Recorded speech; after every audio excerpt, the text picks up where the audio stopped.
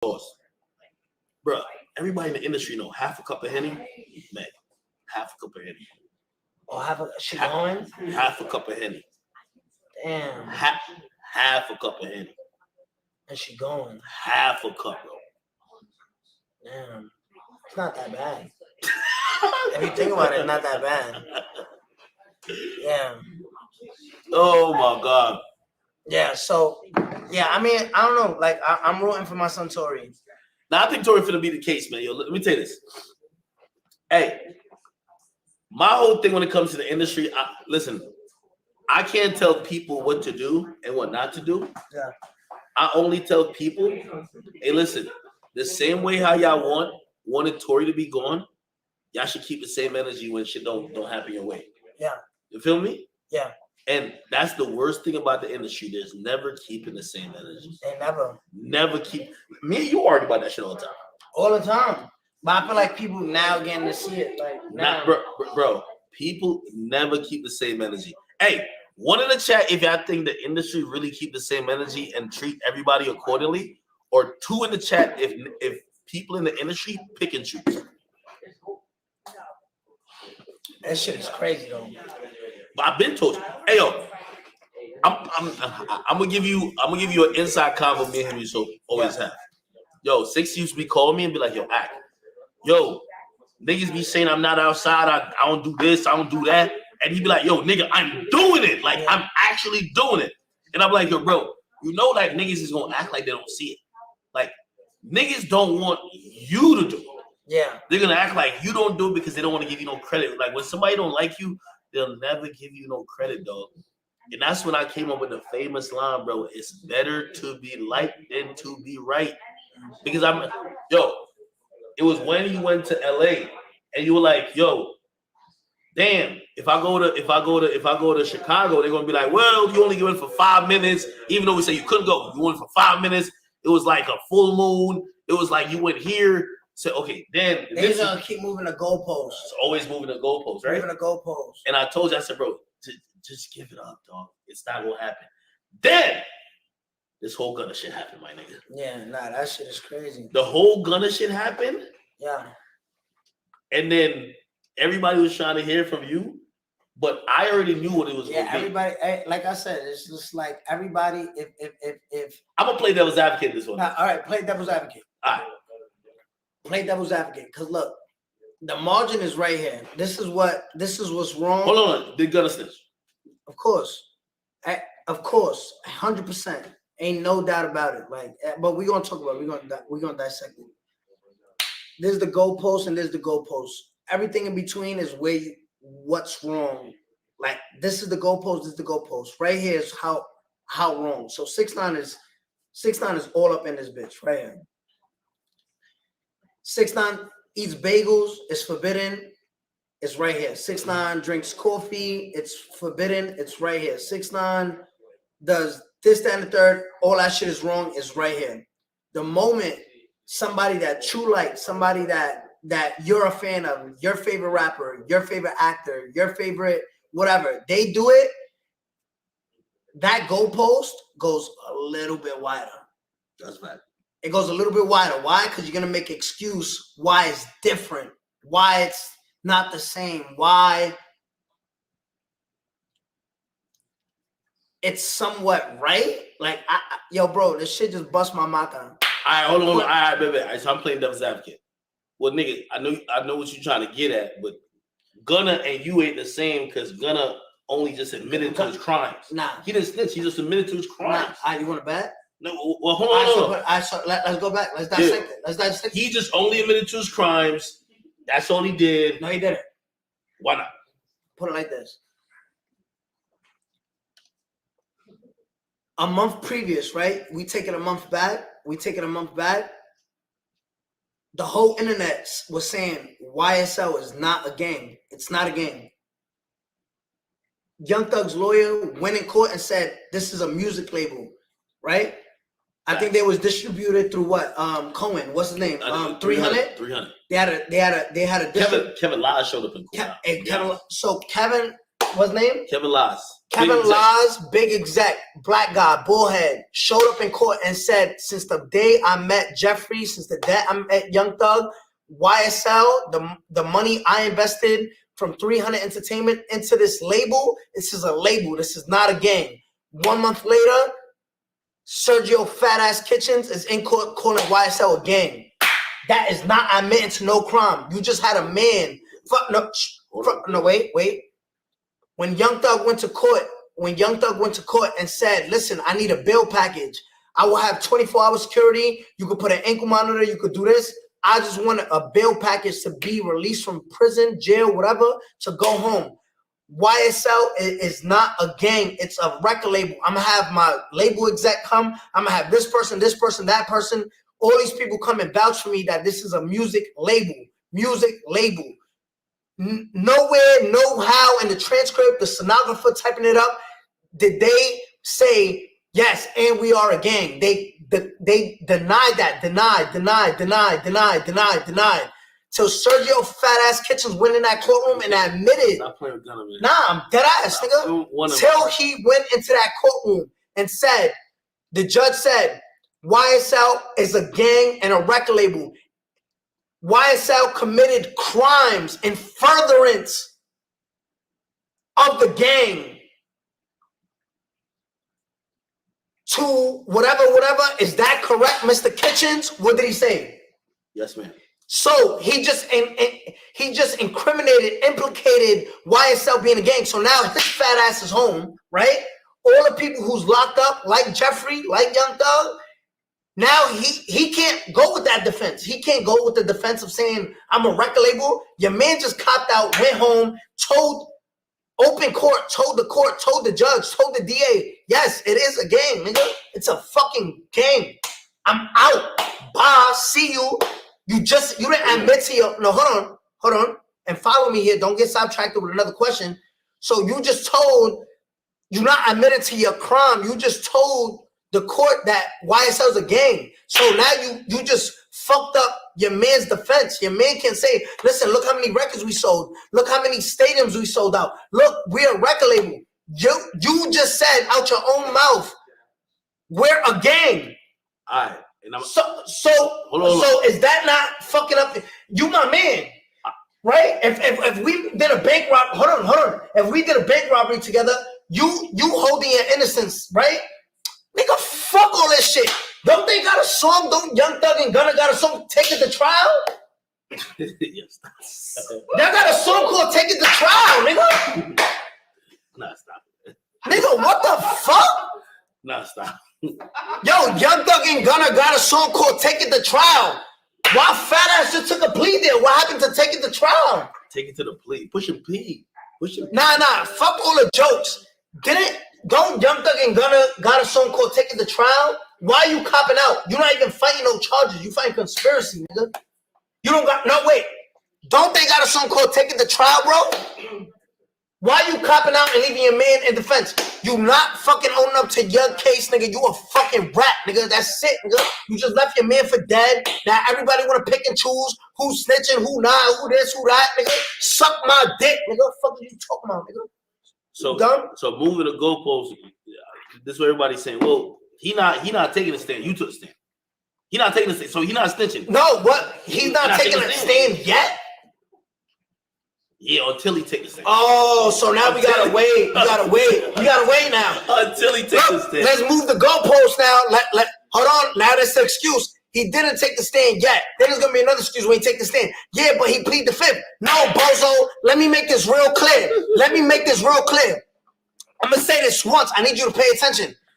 Yes, he can plead the fifth only if it's incriminating him. You can only plead the fifth when somebody asks you, yo, on April 2nd, did you and Akademiks commit this robbery at Chase? I'm going to say I plead the fifth because I was there. Now, on that stand, he's obligated to testify truthfully. So if it don't got to do with him, they're going to say, listen, yo, on April 6th, did you hear or see or hear about from someone, Mr. Jeffrey, pay this guy to go shoot at this guy? He can't say, I plead the fifth. That's not how it goes. It's only to incriminate yourself. Now, on April 6th, did you hear about Jeffrey doing this? He gotta say the truth, nigga. Not that's perjury. Out of here, nigga. Fuck you talking about, nigga? Y'all niggas talking about plead the fifth. No, it do not work like that, nigga. Niggas a fucking rat. You gonna sit on that stand and do what you gotta do. Now, again, y'all made a song talking, take it to trial, but you just copped out and left your man for dead, nigga. Fuck you talking about? Scratch that song off, delete that shit. Let me and mind you, and first of all, if we really want to talk about it, I did more time than Gunna. Nigga. I did more time than Gunna. Fuck you talking about, nigga? I'm gonna play devil's advocate. Well, they say Gunna was in there for. Gunna really wasn't. He was like he shouldn't even been charged. Like in reality, he wasn't in there for no reason. The state felt bad for him and just gave him the plea. He ain't tell. Like, bro, like they realized they had nothing on him. They let him go. All right, so I want you to defend this. All right. I'm Gunna's attorney. Yeah, I want you to defend this. All right, let's go. You and Jeffrey was in a car. Yeah. We found a handgun. Yeah. And we found drugs. Okay. You and Jeffrey in that car. These drugs and guns is not yours, right? Nah, it ain't mine. All right, so I leave it to your man. And your man is the head of the indictment. So what are we doing? Who we tying at you? But both of them are going to say it's not theirs. All right, both of them is going to say it's not theirs. Yeah, we both going to say it's not theirs. Now watch this. Young Thug is not getting that. Young Thug is not getting that chance to say it's not theirs because he's not getting a plea. The only reason he's saying it's not his is because he got that plea deal. They making Thug take the trial and say it's not yours. And guess who's going to sit on that stand? Because now, Gunna done not Sergio. Sergio don't got to take. You didn't see the statement? You want to pull it up? You want to pull up the statement? Yeah, let's pull it up. I'll pull up the statement. He said, I don't plan on taking a statement at all. Plan on taking a statement? He said, I don't plan on taking a stand at all. Nigga, that's part of your fucking agreement, nigga. If you don't take the stand, you're going to jail, nigga. What the fuck is you talking about? What are you saying? What are you saying, nigga? Let's pull it up. Matter of fact, who posted that shit? I'm gonna pull it up for you right now. I'm gonna pull it up for y'all right now. Hold on. I want to show you the statement. Here we go. No, I don't got service like that. Nah, I'm gonna show you the statement. You want me to show Gunna statement. Hold on. Bro, he say not taking the stand, bro. Are you fucking dumb? You obligated to take the stand, nigga. I can say I'm not taking the stand. You gotta take the stand, nigga. Bro, he say, look, he makes statement after getting released. Watch. Ready? Lawyer made that, yeah. This is what he said. He said, yo, you said this. Nigga, fuck his statement. Let read me a court document, nigga. He could say whatever. He said, while I've always agreed to be truthful, I will make it perfectly clear I have not made any statements, have not been interviewed, have not cooperated, nigga, have not agreed to testify or be a witness for or against any party in the case. Basically, he's saying they just gave him a pass to go home. Read that again. While I've agreed to be truthful, I have made it perfectly clear that I have not made any statements. Okay, now stop right there. I haven't made any statements. We just seen the video and audio. We seen it for our own eyes. You admitting that YSL is a gang. Now that's false. I haven't made any statements. You said it in open court for everybody to hear you on transcript, on Pacer, or whatever website that you could grab transcripts from court. So that's a lie. Your statement is that YSL is a gang. That's not a statement? That's a statement. That's a fucking statement, nigga. Fuck is you talking about, nigga? So whatever the fuck. Hold on. So now. Maybe he mean technically. Yo, bro. So whatever you reading is false now, because now you already lied. Now I don't want to hear nothing else. You already lied, nigga. But he say I have not been interviewed. You not been interviewed, bro. All right. So what? We picking and choosing. Yo, this one was a lie. This one was right. Have not cooperated. Yeah, bro. And have no intention of being involved in this trial in any process. Yeah, he has no intention. I don't have no intention of fucking. I have no intention of making music again. But I know if a day comes where I'm obligated to do an album or something, I have to do it. That's not my intention, right? My intention, is not to fucking have another kid. But if I fucking nut in a bitch and she has a baby, my intent was never to have a kid. I made the mistake though, correct? You could have not intention to fucking, right? Yeah, so what are you saying, nigga? Everybody keeps saying though, the reason why y'all thinking he told is that y'all don't understand the Alfred plea. That's like some, you know, it's a different type of. Bro, the Alfred plea is state for telling, nigga. It's you telling, nigga. Yo, let me pull this up. Let me pull this up. Because people don't understand this. Listen, people don't understand this. Look, let me pull it up. Wait, who posted that shit? I got you right now. I'm gonna get you. Hold on, because I don't want to be sidetracked with this. Look, can you pull this up? Oh, right here. The shit that everybody's zooming in, right? Look. Hold on. Let me screenshot. Hold on. Let me screenshot this. Hold on. Damn, hold on. Boom. All right, screenshot it. Let me zoom in on this because I can barely see. Hold on. Boom. All right, right here. So look, I'm so right here. This is this fat ass nigga's shit. Look, so you can see, right? This is his agreement, right? This is his plea agreement, deal, whatever. Right? Y'all can see it, right? It says right here, special conditions. It's pointed with a red thing. If called by any party in the case, any party means the state, which is the prosecutors, or the defense, right? Whether it's Young Thug's lawyer or whoever YSL member's lawyer, if they call you to testify on their behalf, or the prosecution, the state, invite you to fucking come on a thing, you have to come.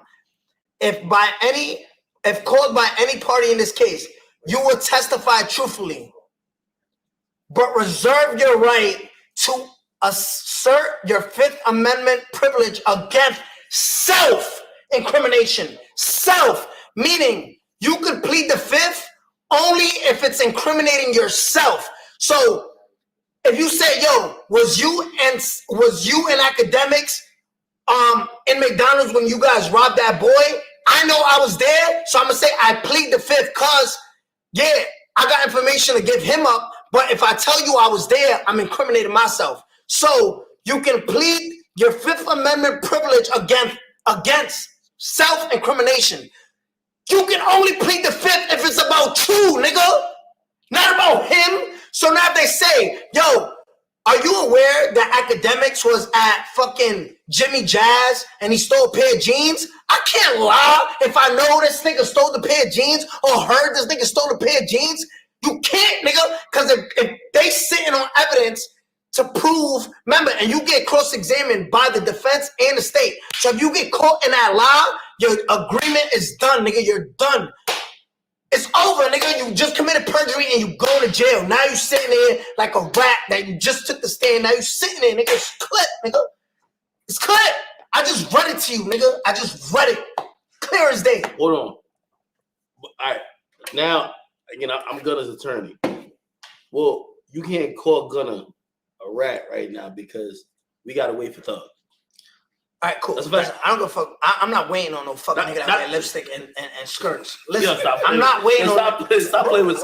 That's King Slime, man. What the fuck am I waiting for that nigga? Like, I'm not waiting for that nigga. I see what I see. I heard what I heard, nigga. I'm not waiting for a nigga that fucking poke his lips out with mad fucking Kool-Aid on it. I'm not doing that, nigga. I'm not doing that. King Slime, yo, bro. So hear what I'm saying. You get the Fifth Amendment, right? He can only plead the Fifth if it's about him. Yes. But if it's about someone else, what are you gonna say? I plead the Fifth. You're gonna look stupid. The judge gonna say not granted. Nigga. Okay. So let me make this point. Suppose this is a structured thing, and Thug is gonna also take a similar plea. Maybe Thug gonna get off on time served and basically just say YSL is a gang. Everybody just say YSL is a gang. We see 4 of them got off on YSL is a gang. Maybe that's just what it is. All y'all gotta do is just admit it's a gang and y'all go home. You know that's not how it works. Nigga, this nigga, what's the that's not how it works. Nigga, what's this? Yo, why you looking like yo? You know that's not how it works, nigga. How maybe they don't want no years in jail. How long GS9 the two mains did? Yeah, nah, It did 7 to 7. You know, niggas not getting time served, nigga, on fucking nigga. The niggas haven't even been locked up for a year. Why y'all want to come home so bad, nigga? Sit up, nigga. It's Christmas time. Yo, bro. It's Christmas time. It's Christmas time. I get it. So do what you gotta do. You see, Gunna did what he had to do to come home before Christmas. Yo, he brought a bad bitch in jail. Yo, fuck what he did. He bagged a bad bitch in jail. Of course he want to come home. Yo, you gotta go test the pussy out. Nah, I respect it. Yeah, bro, listen. I'm telling you this right now. He went in with one girlfriend and he switched to another girlfriend and came out with a chick with a fresh BBL. It's cool, granted, but now he home before Christmas. He made sure he gave his information to the prosecutors to come home before Christmas. Let me ask you this question. When you got out, I remember there was a list of rappers. Yo, y'all better really. Every rapper has something to say about you. Oh, word! Everybody. I remember everybody was just making a statement. This was wrong with the streets. Niggas like this perpetrating, act like he really like that, and then tell on the gang. Every rapper had to put out a statement. So why nobody saying nothing right now? Maybe they trying to figure out. Maybe they don't know if he told. Nigga, so what? They don't got eyes and ears. They can't see it for themselves. Like, what's up? Why y'all rappers that had everything to say about me? I remember some niggas had some shit to say. Y'all had everything to say about me. Few niggas said, I'm gonna make an example out of that nigga for the streets. Yeah, bro. The same nigga who said I'm gonna make an example out of that boy for the streets, seen me in real life and froze, nigga. Froze. You seen that? He looked like he saw a fucking ghost. Niggas don't even play with me like that. All right, hold on. But yo, buddy, I ain't gonna lie to you. It's so easy to be the defense attorney for everybody else because I could just move the goalpost. Yeah. Well, in reality, niggas gonna do something to you, but you gonna call the cops on them. Come on. Granted, all right. Come on. Yo, granted. Yes, you could just keep moving it. Just keep moving. And then if I don't go to the cops, be like, oh, and then he get beat up, nobody call the cops. It's like, yo. But like I said, it's always gonna be an excuse. Always, niggas is straight pussy. All right, hold on. Wait, no, I want to have a real conversation with you. Okay. It looks like I'm being real now. So it looks like in Gunna's the paperwork for his plea, they require cooperation if it gets to it. But he has to sign basically saying if it gets to it, you have to cooperate. Also, you got to make these statements. That's probably going to help us, right?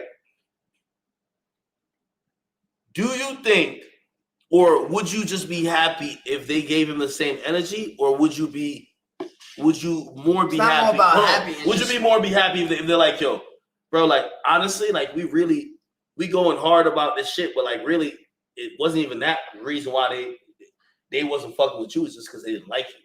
So, do you want him to just give him the same energy, or you want him to be like, damn, this shit really, the way we think about it's really just not like that. Now, for me, all honesty, it's just I want the world to see how contradicted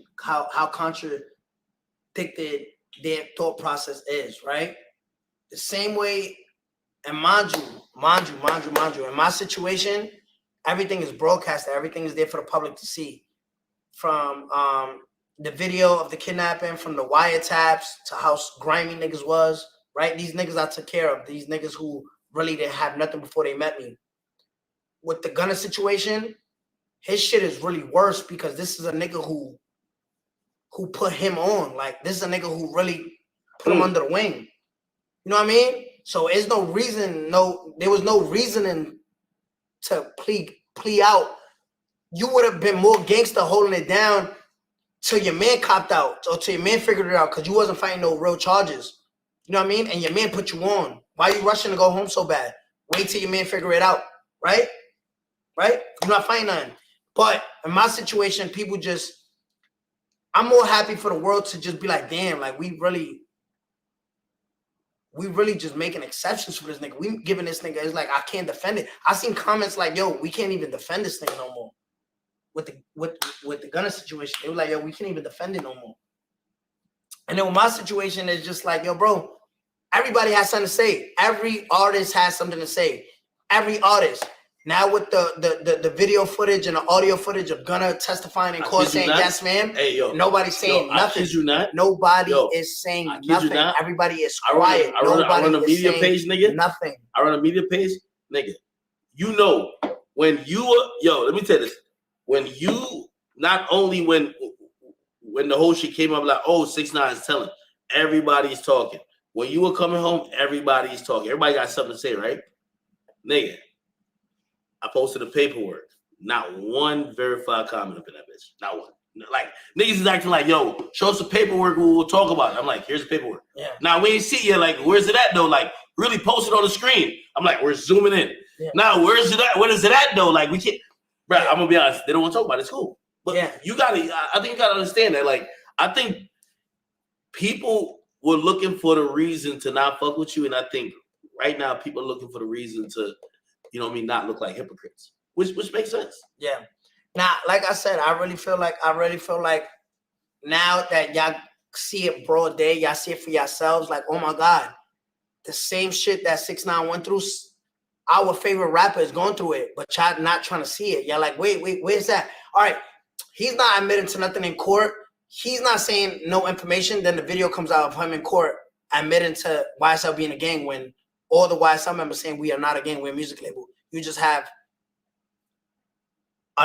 like the second biggest artist on that case saying, yes, we are a gang, to go home. And y'all like, where he really said that? Where did he say it? It's right there in video, audio for the world to hear. Y'all like, where is that? Where? And they're like, all right, but there's no paperwork.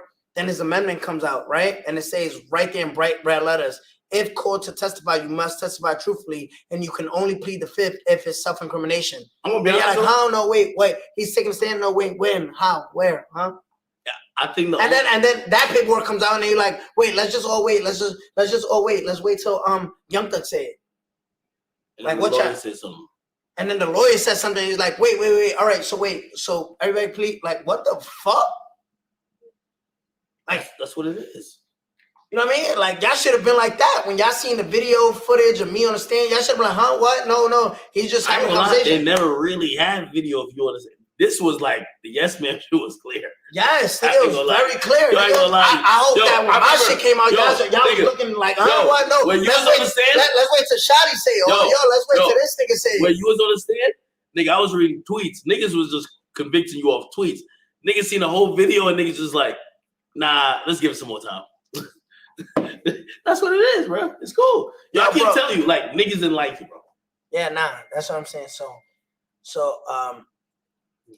it's just crazy. It's just crazy what it is. But that goes to show why I am the way I am.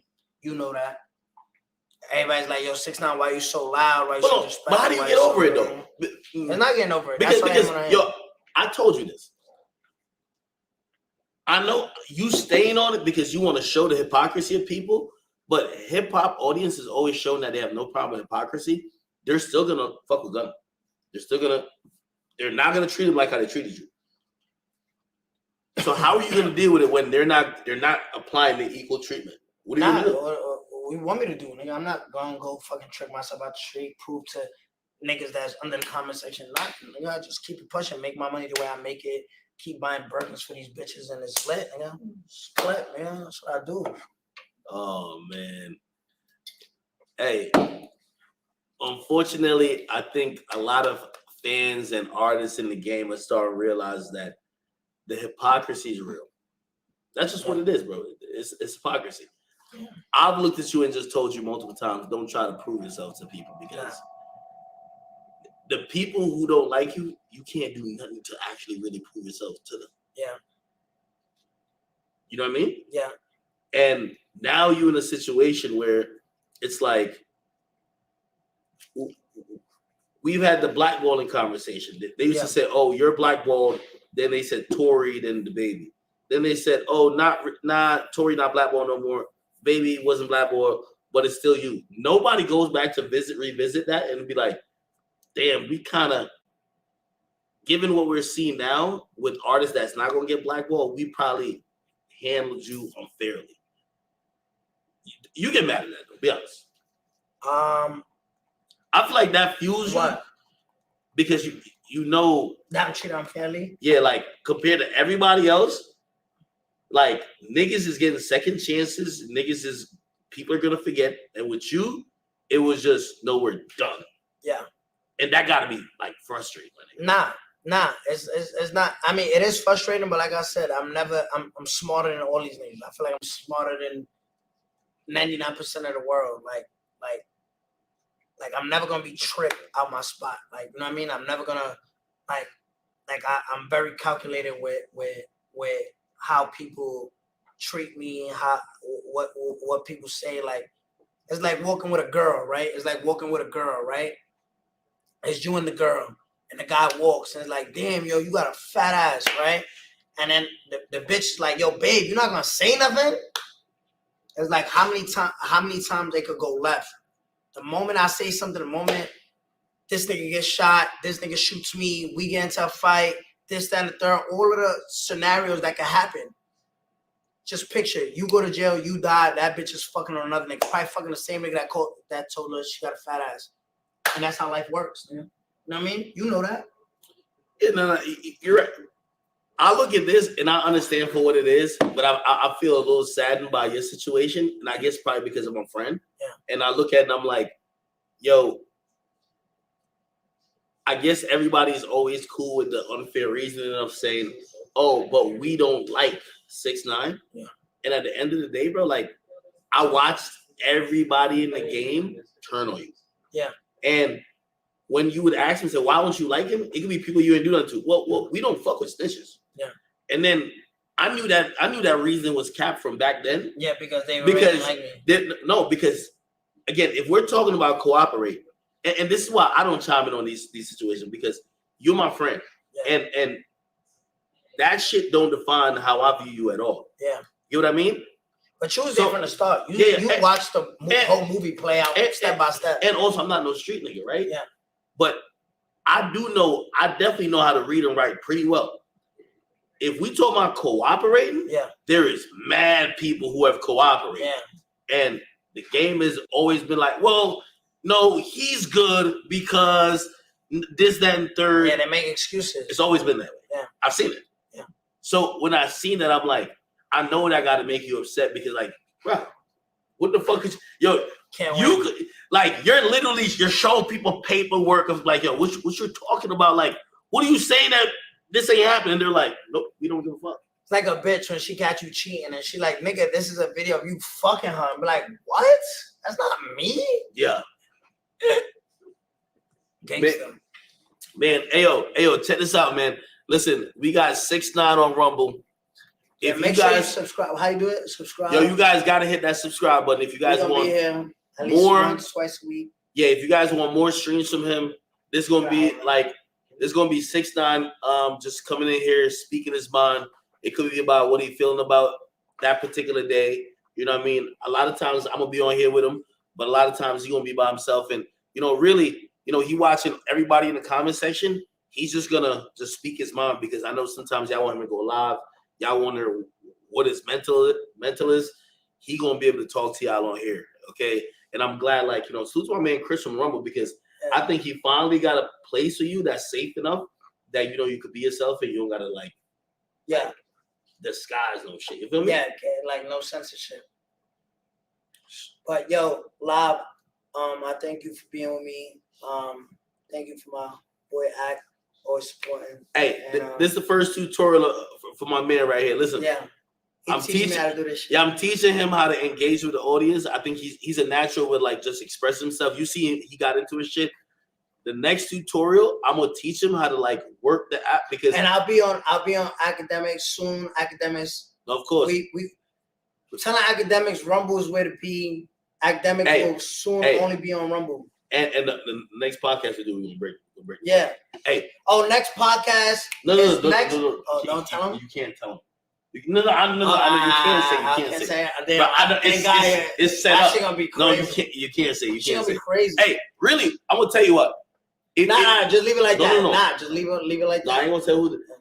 Y'all pressure this motherfucker to get his next song ready because as soon as his next song is ready and you're ready to blast off, we got the podcast that's gonna break the world. The lifetime. Yeah, we're gonna break the whole internet with the next podcast, and then matter of fact, I'm gonna make sure he streams like a week straight on Rumble. Yeah. So he gonna give you at least 30 minutes to an hour on Rumble. Just so make sure you shit. subscribe. Make sure you subscribe and be here because this is my new home. So make sure you.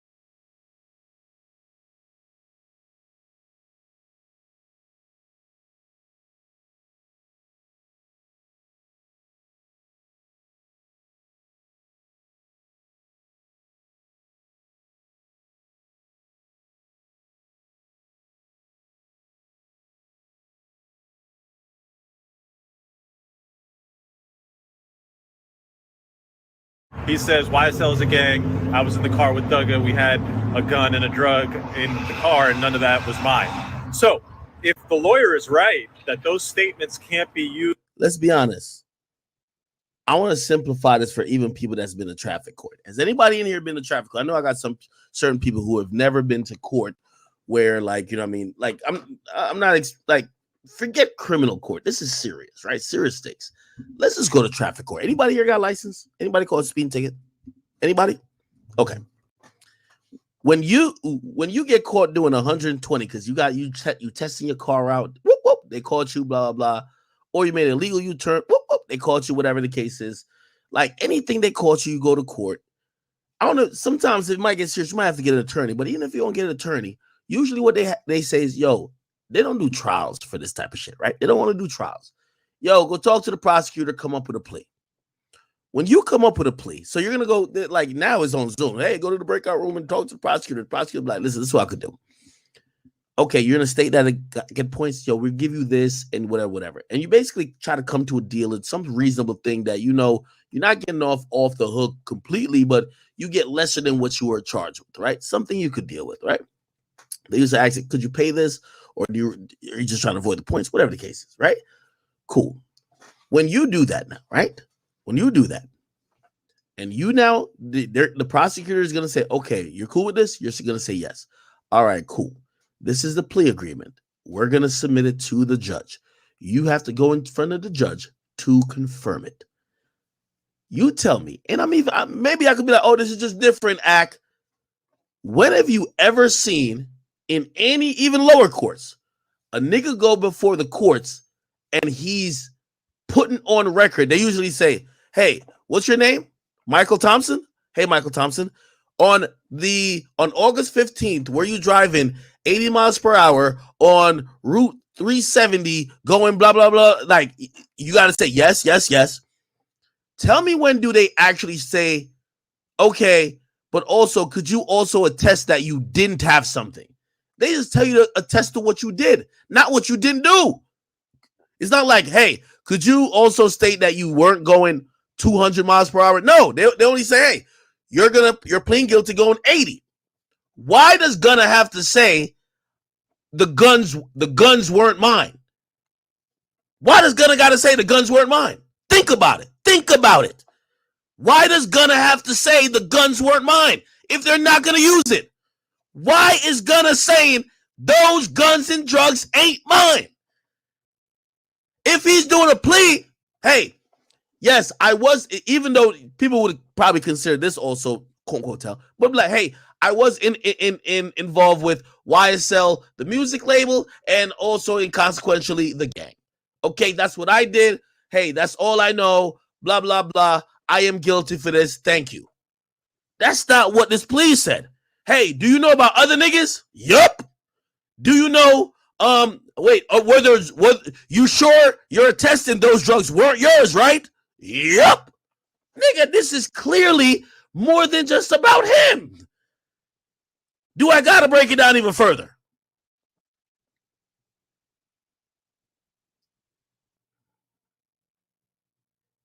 You ever, again, I'm using regular examples.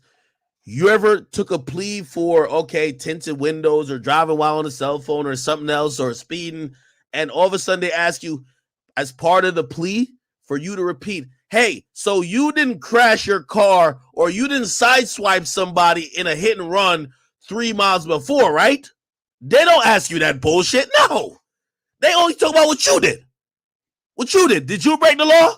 Did you do it like this? Did you do it at this time? Did you blah, blah, blah? Yes. Okay, cool. Here's your punishment. Get out of here. When you got to attest that you ain't do certain shit or you got to vouch that you know knowledge of other niggas doing shit, come the fuck on. Come on. Do you know the knowledge? Do you have any knowledge of any niggas? Imagine you're taking a plea for bank robbery and they tell you you're taking a plea. You're thinking you're just admitting your own crimes. They said, and as part of your plea, you're sure you know at least 10 other bank robberies and who did them, right? And you say, yep. What do you think that is? What the fuck do you think that is? What the fuck you think that is? They're asking you about everything that ain't got nothing to do with you. It would be different if they said, Gunna, you are taking accountability for the guns and drugs or the gun and drugs in that car. Hey, Gunna, and when you got pulled over on this date, there was all these guns or all these drugs and this gun in the car. Were they yours? And he said, they were mine. Okay, it's in your plea. It's now yours. But we've never seen a plea where you have to plea you didn't do something. Why? Just use your brain. Why would you have to plea you didn't do something? You wouldn't need a plea at all. Think about it. You wouldn't need a plea at all if you're pleading that you didn't do it.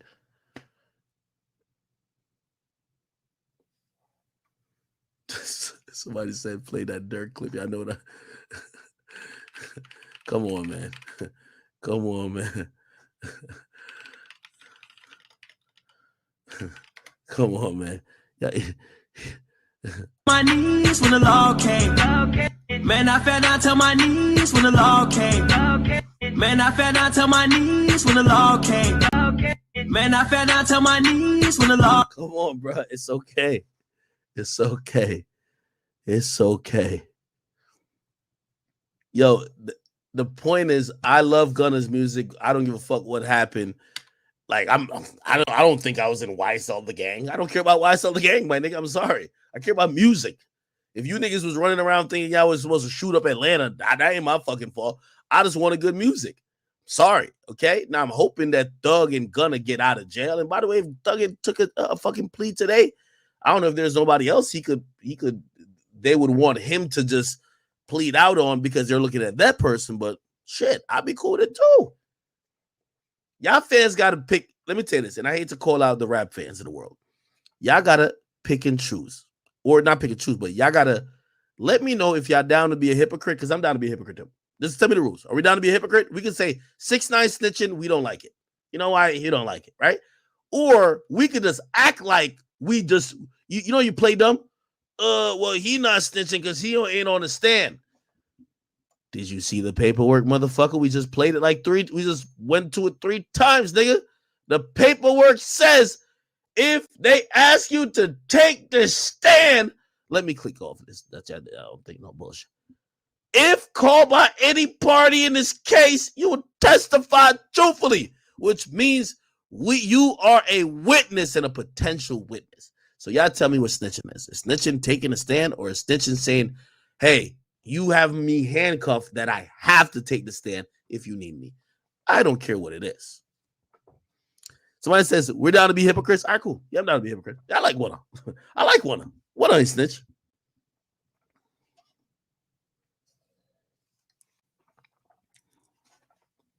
Somebody said, Meek tweet. Meek ain't gonna tweet about Gunna.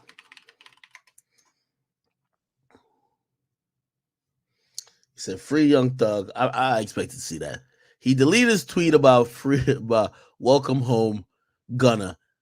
Yo, by the way, all the gangster rappers right now they're in heat. Like, they have to figure out if they're supposed to rock with Gunna or not. Keep in mind, Gunna, put like this. If this was, I'm gonna keep it a bean with y'all. If this was Young Boy, they all call it Young Boy snitch. Facts. They don't like Young Boy. They would have been called Young Boy snitch. Yo, Young Boy snitching. He not a real nigga. Young Boy had to go to. If Young Boy had did anything weird, like, oh, just let me off gun possession or let me off this, I'll tell you about some other niggas. Yeah, everybody, yo, Young Boy snitching out here. I'm telling you, that's the facts. That's how it goes. It's better to be liked than to be right. So I'm cool because I don't have no problem with Gunna. I'm cool with them using different protocols. I don't know if 6ix9ine feel the same, but I'm cool with them using different rules for him. But as I said, remember years ago when niggas was keen off the, yo, we hate snitches? It's just going to be interesting because now I got mad ammunition. Every time these gangster rappers talk about some shit, I'm going to be like, so Gunna, what you think about that one? And I'm going to hear them like,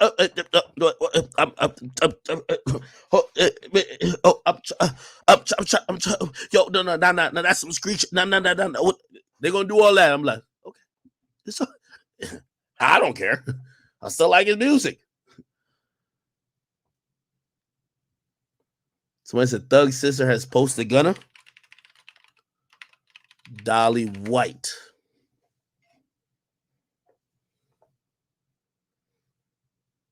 Where did she post Gunna? That's key, ain't it? No, I little got it. Okay. This is her story. She messaged no jumper at 159. Take that down.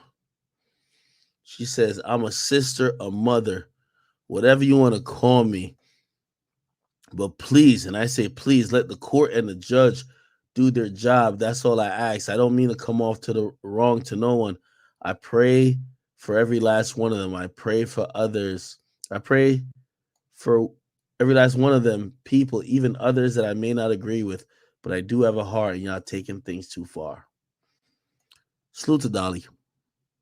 She's doing what she needs to say, and why wouldn't she say that? She's the sister of Young Thug.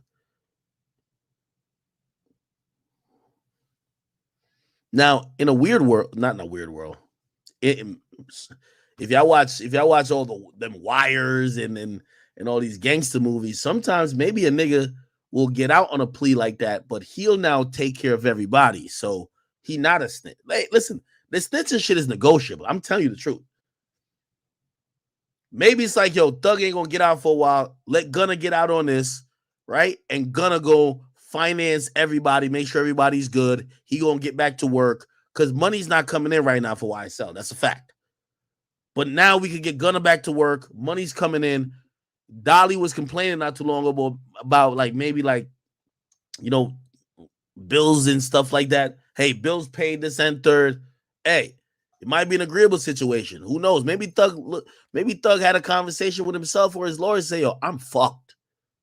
I'm not getting out of here for a long time. Only nigga who could get out of here quickly is Gunna. Let that nigga get out of here. Even if he got to act like he ain't got nothing to do with nothing this and third, or even potentially say some shit to hurt me, whatever. But damn, he get back on the streets. He back feeding the team. It's still YSL. Fuck it. Who knows? Bro, who knows, bro? I'm telling you. Gunna might be out here to secure the bag. Yo, listen. And let me tell you this. If you ask me, bro, this is millions of dollars in legal fees. And I know all these niggas brag about all the money they got. Bro, we ain't here. Trust me, I've been watching. I know all these niggas' residences. I ain't see one get put up for foreclosure or for sale yet. You know what that mean? Mortgage is still getting paid. It's harder to track cars, but I could imagine they still own all their cars. Still paying the car note. Maybe they tip the insurance off, but probably got to pay the insurance too. Trust me, these dudes got bills of excess of $300,000 a month. Every month that you're locked up, you're paying this without getting anything back. Somebody got to go make some cash.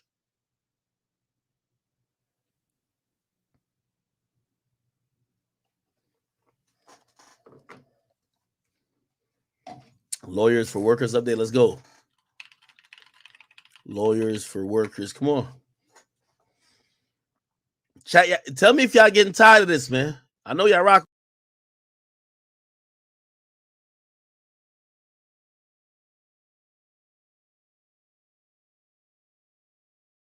if y'all want me to go back to what the industry's been saying, I'll get back to that later. But let's get to Milagro.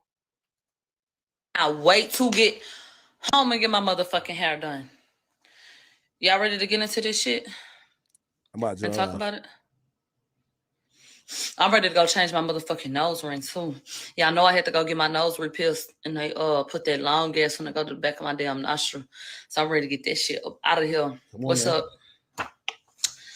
Hey. Let me say this before we go over that. We got the black notebook. But what I want to say is, as we were leaving, the judge said that not as we were leaving, but yeah, after everything was done. Tell her I requested and everything. He will allow the jury to listen to the interview that Kelsey did with the prosecution on in September. What she said, all of these different things that was seemingly back up Megan Thee Stallion. Yeah, these is triple D's, baby. They are. Holy. Let's get into the titties. Hold on. Oh my. These absolutely. Oh my. Wait, sex icon shit. Hold on. I don't know if y'all can see this. Sexy ass, full ass, supple ass titties. Yeah. Oh my God. But any motherfucking way. Jeez. They gonna let the jury listen to the interview that Kelsey did. And what I want to say is, I don't give a fuck. I don't give a fuck what they do in terms of their goddamn interview. I wouldn't give a damn if they tattooed the transcript of their goddamn interview to their ass. Do you understand what I'm telling you? I don't give a fuck what they do with it, because at the end of the day, Kelsey got up there and fucked y'all whole shit up. Yes, ma'am, Miss Carol. Here we go, Ted. She got up there and fucked y'all whole shit up. Who gives a fuck what was said in the interview? You know, y'all trying to hold on to all right. Child, shut the fuck up.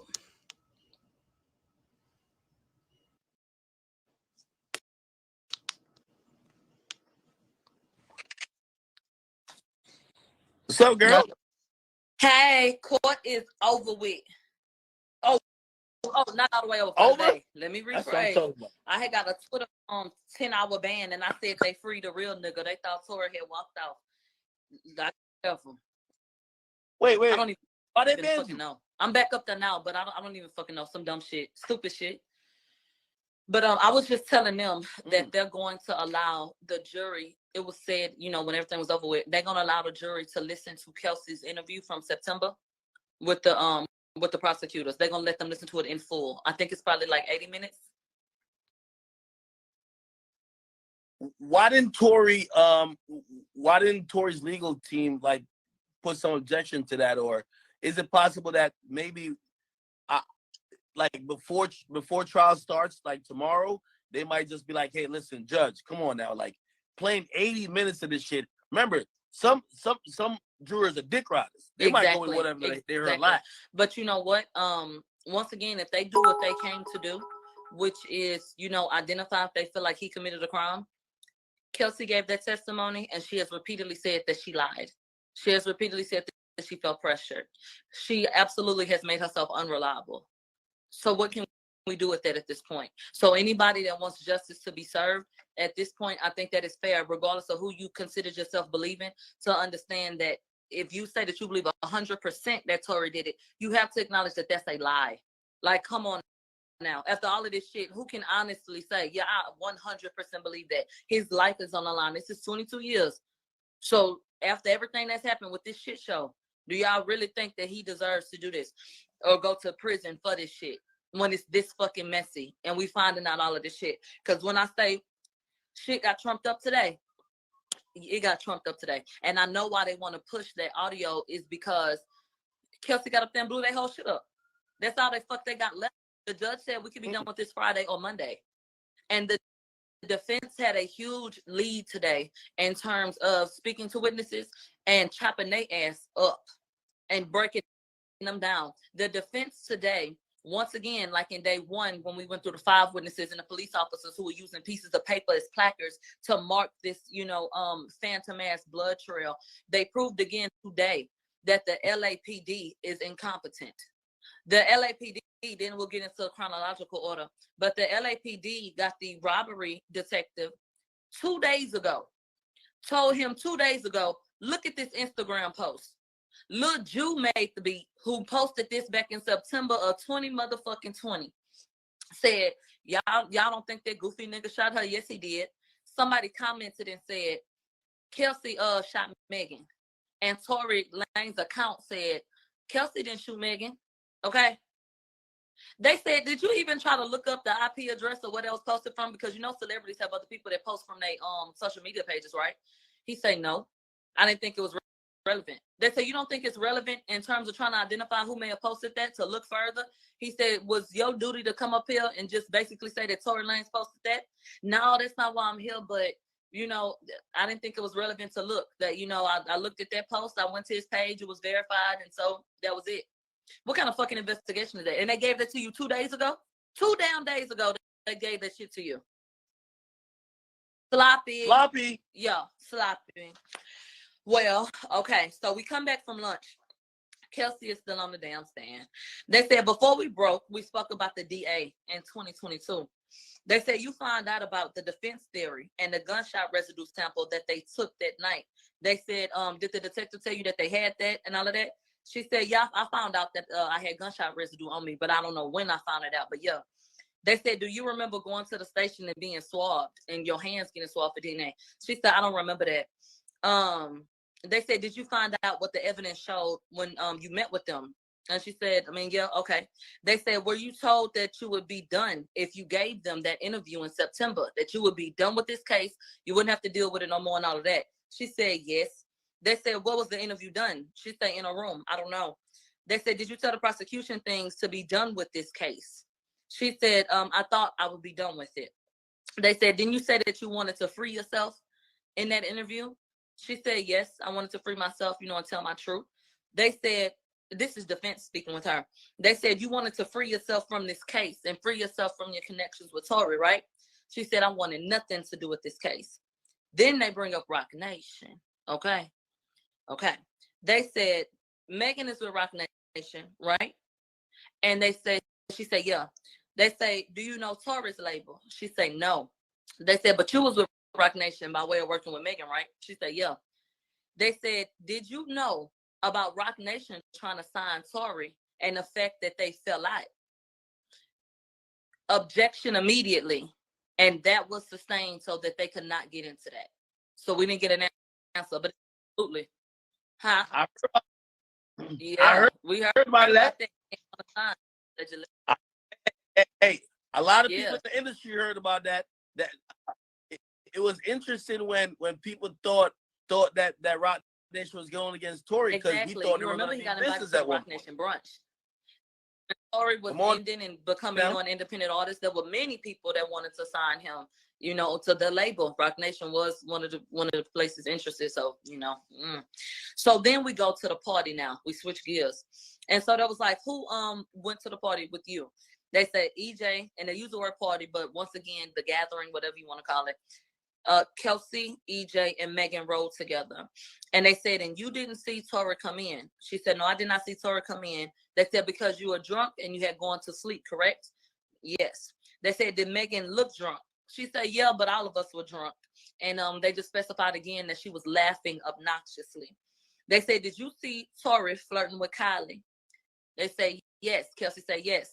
They said, did you see Megan while he was flirting with Kylie? She said, yeah. They said, how did Megan look while he was flirting with Kylie? They said, Megan looked irritated. Okay. They said, did EJ say it was time to go? And she said, yeah. They said, did you see EJ tell Megan that it was time to go? She said, I didn't see EJ tell her that, but I know I told her that. And she didn't want to leave. But I don't know why she didn't want to leave, but she didn't. They said, was EJ there when she agreed to leave? They said, yeah. They said, was EJ still there before you left? She said, yeah. They said, did y'all have y'all luggage in a room that Kylie provided for y'all in Kylie's home? She said, yes. They said, you had multiple bags in that room? They said, yeah. Kelsey said, yeah, we had multiple bags in the room. They said, who packed y'all bags in Kylie's house? EJ packed the bags in Kylie's home. They said, who put the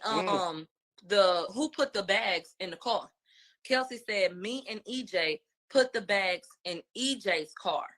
They said, did Megan agree to leave at that point? She said, no. at some point, she said Megan told us that we was going with Tori. So they had to move the bags from EJ's car at that point to Tori's car. Okay. She says when we got in the vehicle to leave the very first time, which means Tori did not go with them, that they left with the driver and EJ left as they left. And so she said there is absolutely no doubt that Tori stayed at the home with Kylie and that everybody left at the same time in the vehicles. They said, so anyone, and this will be Megan because that's who said it. They said, so anyone saying that EJ was gone already, so that they basically needed to ride with Tori. Anybody that said that EJ was gone already, they lied. Kelsey said yes. They said anyone saying that y'all only left once lied. She said yes. Okay. We go to Tori in the pool, Tori in the swimming pool. They say, how long was it before, once y'all left, did y'all come back to Kylie's house? She said, I don't know how long it was, but it was a short amount of time. They said, whose idea was it to go back to Kylie's house? Megan's idea. They said, why? They said, because Megan said that she had left a slipper. They said, were there any comments about Kylie and Tori in the house? Did Megan make any comments about them when she got in the car? She said Megan was in the front seat, so she didn't see her expression to know, maybe the look on her face and her reaction, and it was dark and late. But all she did say, or something she said was, he want to stay there with Kylie. That's what she said. So they go back to Kylie's home. She said, Megan the only one, that wanted to go back. Then they said, did she have a slipper with her when she came back and got in the car? She said, I don't know. They said, did she come out with Tori? She said, not necessarily at the exact same time, but back to back. So if Megan came out first, then Tori came out shortly after. And so And let me ask you a question. Is she answering quickly? Is she unsure? We're finally getting the yes. Okay. Okay. Yes. At this point, because it did start happening again with I don't remember shit, but we just ain't got there yet. So they said, okay, let's go to the statements. They said the time to go statement, Kylie kicked them out. And she said, yeah. And so they said, let's go to the seat arrangement. And then she outlined where everybody sat, which we already know. Tori and Kelsey sat in the back. Megan sat in the front passenger. Kelsey was right behind her. Quan was in the driver's seat. All right. They go to when they met. Go over that again. Met Tori early 2022, and they became more than friends. Kelsey said she had never seen Quan before that night, and they established that that Quan isn't even his primary security. And so they said, is it true basically that Megan wanted you to be nice to Tori and that she set y'all up? And she said yes, and it grew to something sexual. Basically, they had a sexual relationship. They said, was the argument in the car about Tori not leaving the party? Kelsey said yes. They said, and then at some point, did you jump into that argument to defend Megan? She said, yes, I did, because she was my friend at the time. Okay. They said, then Tori interjects and said, well, tell her the truth then. Okay. And then they said, well, how did he say it? They said, basically, he said that they were having a relationship. And they said, how did you feel about that? She said, I was confused and I was upset. They said, did you get mad and argue with Megan? She said, yes. They said, is this why Megan wanted to be let out of the car? She said, yes. They said, did you see her sit at a bus stop? She said, yeah, I did. And that she was in her bikini. They said, who went to her and convinced her to get in the car? She said, Tori went over there to her and spoke to her. And then they got back in the vehicle after that talk, and they got in the same seats. When they got back in, they said, did y'all continue arguing? She said, yeah, we picked right back up. And I told Megan that she backdoored me. And they said, how did you feel at that time? She said, I was still upset, when she got back into the vehicle. She had backstabbed me multiple times at that point, and I was angry. And then they said, and the argument, continued after that. They said the argument leaving was about when y'all left that bus stop. So after this first stop that y'all make, they said, was that argument when y'all got back in about Megan sleeping with Tori? She said, yes. They said, was the primary argument about her backstabbing you? Is that what this argument was about in the vehicle? Kelsey said, yes. They said, were you hurt? She said, yes. And they said, and you gave a couple of names of other instances of her backstabbing you. They said, she said yes. They said, but we're not gonna say their names. You know, before they said Ben Simmons and the baby. They said we're not gonna say no names, but isn't it true that you know you were hurt and that you said, yeah, you backdoored me with such and such? She said yes, and I said one name of a person that she had backdoored me with. I'm going to use, you know, my brain to take an educated guess and say that maybe the baby is the person in question. Okay, I'm inferring, but that's what I think. She said I did say one name when I told her this ain't the first time you did it. They said after the first betrayal from Megan, did y'all remain friends and did you remain her assistant? Kelsey said, yes, I did.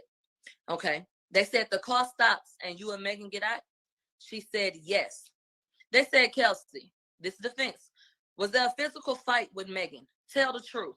She said there was alcohol. I don't know. They said, I understand that, you know, there were drinks and y'all were under the influence, but did you two fight? Was there a physical altercation? Kelsey said, we probably bumped each other. That's what the girl said. She said, we probably bumped each other. And so they said, what do you mean? Y'all probably bumped each other. She said, you know, I was under the influence. I don't know. They said it was more than bumping, correct? Y'all were yelling and screaming outside of the car, correct? She said, correct. So they said you and Megan were yelling outside of the car. She said, I don't remember.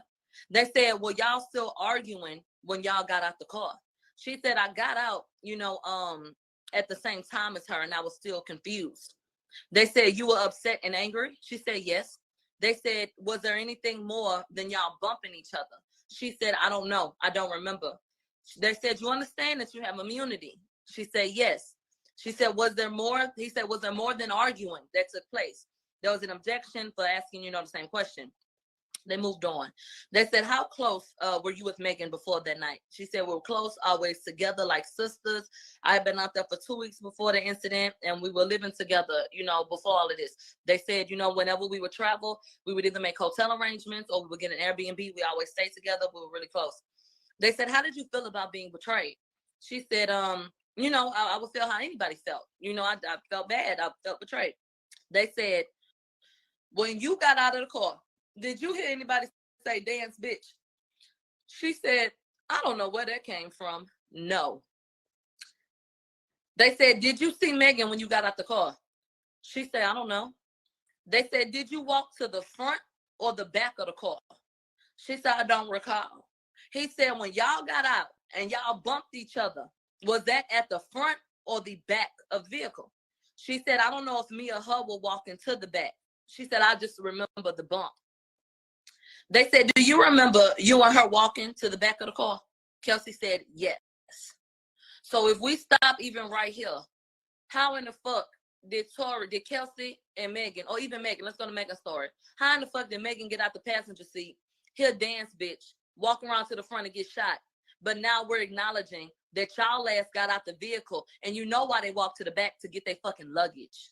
Y'all was walking towards the back of that shit, but y'all was arguing. Y'all got out there. Y'all ain't walked to no damn back of the car. Y'all got out that motherfucking car and lined that shit up. That's what the fuck y'all did. Talk about it. Ain't nobody fucking dumb.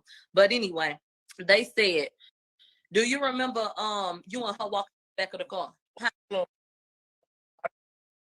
By the way, Meg also said that she never saw a bump till she seen Tori and Kelsey. She never acknowledged bumping at all. She said she did Kelsey not see herself. Kelsey. Now this is changing.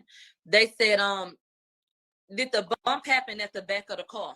Kelsey said at first, yeah. They said, did Megan turn around and go towards the front of the car? She said, yes. They said, Kelsey, was there a fight? This is when Kelsey hesitates. And she said, I don't remember. They said since the incident and when it happened, Jilly, Megan's manager, picked you up, right? She said, yeah, Jilly was going to see Megan, and I hadn't seen Megan since then. And then she corrected herself and said, well, the last time I saw Megan was when she helped me with my living arrangements. But we still never got a date for when the fuck that happened. So then they go to September 2022. They said, were you being truthful in September 2022? Oh, no, they said is it true that you weren't being truthful in September? And she said, yes, true. I wasn't being truthful. They said, did you tell the prosecution what they wanted to hear to be done with this? She said, I told them what I wanted. I wanted to be out of this. And then they said, you lied about a lot in those transcripts. And she said, yes. They said, did you lie about who the shooter was? She said, I didn't see the shooter. All right. Now we do a redirect, and Kathy Ty is back up there. Kathy shows the message that Kelsey sent to Justin. They said, did you send this in the car? She said, yes. And they said, why? They said, because she said, because I was in a panic.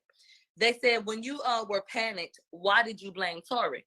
She said, because I assumed after I heard some shots. And she said, there were only 4 people in the car, right? She said, yeah.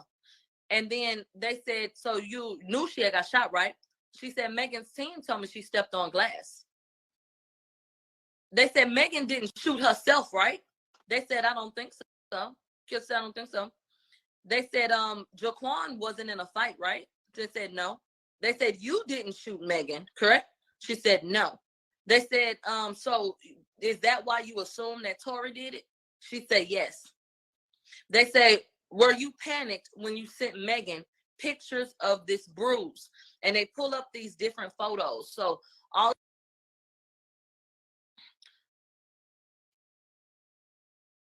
of those photos that we saw of Kelsey with injuries on her and the ball patch in her head, Megan sent that to the prosecution because Kelsey texted this to Megan. So they said, were you panicked when you sent Megan these pictures? She said, no, but I was confused. They said, you sent all these photos to Megan, right? She said, yes. They said, were you panicked? She said, no, I was confused. So they pull up some text messages that allegedly were between her and Megan. They said, do you remember these text messages to Megan? She said, I don't remember it, but I see it. And they said, you don't remember sending this to her? She said, you're showing me, but I don't recall. They said, did you send any of these to Megan?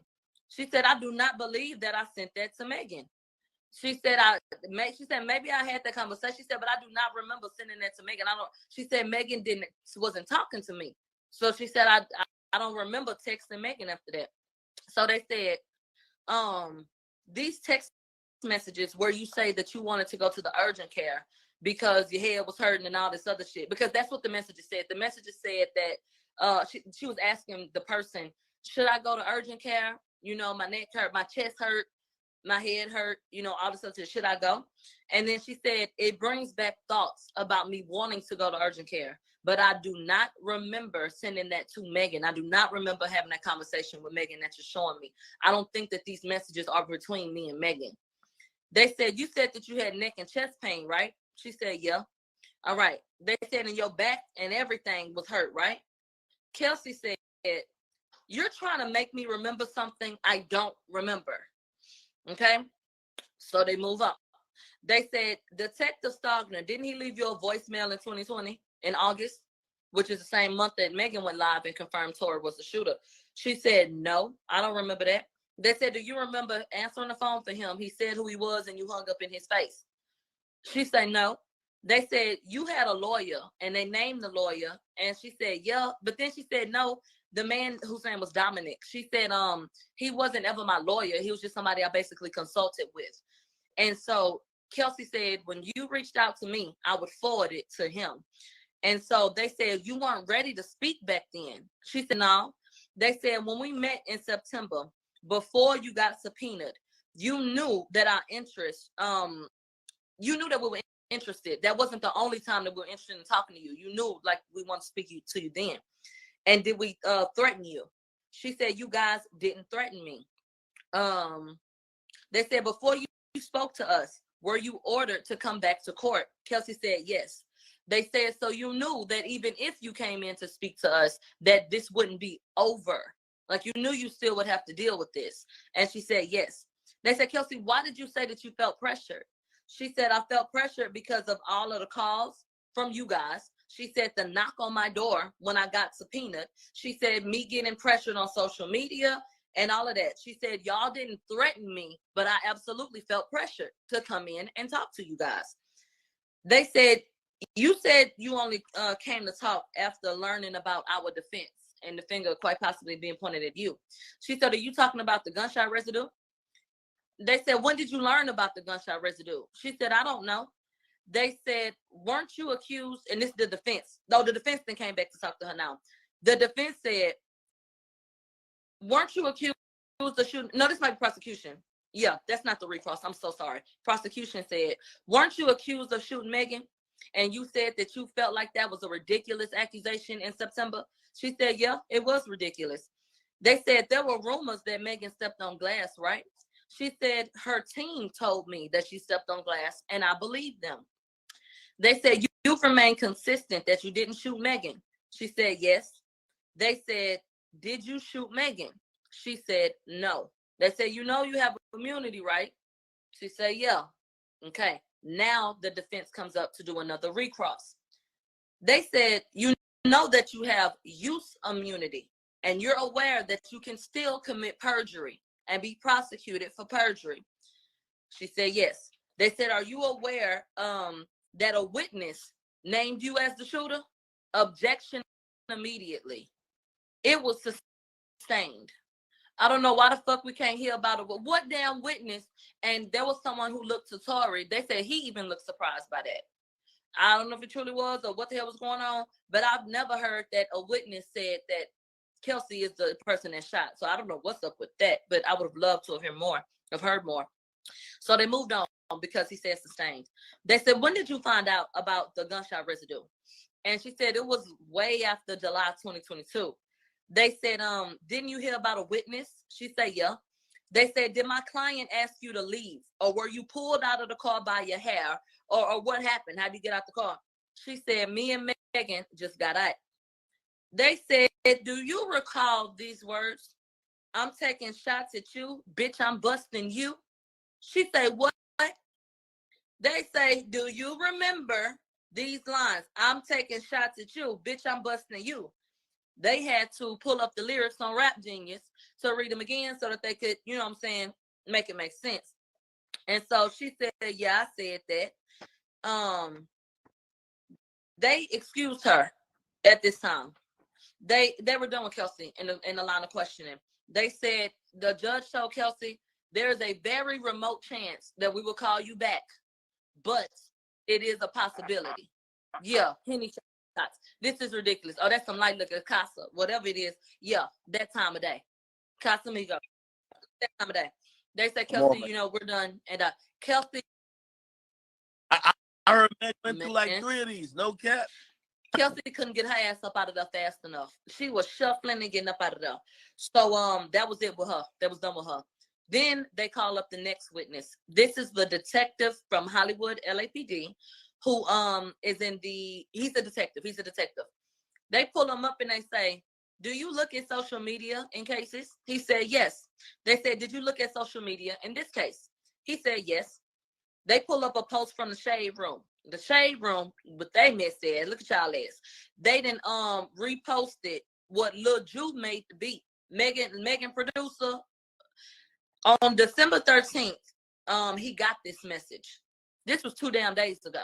So the post is from September 2020. They didn't. Wait, the actual post that was made was from. I know that's what I remember that post. But when did they get this? They gave it to the detective on December 13th. That was 2 days ago. Huh? More sloppy ass fucking work. More desperation. Yeah, literally. And this was the post that said, this little goofy ass nigga said that he ain't shoot Megan. You know? They said, so we're looking at the message now. We're looking at the post. And so you got Lil Ju make the beat at the top. And a user comes in and says, people say that Kelsey shot him. And Tory said, that's not true. Prosecution said, who owned that page? He said, Tory Lanez. They said, can you explain the blue check to us? They said that's a verification badge, which is supposed to mean that the page is authentic. He went over the types of people that could get a verification badge and all that bullshit. They said, how many followers does Tory have? He said 11.8 million and counting. They said, so Tory said Kelsey didn't do it? He said, yes. That's when the prosecution said, okay, we're done. Defense comes up. When I tell you defense told his ass up, I shit you not. They said, I noticed that you said you got this on December 13th. That was just 2 days ago. He say, have you been on this case? He said, I assisted the primary officer, who was Detective Stogner.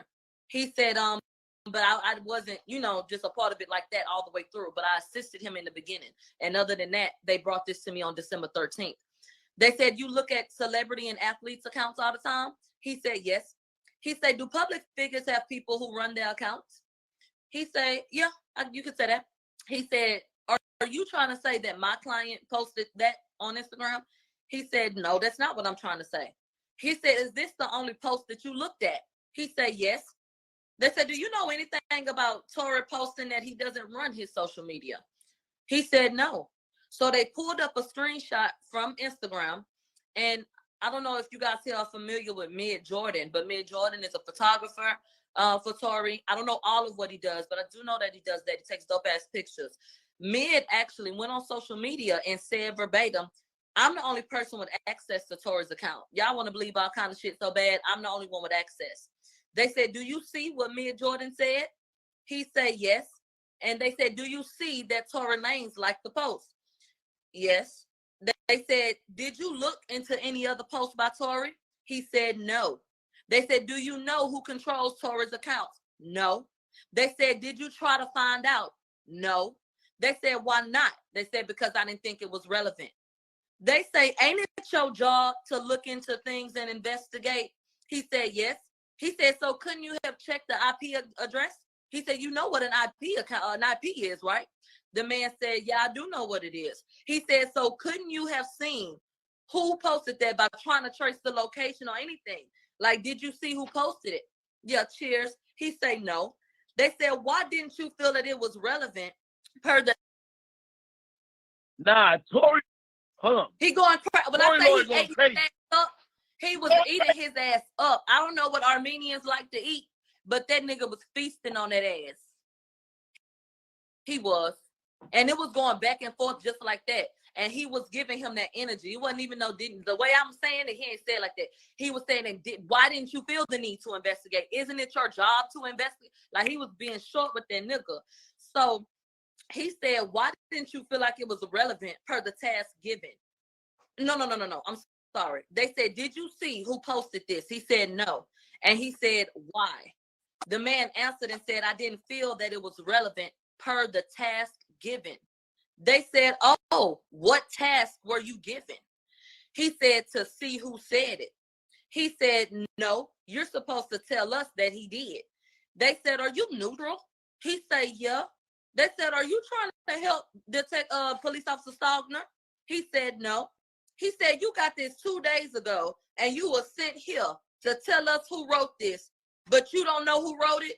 He said, yeah. Okay. He said, I'm done. They do a redirect. They said, were you here to say that Tory wrote that? And he said, that's not why I'm here.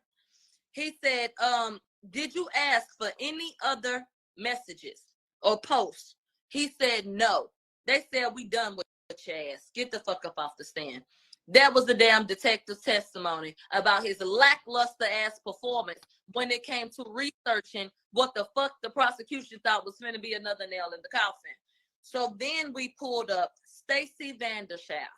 Stacey Vandershaft is a criminalist who focuses on trace analysis. So this is the woman they brought in as the gunshot residue expert. She stated that somebody could get gunshot residue on them if they're within at least 18 feet of the gun going off, 18 feet, or being touched and all that kind of shit like that. And then she went over in great detail, gunshot residue, how it works, what she does when she's breaking it down, and the software that they have, and a very knowledgeable woman about that. And so she went over all of that. They said, what's the furthest that you've seen particles travel? She said, studies have been done, and the max that I've read, per my knowledge, is 18 feet. They said, your work here, what did you do? She said, I examined 3 gunshot residue kits. For Kelsey, only 3. Megan was never tested. Kelsey, yeah. Kelsey, Tory, and Jaquan. They said, was Daystar Peterson's sample positive? She said, yes. They said, was Kelsey's gunshot residue report, was it positive? Yes. Yes. It was on her hands. They confirmed that Kelsey had gunshot residue on her hands. I want to tell you something. Hold. Huh? Yeah. What I want to tell you is the defense and their cross. I don't know what happened, but they had a moment to do something that just would have really, really, really set the shit off. And I don't know if they can bring her back. I don't know. When that man that is representing Tory got up there, he asked a really good question. He said, are you aware that people in your profession can count the particles and we can basically quantify who would essentially have more gunshot residue on them than someone else? She said, yes, I'm aware of that. They said, does the person who shoots the gun have more residue on them? She said, basically, yes. They said, this man said, who had more gunshot residue on them? She said, I need to refer to my notes. Can I do that? For whatever fucking reason, he went to something else and she never answered the question. We do not know who in the fuck had more. That was the opportunity to get a fucking answer. That was like the best fucking question in the world. I don't understand why he deviated from that. I don't know. You know, I'm sure there's a rhyme and a reason. But I would have let that girl look in that damn notebook like she was doing. She said, let me look. Let her look. And let her tell you who had more. The fuck? But we never got a fucking answer. Never. So they said, you took a sample from her hand. Is it possible that Kelsey could have shot that gun and that Tory ran over to try to stop her and that he could have gotten gunshot residue on him? She said, yes, that is possible. Absolutely. They said, was there any gunshot residue on Jaquan? She said, no. All right. They said in most cases, you know, do you get a property report that just outlines certain things? And she said, I do sometimes, for the most part, get these property reports, but I do not get to look at investigative reports and all that kind of stuff. She said, my job is to find out about this residue and the science behind it. It's not my job to look over reports and do all of that shit. And so they said, did you get one in this case? She said, no. Then we go into the cross. They said, did you talk about and go up? They talked to her about going over the reports and the analysis. They said, do you have any knowledge of blood trails? And they tried to object, but they said, no, let her answer. She said, actually, that's one of the things I was doing before I got into this. She said, I did have to do work about blood trails and stuff like that. Not extensively, but she did. And so they said the placards would show when they place them, when police place them, it would be able to outline the trail. It's supposed to show you like the path. And she said, you know, but yeah, essentially that's what it's going to show you, which he left it there. But if we go back, we never got a blood trail. Those police officers put interview cards right there on the ground and showed us one picture of blood. And they outlined the first day that they could not confirm a blood trail at all. They did not label it properly. They have no evidence of that or anything. More sloppy detective work from the LAPD. So they said, did you get a property report in this case? And she said, maybe, but for whatever reason, I did not make a copy. I didn't find it relevant or valuable to me to make a copy of it. So I don't have a copy. If I got one, then it was with the information and I, you know, sent it back the way I would do it regardless. And so they say, okay. After that, they were done asking questions from her. And he said, we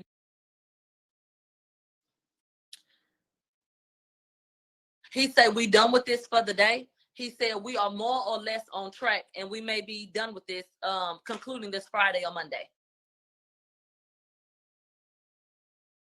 Wow. Why so quick? I thought Tory was possibly trying to call Kylie, was trying to call Corey Gamble, was trying to call Sean Kelly, and maybe even in a weird, you know, and maybe he would testify himself. The longest person are they really was like Kelsey, because of the way that went.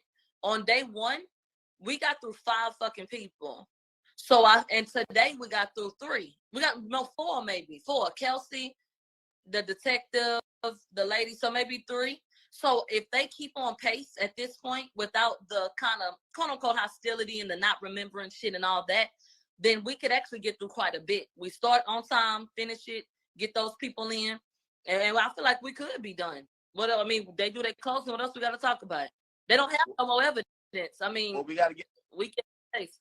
we got to get to closing. We got to get to Tory's people, and now we got to like. I saw that Detective Stogner could be testifying, so we got to get to the detective. Brought him in yet, but he could. The Detective Stogner, possibly. Corey Gamble, possibly. Mm-hmm. Sean Kelly, possibly. And then here's the thing. You know, I was talking to Lawyers for Workers. He said I don't know. I got to talk to him again. Maybe his mind changed, but after yesterday, he thought that Tory should testify to just really nail this home. But I think not. But maybe he does. If he does, I can't see him. He's probably going to be up there a while. I don't know if it's a good idea for him to get up there, but if he would be balanced and if he would speak to certain things and tell the truth about it and just be clear and concise, it could work in his favor. It could. If he got up there and said, you know, I was wrong for sleeping with those two women and then doing that and bringing that up. And if he maybe, you know, went maybe that way, maybe. But I don't know if that's the best idea. Drive the narrative back to what the defense opening was, that, hey, basically something that my client's only guilt is that, you know, he was probably not the best of man in terms of dealing with two women and being truthful, and maybe he was playing them against each other. But when it came to violence, my client was not a violent individual that night. If Corey gets up there and delivers a testimony like that, which would obviously have to hinge on what happened when he showed up at the party, what'd you see? What happened in the car? What escalated the argument? Why did you, if you ever did get out the car, why did you get out the car? Why did the women get out the car? Where there's a fight? Did you try to break up the fight? Were you inciting the fight? Were you part of the fight? I think all these things are really important. And honestly, I'm gonna be honest with you right now. If I'm scoring this again, I keep saying like a boxing match. I think Tory's up too much. It's too much doubt to do it. Believe what you want to believe. It's too much doubt. It wouldn't be reasonable. It's too much doubt. Again, I went into all of this by saying this. Do people care about who really pulled the trigger, or do people care about if this is a good case? Those are two different things. We might never know who pulled the trigger, but this case trash. Trash. This is one of the sloppiest things I've ever seen in my fucking life. For people to supposedly have so much money and to have so much backing and to have so, like, just supposed to be these bomb ass lawyers and all that. This was sloppy as fuck. Hey, put it like this, and salute to Tory's lawyer. I'm probably fucking up his last name, Medeshin or whatever his name is. But hey, put it like this: if you're gonna bring up somebody's social media post, especially this last minute, and by the way, it was probably not in discovery or whatever the case, but you're bringing it up now.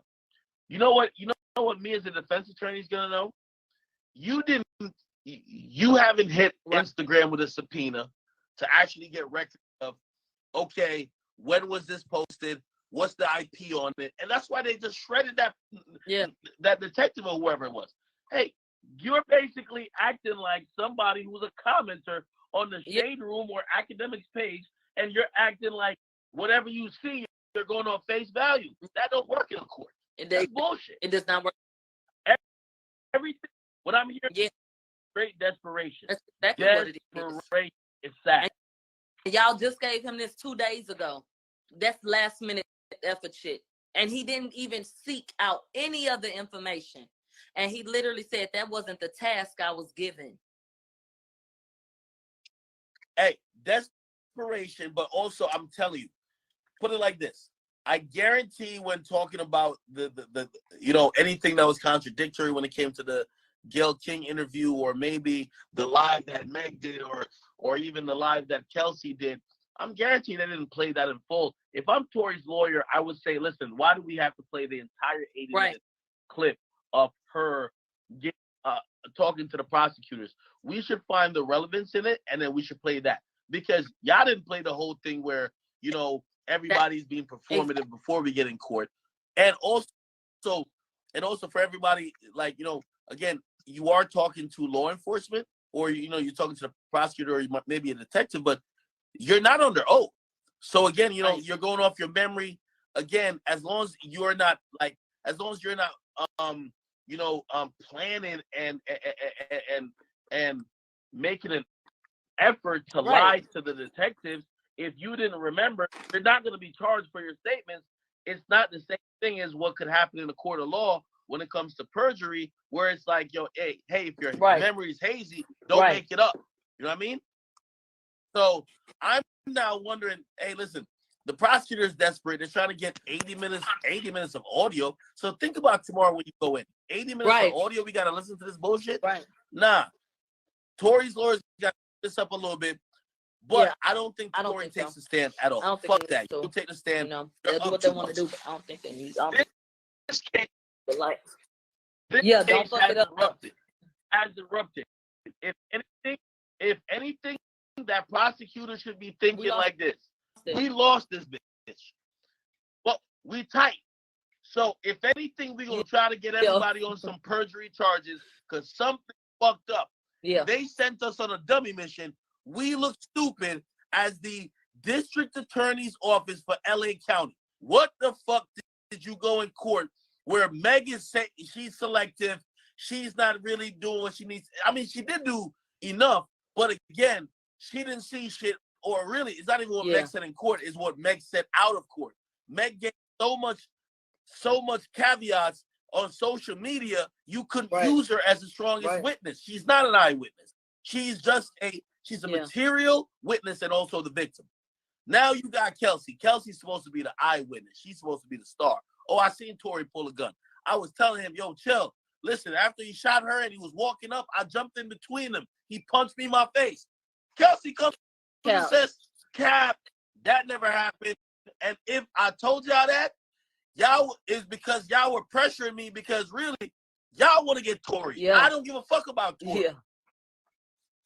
Who could actually vote once this goes to the jury? Who could vote that this is 12 people that's going to say Tory guilty? What the fuck? I'm telling you, I guarantee the DA at this point is only looking for, hey, who's gonna perjure themselves. It's over. This is over. And by the way, at this point, do you even need Kylie? But wait, all we finna do is I guess going to overtime and Tory gets more points. Because I mean they gonna reiterate and speak to EJ gonna come and speak to Megan's attitude. Corey can come and speak to why in the hell, you know, people got put out. So this is just that's the nail in the coffin with these witnesses. This shit is sad. This shit is sad. And unfortunately, I think the prosecutor is going to be mad at the fact that they're going to be mad at Kelsey and Tory. No, not Kelsey and Tory. Kelsey and Meg. They're going to look at Meg and say, Meg, why you ain't tell us there's this much holes? Why did you basically act like we could have probably won this shit? Right. And I'm pretty sure, you know, a lot of people are thinking like, you know, my man Black 100, he actually says that Meg's going to be charged. Right. No way. You look too crazy. You can't charge. What happens? Megan might not get charged, but when Tory walks away from this, because that's what I'm manifesting, let's talk about the lawsuit that should come after that. Let's talk about defamation. Let's talk about all these outlets and what they said about him. Let's talk about the bias and the prejudice. Hey, unfortunately, I think because at the end of the day, the judge is going to still rule that no matter what happened, even if Tory is wrongly accused, Meg is still a victim. And because Meg is still a victim, I don't think that there will be nothing punitive happens to her. The only thing that will happen to her is that people will believe her less because she got up on Instagram and said, Tory shot me and I want to see that bitch ass nigga beneath the jail. So you have the court of public opinion. The court of social or the court of public opinion. Those people will, you know, they'll vote with their, you know, lack of support or their voice to say, hey, we're not fucking with Meg. But I'm just thinking about Meg being a victim. The DA looks crazy already. The DA's not gonna fuck with that. And by the way, if Tory brought, I'm gonna be honest with you, I don't think Tory's bringing any civil suits. I think if Tory brings a civil suit, it will look a little bit away. And unfortunately, we live in a country where a man could be accused of whatever for 2 years, and you could have your career threatened. You could have your livelihood taken away from you.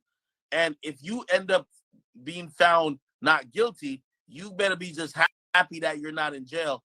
There's no punitive action. If you sue Meg, they're going to look at you and be like, well, she's still a victim. You're still a piece of shit. You didn't do enough to protect her. Like it's I don't think nothing comes out of that. That's an perspective. Okay.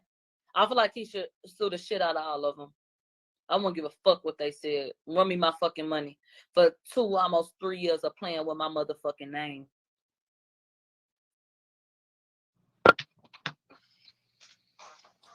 They had cut out a little bit.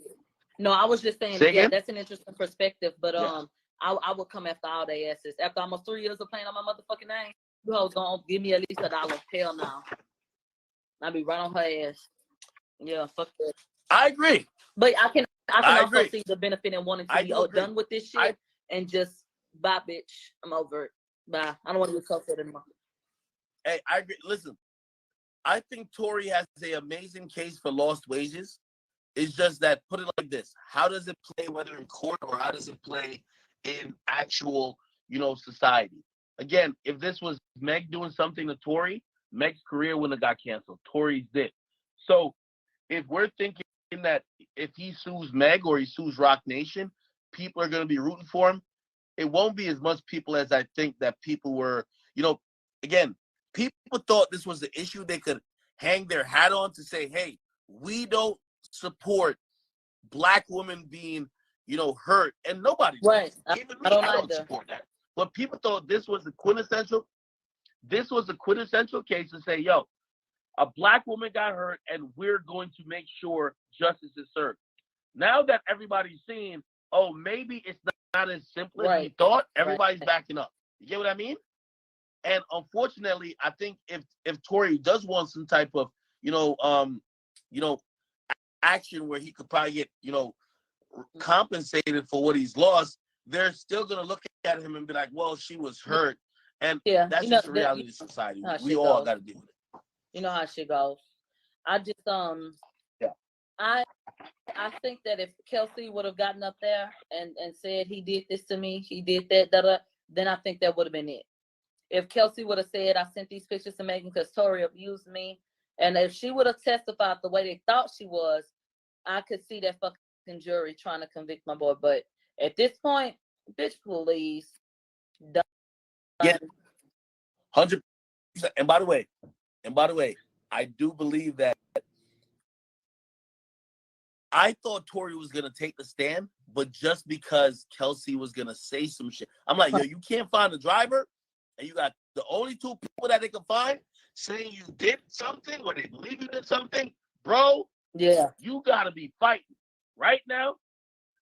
Shut up and laugh at the prosecutor for fumbling. This is one of the biggest fumbles in history. After all of the money that has gone into the press, up like, oh yeah, protect Black women with Malcolm X playing in the back and all this other bullshit. Y'all done did all of this shit to get here all this time later and not be prepared.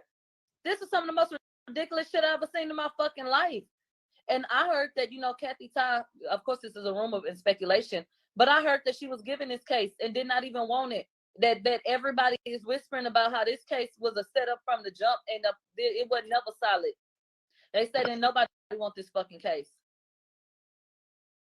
I could never, confirm that, but I feel like that's fucking interesting. I can see it. They over there fighting for their lives. They're drowning. Okay, so we're looking at tomorrow. After tomorrow, we are looking at what is it? So after tomorrow, we're looking at possibly Monday and maybe Tuesday. We could probably be at deliberation for a possible verdict. As we were closing, said we are more or less on track with this, and we could quite possibly be concluding Friday or Monday. And I'm gonna tell you something else. I think that the general tone for Kelsey, they want to play this interview of Kelsey I feel very, confident in the fact that they tired of her ass. I don't think anybody want to see Kelsey no damn more. After 2 days of dealing with that circus, don't nobody want to sit there and listen to that shit. Let me ask you a question. Is Kelsey returning done. tomorrow, or is she He told completely her dismissed? there is a remote chance that we'll call you back. You might have to. He said, but it's a very remote chance. You are done here. Thank you. She was dismissed and got the fuck up out of Kelsey. Cannot get up out of there fast enough. So I highly doubt that she'll come back on the stand. Wow. Wow. Okay. This is interesting. I like this so we'll far. See what happens tomorrow. This. How are you feeling? How are you feel feeling good about the whole being thing? On the winning team. Hey, some people are gonna look at it and be like, well, there are people who are biased, right? And if anyone who's ever thought I was biased, or people think I'm biased now, I don't ever believe I was ever biased. I was always trying to objectively point out some facts that may not be for a slam dunk case, or may not be for a slam dunk narrative. And when I was saying these things, everybody said the only reason why you're pointing this out is because you're riding towards his dick, or whatever the case is. And I'm like, when y'all see this case and you're seeing it in court, don't like we all, like, I get this whole believe women and whatever, and it should just be one-sided. But if you just seen a case where you guys hated anybody who dissented with anything that was opposed to whatever y'all want to believe, now this case looks so crazy. Ain't it probably a little cause for y'all that in other situations in the future, just chill the fuck out and wait to see what's up? Absolutely. Give it a second. If they ain't learned nothing else from 2022, do not be Megan Thee Stallion or Amber Heard. Don't do it. Don't do it. What do you think she's coming across like Amber Heard? I know there's no video. Amber Heard, there was full video. We watching all the sniffles, the fake cries, like, you know what I mean, the orchestrated bullshit. I'm in the hallway, with the people there, and she was compared to Amber Heard multiple times. People compared it multiple times and said, with the sound and the crying and the, animations and the back and forth, and then comparing the fact that, damn, but I thought that this was so solid. Like, bitches came in confident, and it's been this and it's been that, only to get in there and, have a nigga looking like Johnny Depp. This shit a fucking fool. And the next black woman is gonna have a harder time.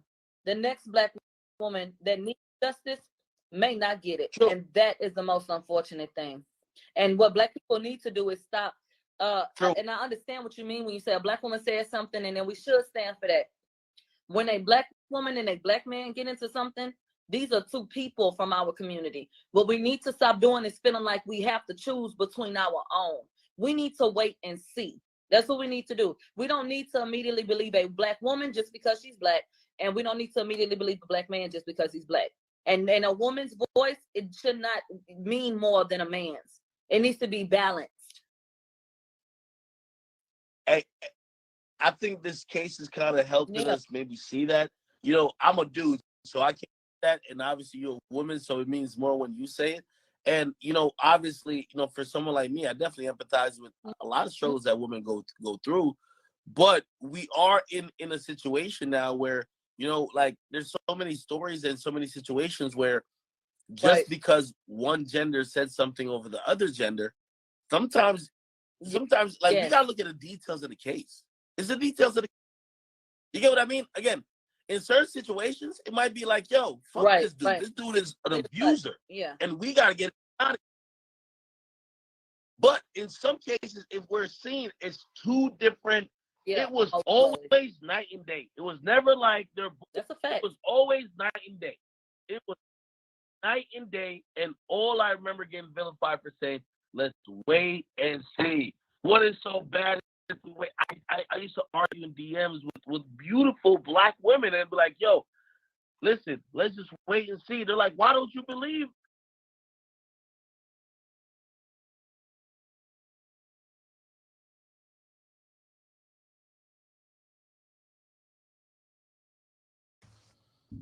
Oh man. All right, chat. Yeah. No, I think that was the hour. That was an hour right there, yo. Salute to Milagros. We're gonna get back on probably.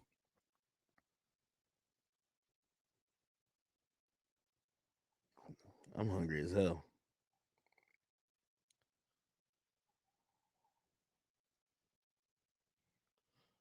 All right. She's about to get back on though. I think she's probably back on already.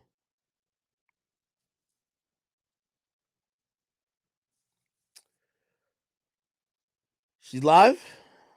Chat, how are y'all doing? How are y'all doing? Got to make sure my chat is good. Yo, I want to thank you to YouTube. YouTube, you guys have been 25,000 plus strong for the last 3 days. Every time. You guys are hanging in the cut. Sometimes we waiting for information. We got to talk about some bullshit. Y'all are still hanging in the cut. Oh my God. I respect you guys so much. Twitch, you guys are my heart and my soul. You guys are there and keeping it funky with me. Salute to all my lieutenants. Salute to all the chat niggas, man. You guys are so amazing. Without you guys, there is no me. I know some people love to just point out like it's only act, but if you think whether it's my Instagram, whether it's some of the info, I do know, trust and believe you guys are amazing behind it. Let me try to rejoin Milagros real quick. I got some tacos here.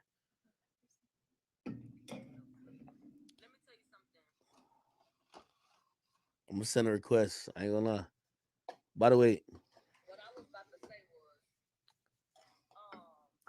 my girl over here, like that's like her best thing she can make. That's good. That is a good thing. Hold on. I know we back, chat.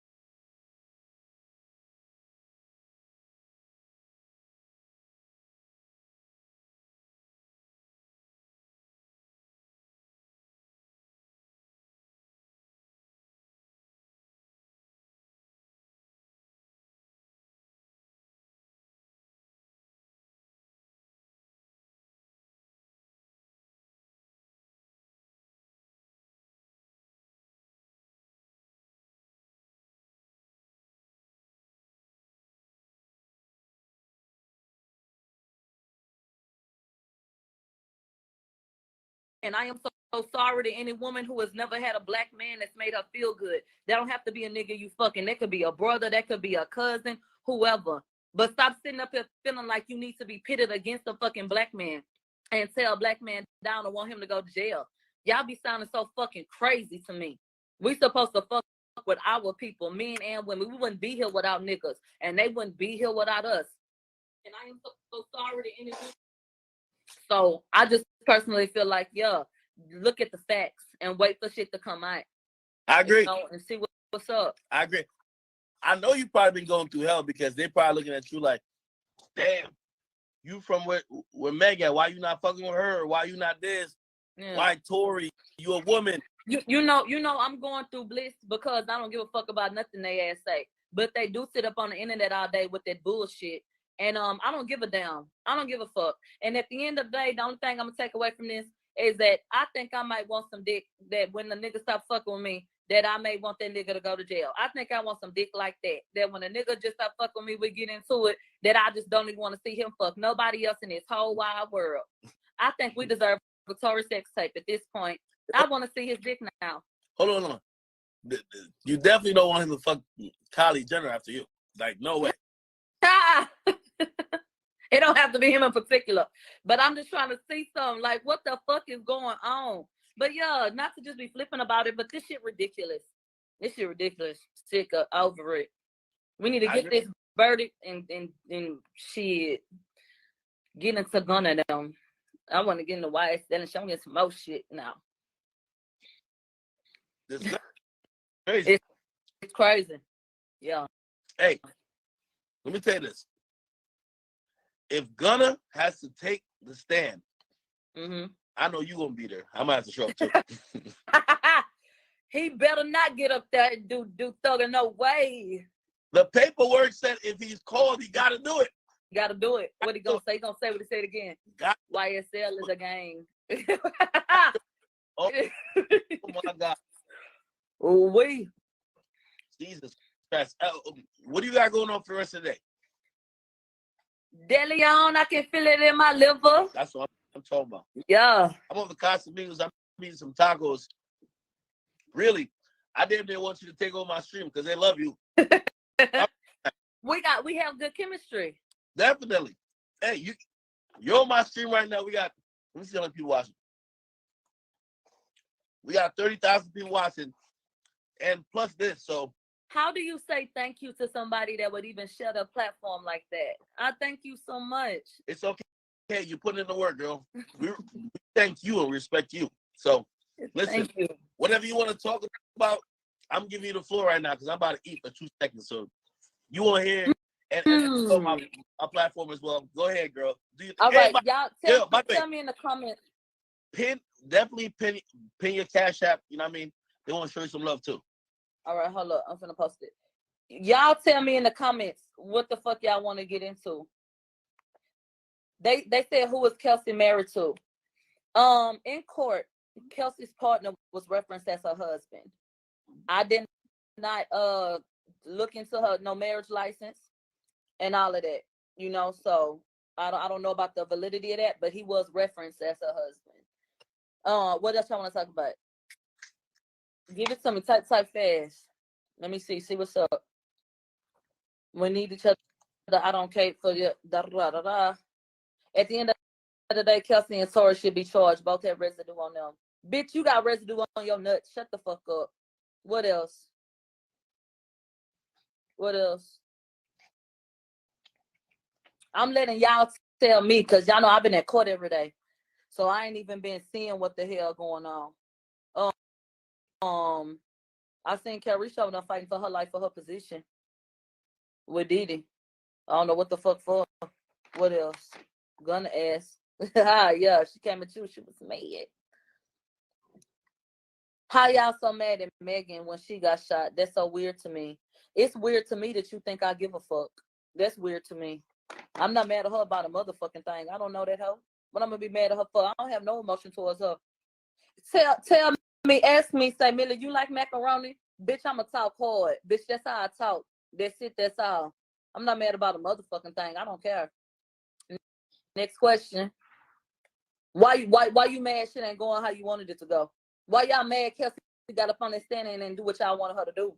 Why y'all mad that y'all felt like a bitch could dog a hoe out and the hoe could get cyberbullied for almost 3 years and people could talk about her child and all that shit and she was supposed to ride for a bitch that ain't ride for her yet? Why you thought that? Why you mad that you know that nigga about to have on a play-ass suit and walk about that courtroom? Why you mad? I want to know why y'all not mad that she got up there and kept lying to y'all dumb ass. The fuck? You need to be mad, bitch. What else?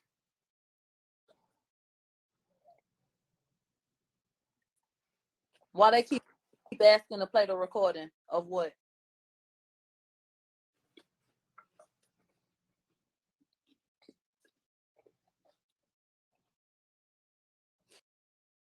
See, this is why I hate depending on y'all. You see how y'all give dead ass air? I don't even, if I knew what the hell was even going on outside of all of this shit, then I could give y'all a little something. But bitch, I've been in court all motherfucking day. And I'm finna go run up these strings on this Daystar album and have a listening party. So, they said we're gonna be looking for you to be in every courtroom across the country. I specialize in nigga news. The fuck? They said, what's the next case? I ain't gonna lie. They fucking with you. We gonna need to see you a lot more. Whatever you got going on, you gotta tap them in. I be on yeah, let's do that. Do promo because they asked to send up here just not giving me nothing. The Shade Room talking about a documentary. So for any of y'all that do not know, I do this shit every day. It don't be based on cases like this every day. But in turn, just like how Akademiks do his shit, you know, it's different topics going on. So I do commentary. So you can go on YouTube and I gotta do a search Mob Radio, MOBRADIO. When it comes down to Twitch, you can find me at my name, just like it is right here on Instagram, MILAGROGRAMZ. And that's basically Monday through Friday, unless I be doing some other shit. But I try to come 5 days a week, which y'all know sometimes I'll make it 5 days a week. And Station Head, search my name, same way on Station Head. Y'all know that I'm the Station Head is Millie Head. Y'all know Station Head is the Mob app. We fuck with Station Head. I do the show around Ali. Shout out to On Site. Every Tuesday, 8-7 Central. Make sure y'all tune in. And then I do my own show once again, Monday through actually Sunday, Sunday to Saturday, because I'm on there all the time. And so yeah, y'all can search and we can get into it. And we'll be getting into a whole bunch of shit. So whoo. Akademiks, they ain't talking about shit. Nah, they just curious. By the way, they love you. They just want to know about your life. I kid you not. Y'all want to know about my life, child? Shit. I started this shit up. I've been the type of bitch that say what I want to say, how I want to say it, because that's just how I am. Naturally funny. So, you may have seen my name or maybe my commentary or whatever, like in the midst of stories I done broke, and you know, like going back and forth with some of these bitches. But at the end of the day, it ain't about nothing. I'm gonna keep on doing what I'm doing. Shout out to Nicki Minaj. She's a dope ass bitch. We got to talk to her 3 times this year. Go stream Super Freaky Girl. What else? What else you want to know about me, bitch? Sex icon shit. My titties are triple D. What else? What else y'all want to know?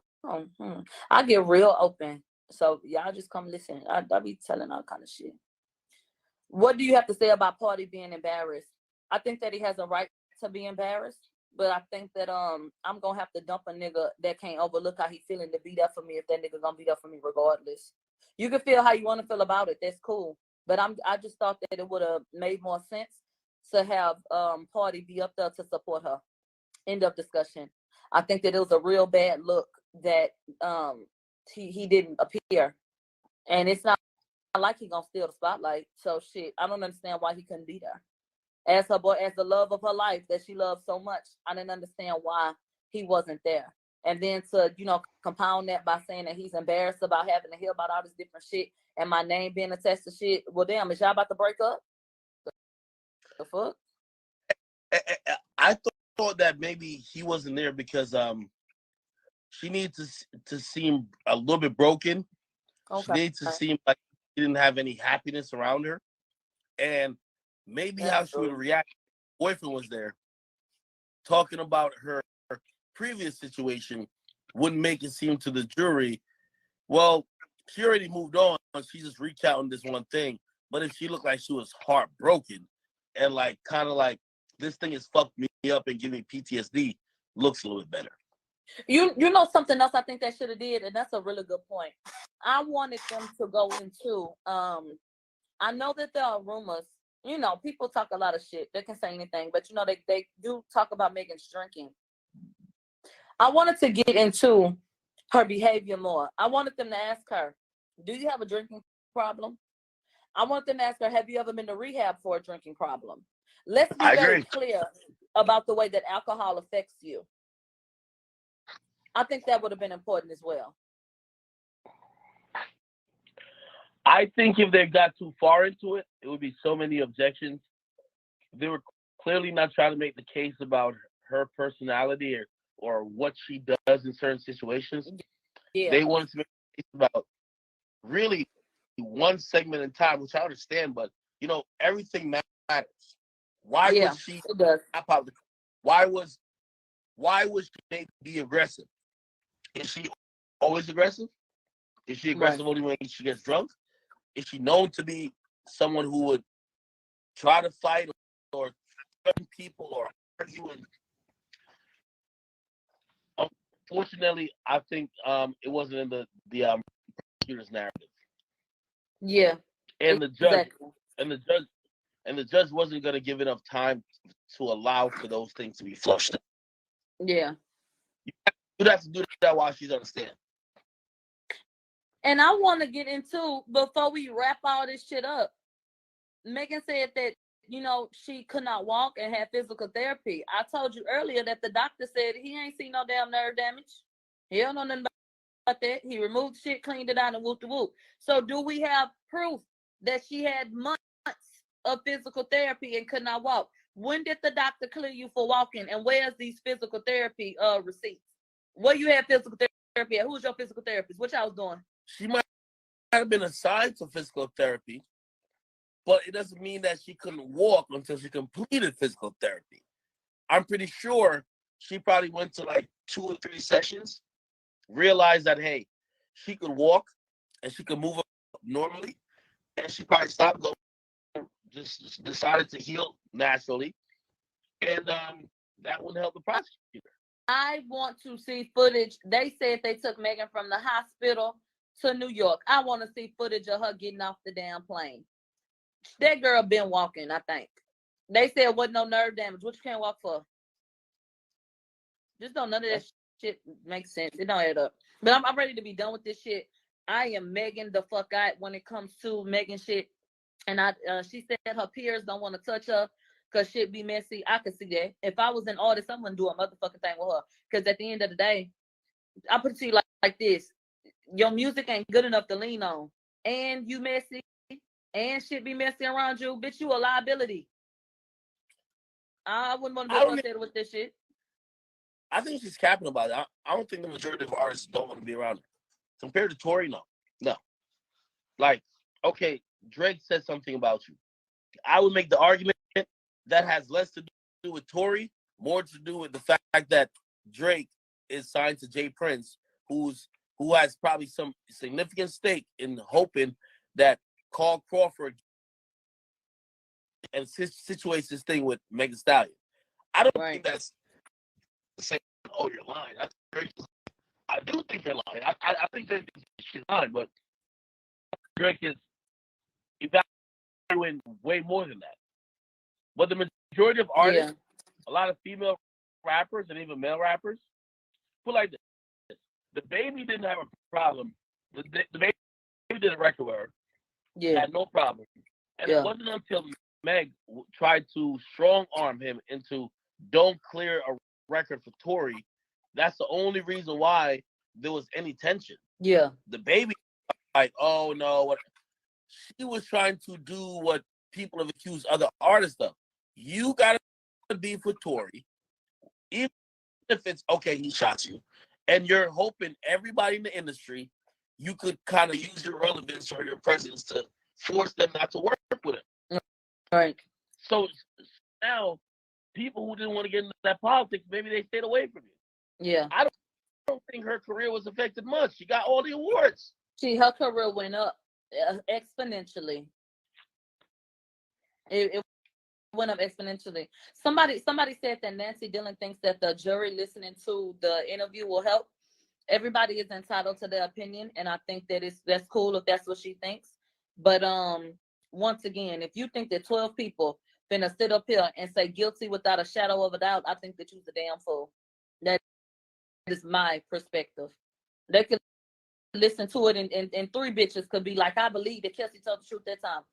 It would not be justice. The way that this is going, y'all have chat, seen my the connection reports. I better know what? they didn't film it. If y'all would have saw this shit, the internet really would. If y'all could see what has happened in this courtroom, bitch, y'all, I don't know what happened with Academics, but if y'all could see what happened in this motherfucking courtroom, y'all asses would feel my energy. Like you would feel why everybody like, child, man, let's go home. This some bullshit. This case was a circus. Is that my This case was a motherfucking circus. Give me a second. Let me charge this bitch up. So I'm just fucking over it. And you support who the fuck you want to support and do what the fuck you want to do.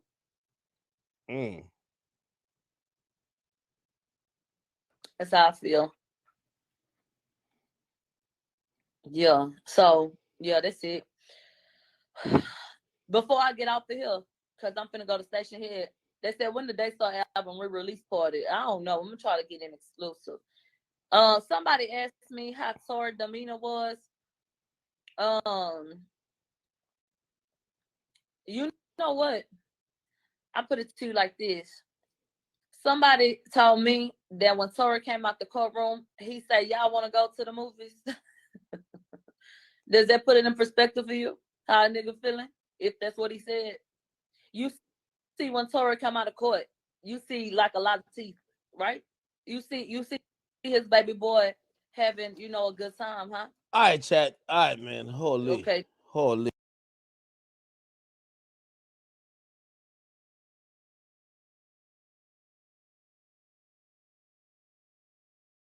Junk. Milagro-grams. Let me see. This is it, right? Let's see what she talking about. Up, and you want me to be on? Okay. You tired of my TED talk, and you done with me telling you how I feel about this bullshit that's going on? Okay. Whew. By the way, shout out to I got to the courthouse per the door that I came in. Hold up. First of all, everybody shout. I want everybody to spam a big W to Rasco C, RASCOCEE for the 5 gifted. And also shout out to, what's it, Jay from the 6 with the 10 gifted. Holy. Actually, more than 10 gifted. I think that boy gave about 20 of them bitches. And of course, my boy Playful Anxiety, man. That nigga stay gifting some subs. Holy shit. Playful Anxiety, man. Big W, man. Big W to Jay from the 6. And of course, Rasco C. Thank you. Oh shit, more gifted coming in. Yo, Osin Cross. Thank you for the 5 gifted. You said these peon can't fuck with Big Act, man. Listen, I got everybody hot and bothered, man. Hot and bothered, bro. X Intel, thank you for the gifted sub as well. Listen, man, we in here. I'm trying to give y'all a good stream, great content. We gonna have a good time tonight. Don't you worry, all right? I ain't gonna lie. I finished this whole bottle. I ain't gonna lie. Last night I was wilding. Okay, not really wilding, but you know what I mean. I definitely had to address a couple things. Milagro-grams is on. She's gonna be talking about the Tory case, what happened. Hopefully she gets to the meat and bones of like exactly what happened, because I know she ran into some issue getting into the courtroom today. I heard somebody had to make some room for her. Fucking like particular. And it wasn't worth half the motherfucking hassle by the time she got off the stand. Everybody and their mama should have been allowed up in that bitch. After we wasted our damn time all day, I don't give a fuck what nobody tell you. I don't think that the shit was a good look. And I can tell you every reason why. Okay? So, Megan got there looking like Jada Pinkett and Woo if she was a fucking avatar. And if she had went by Boy in the House and they tailored a suit for her ass. I think that the ball was cute. It was giving court. It was giving volume. Okay? It was giving all of that. It was not lost on me that the purple that you wore was, in my opinion, to support domestic violence survivors, because purple is the color for domestic violence. I'm going to show you a video. So we come in and I look and I'm just feeling like, here go the stunts. Here go the shows. Here go the bullshit. Okay? Here goes the bullshit. I was just like, oh, Lord, can we get this shit started? So, I love you too, you know that. And so they checked for the phones to be off, and then they went to the witness. We went directly into Megan getting on the stand. And so Megan came in. If somebody wanted me to describe Megan, what would I say? Megan is a beautiful girl, like I've always said. She's as big as I thought she was. That don't have to be a negative thing. You know, she's a tall girl, Megan Thee Stallion, right? She was as big as I thought she was. Liver King. I want to know what filter or Photoshop shit she be using, because when Megan first got in the game, she had real bad, not real bad, but she had acne. You know, she had skin issues, like a lot of people do. That's not a dig. But there were points where I felt like she didn't have glass skin, where it's just been so clear and so pretty. And maybe she's stressed or something like that. You know, women especially get breakouts and shit like that at different points. And so I feel like, you know, that could have been it. But she did have a cluster on her cheek of acne. And I just want to know what she uses to blur that out. Because you know that I love my filters in my Photoshop. Well, I don't use Photoshop, but if you're using Photoshop, let me know what you're doing so that I can do that too. Because, yeah. But pretty girl, beautiful girl. Body. She looked pretty. She looked pretty. Y'all saw her, right? I feel like she looked pretty, but it wasn't lost on me about the colors and the, you know, and everything else that was going on. I would like somebody removed from the jury pool. Absolutely. And I would like to speak on that. Nobody has spoken on this, but I would like to speak on that. There is a member of the jury that is giving me hottie energy, and my gut is telling me that I can't trust her. Okay. She came in the court and had a thong showing, midsection height, and had a top that was cut like this and all like this and all like that. And I just personally felt like she's giving me hot girl energy. You know, she looked like she listened to Body Yaddy. So I want her removed. I want her removed per her wardrobe because I just don't feel like she's for the people. Megan is coming in. Somebody talking about, we love you, Meg. It was one person. And outside as Megan got out of the car, they said, Megan, why you lie on that boy?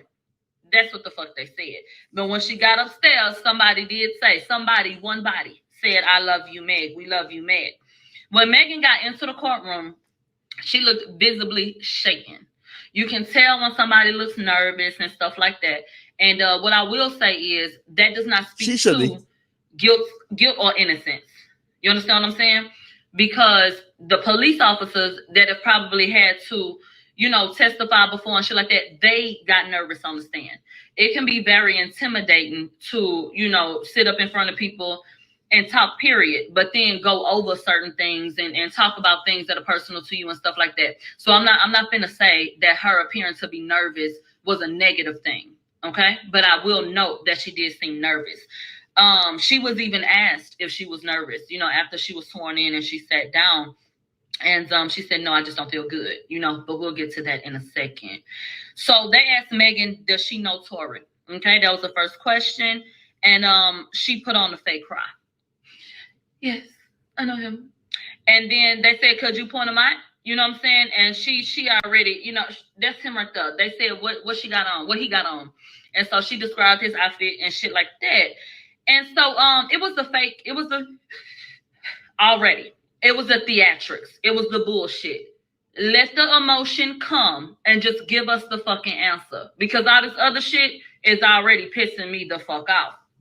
So I rolled my eyes. I imagine Meg was going to cry. I rolled my eyes because, girl, save it later. Please, save it for later, bitch. Holy. It was good. So, she said her and Tory used to be friends. Hey, listen. She met him that you got to break down. Like, I was doing a podcast today, so I missed all the updates of what happened in court. I need you to give me a breakdown.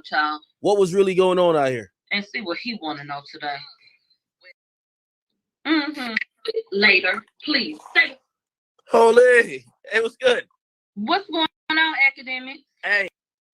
Hey, listen, you got to break down. Like I was doing a podcast today, so I missed all the updates of what happened in court. I need you to give me the breakdown. What was really going on out here? Oh, well, Megan brought her ass up in there looking nervous.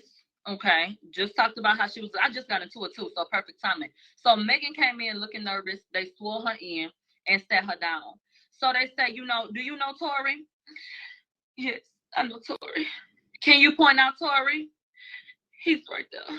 They asked her to describe his outfit. So I thought that it was a little bit too much out the gate with the fake ass. No tears fell, but she was making the crying noise. Okay? Wait, no tears fell the whole time? From my vantage point, I saw not one tear throughout the duration of the questioning all day. Keep it a bean with me. Was she Amber Hearding? Trying to, yes. But it's not really coming out. Right. She She was doing the Gayle shit. She was making the noises. If them people sit up and say that Megan was crying tears, that's a lie. That is a out motherfucking lie. Okay, because there were no tears. She was no snot bubbles. Huh? No snot bubbles. None of that. No. None of that. So they asked her, you know, did you know Tori? She said, yeah, we used to be friends. We met that year. We got close. We used to drink together, party together. We would hang out and we bonded over time. And so Megan said, I think when my mom died, I needed to fill that void. So I was, you know, hanging with him. So they said, this is prosecution. Did you have an intimate relationship with him? Were you intimate with him? Megan simply answered, yes. Okay. They said, what about Kelsey? And she starts with the crying noises again. Kelsey, she was my best friend. She was my best friend. Wait. Hold on. So Meg out the gate is basically contradicting what she said on the interview, but she probably I seen her walking into court with what looks to be like a legal team, her damn self, which means they have probably prepped her for whatever line of questioning and probably told her ass, we know you like switching the stories up, but you could go to jail if you lie on the stand. I got to imagine they told her that. The defense actually raised a good point after we took a lunch break, and they said, Megan, you and your team had talked. You and the people spoke. And what was that about?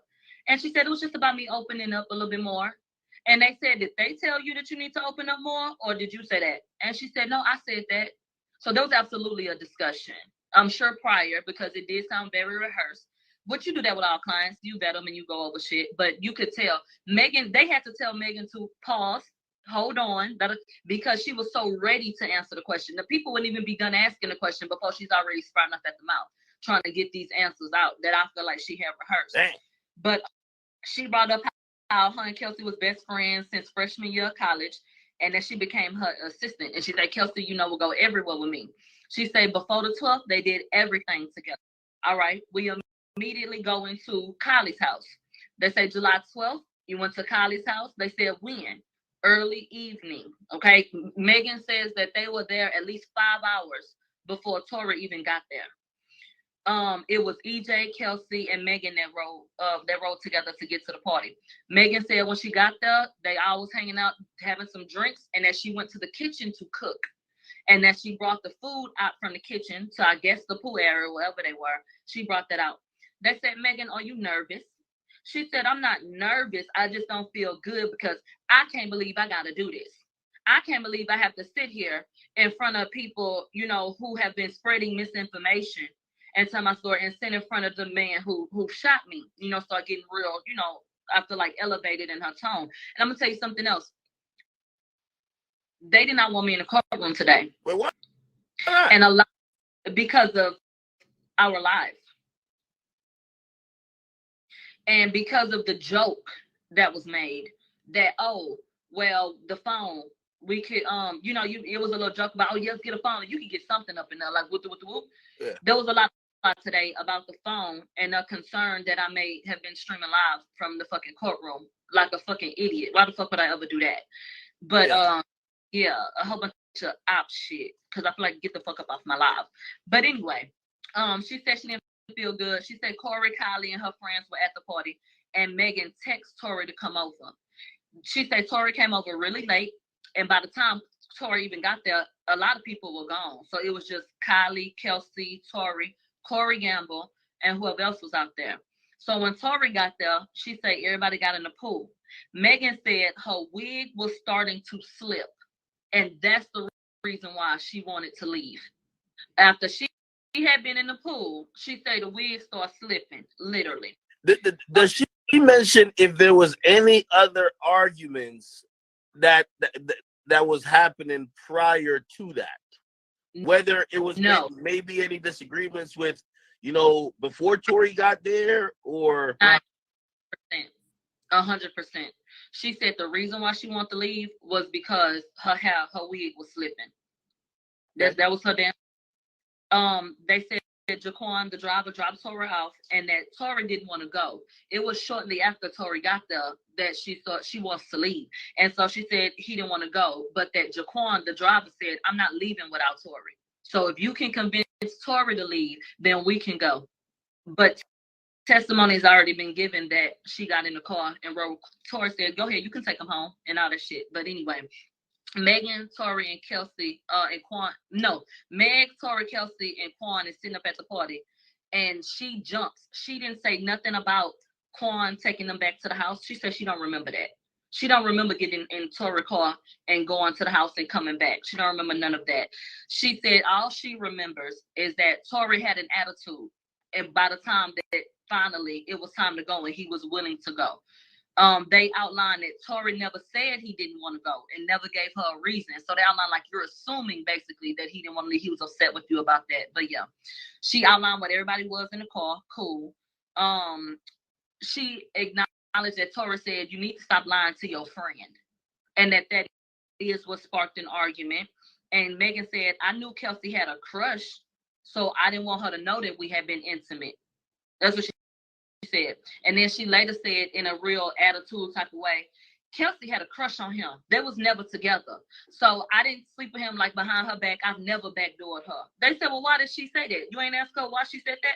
She said, no, I ain't never backdoored her. She ain't never backdoored me. I don't know why she said, but she had a crush. I just didn't want her to know that I had been intimate with him because she liked him. Child police. So then she said, well, everybody got into an argument. She said Kelsey was mad, but Tori was mad too. And that it was more so them. Then she jumps to getting out on Sunset Boulevard. And she says the only reason that she got back in the car was because she was up and coming, coming into her fame and had on a thong bikini. And she didn't want to be spotted on the street looking crazy. That's why she got back in the car the first time. And she said that her phone was dying or already dead, but she couldn't remember. But I would like to note that I saw 2 chargers in the evidence photos. There was a charger in the front seat and a charger in the back seat. Bitches could have charged their phone. I feel like it's a lie, but whatever. Holy. Okay. People back in the car, and she say they were still arguing about the shit. Kelsey and Tori was arguing. She said, look, I ain't want to be in it, so I wanted to get out. So she said, I can walk to my house, and then she heard dance, bitch, as she was walking away. Now Megan in court says she wasn't walking to the back of the car. She was walking towards the front. It took her 2 or 3 seconds, and Tori said, dance, bitch, and she looked over her left shoulder. And when she looked over her left shoulder, she saw him with a gun. Then she just froze, and he starts to shoot. So did she remain looking back at him? I didn't get an understanding of that. And I wish that would have kind of I do have one question, and whether the answer comes from Meg or from the police detectives, did it say how far the shooter was from Meg when they fired the shot? Because this sounds like it's pretty close. You know what? And you're going to think this shit look crazy, but I drew it verbatim. They made Megan draw on the back of the evidence photo, okay? They made her draw a picture of where she was, and I did it verbatim, I promise you. And anybody that was there knows that this is real. Please, people, look at this photo. I swear to God, that's what Megan drew. I swear to God. Megan says she's about 8 feet, okay? About 8 feet away. And that is what she drew. If they ever let y'all see evidence photos, you will see that my shit looks just like that, okay? It looked just like that. Let's get to the juicy shit. Fuck all this other bullshit. And so she said that she felt shocked and all of that shit. And she didn't see where Kelsey was or nothing like that. She went over to the driveway and she said it was blurry. She said, they said, did you see Kelsey and Tori get into a physical fight? She said, no. I saw them bump each other and they asked her to describe what that meant. And she really couldn't. She said, I think they bumped into each other and I saw both of them coming towards me, but it's just really, really, really blurry. And this is after the shot. So all she saw was that they bumped into each other. That they bumped into each other and came towards her. That's what she said. And then she said she doesn't remember what he said at that time. But you recall, she first said that he started saying, I'm sorry, don't say nothing, I give you $1 million. But now she says, no, I don't remember what he said. It's all a blur. And she said shortly after they got back in the car, when they heard. So she does not repeat on the stand that Tori offered her $1 million. Right there. Not at that time. She says that all she remembers is later when the cops, she said as soon as they heard sirens in the background, that basically Tory started to panic and was like, oh, don't say nothing. I'll give you $1 million. I'm on probation. I can't go back to jail. Some bullshit like that. And so, what I feel like fucked Megan up majorly was saying, well, I didn't know where I was. The defense tried to get Megan to outline where she was in the street, like where did the car stop and what was this and what was that. Megan claimed that she was about to walk home, but she said that the phone was dead or dying. So you couldn't use your GPS. Megan said she didn't know where she was, but said that she lived up the hill and was going to walk home. So did you know where you were or not? Did you know where you were headed or not? Like, come on, it don't make no sense. She said Kelsey was in the car crying. She was crying. And they said, had you ever seen Kelsey with a gun? And did you ever see Kelsey with the gun at night? She said, no. They said, did you know that Tory had a gun? She said, no. Were there any other injuries, like to Kelsey, like not that she knew of, and that she was bleeding in the car, and that, you know, Kelsey was being of assistance to her.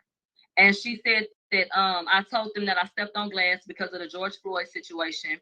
I was taken to the hospital. They were and not to cut you off. Huh? And not to cut you off, did they ask her that prior to the situation, once she got in the car, did she, because, you know, Tory didn't have a shirt on. Right. He just had like swimming trunks on. Did she see the gun before? Like, was it on the center console? She like, said, not seen the gun before. And when they said, they made a really good point. She said on the stand, I didn't have no gun. Kelsey didn't have no gun because we had the bikinis on. So we didn't have no one that had no gun. So the defense said, well, where did Tory have space to have a gun? Because he just had on swim trunks. She said she don't remember what he had on. She doesn't remember. Okay. She said in the black community, it's not acceptable to snitch. That's why she didn't want to cooperate. And that's why she lied about the glass. She didn't want to be cooperating with authorities.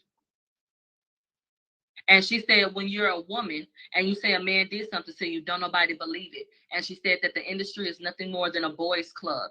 And she felt like everybody was going to hate her. She said that. Did she answer why she got back in the car with the nigga who just shot at her 5 times? Yeah, I will read it, but I believe that she said that she was just scared. She was nervous. She needed to get home. She know she was. It had happened so fast and like she didn't know what to do. Like she put it like she was just so in shock and didn't know what was going on. Did they ask the question of, did Tory force you to get back in, or did you willingly get back in? They didn't ask her, did he force her to get back in, but they said, and you got back in the car, and why did you get back in the car? And then she answered as follows, you know, which was okay, well, I got back in because, you know, well, it was in the middle of the street, it was late, it was dark, you know, whatever the case may be. But she said it was so blurry. And then she goes into not remembering all of the key shit. Megan didn't remember nothing that would have incriminated her damn self. She remembered everything that was simply, he shot me. But every time they asked a valuable question, I don't remember all that bullshit. And to the point where it was getting agitated.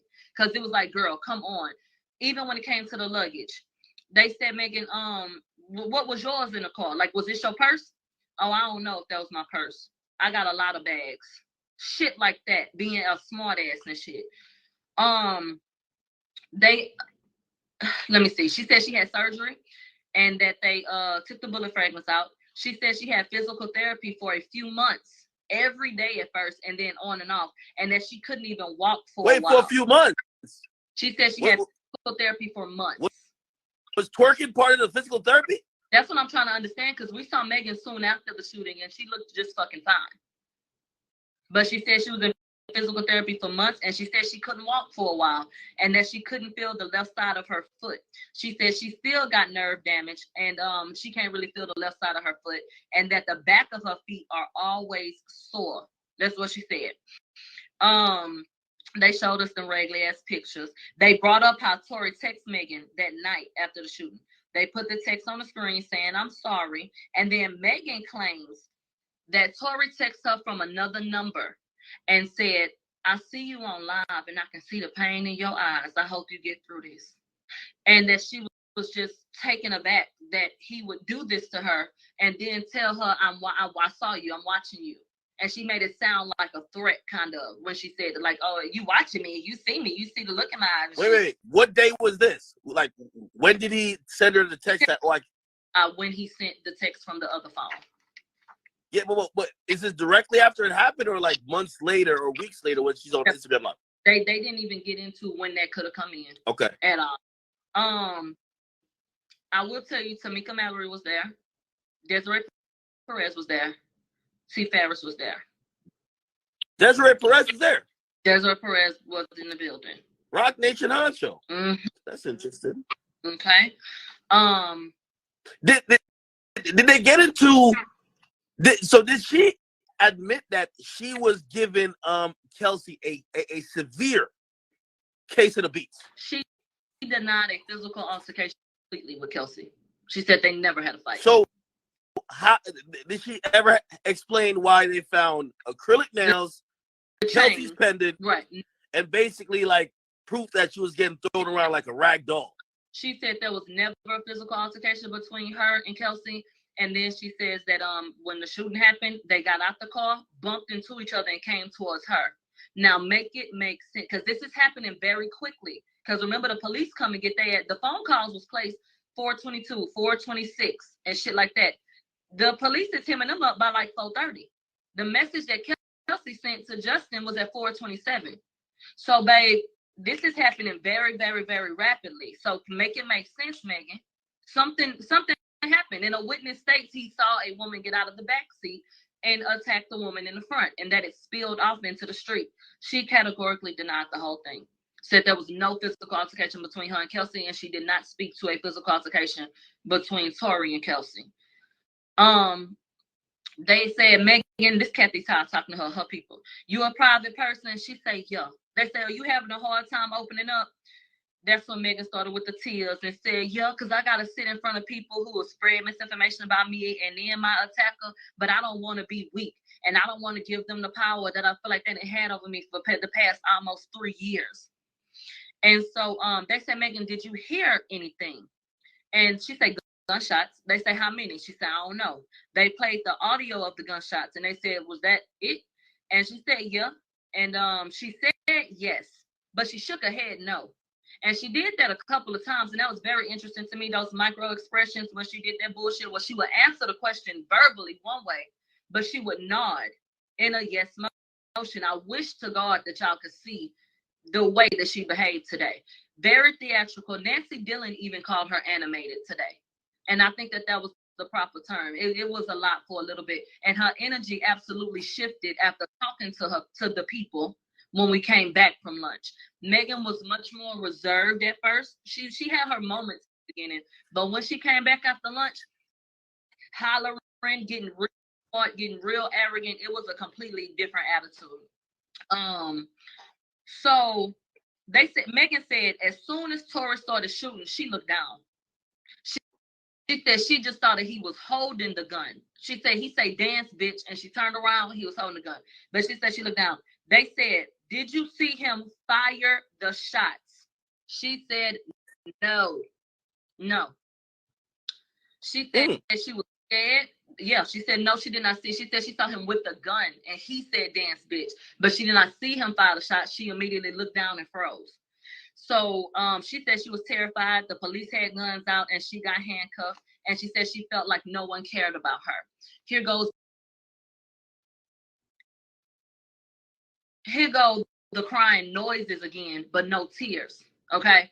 And so they said, well, how did you feel when you got cuffed to the bed in the ambulance? She said, like I didn't matter. And they questioned her again about the boys club in the industry. And she said, every man in a position took Tori's side and have given me hell. Okay. So then she gets elevated in her tone at this point. And she said, and they just want to keep making it about who I had sex with and not about the fact that I got shot.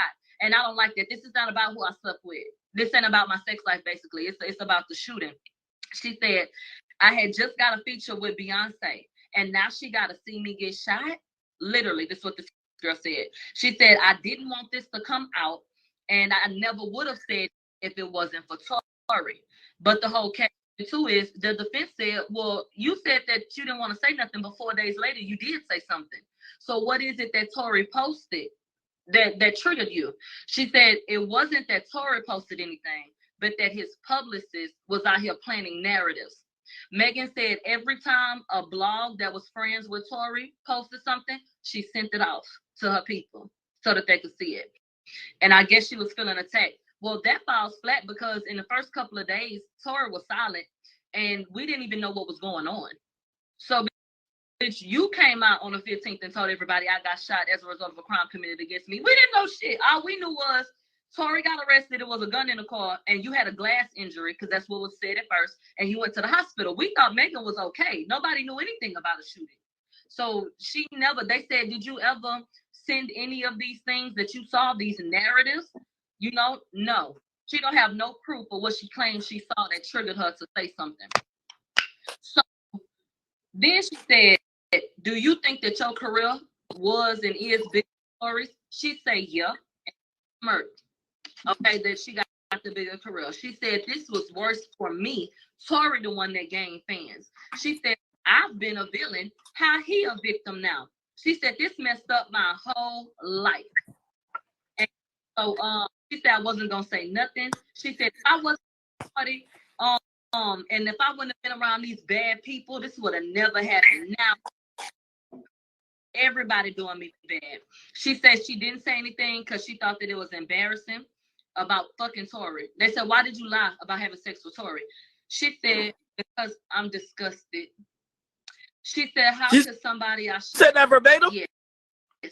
She said, because I'm disgusted. She said, how could somebody I shared my body with shoot me? So she didn't want to tell nobody if they had had sex. She said, now every week they putting a new nigga on her body. She said, my partner, this is the first time I feel like I saw real emotion. She said, my partner is embarrassed of me because of the rumors. And then it looked like she started to, like there was some real emotion. I didn't see no tears, but it seemed like she really felt a way about that. And they said, what you about your partner? And that's when she said, party, talking about her boyfriend party. And so she was like, yeah, he embarrassed me, you know, every day, you know, these different rumors and shit come out. And so Megan verbatim said, I wish that he would have shot and killed me. She said, if I knew that I would have had to go through this torture, then she would have rather been dead, basically. So she literally said, I wish he would have shot and killed me if I knew that I was going to have to go through this. Okay. She said, Kelsey and I were best friends. And the reason why she don't fuck with Kelsey no more is because she met Tory at a hotel. I'm finna poke a hole in that. Megan say that she stopped fucking with Kelsey because Kelsey went to the hotel. I would like to know when she went to the hotel because Megan left for New York right after she got out the hospital. She goes right to New York, flies to New York. She didn't take Kelsey with her. So when did Kelsey call you and tell you that she was at the thing? Because what was your initial issue with her then? That you didn't even take her. This was your assistant and best friend. She said, I only wanted, and this is what was interesting too. She got shot allegedly and was in the hospital. She said, I only wanted T. Ferris there with me. Even though Kelsey was waiting outside and she knew it. She said, I only wanted T. Ferris in there with me and we could only have one person because of COVID at the time.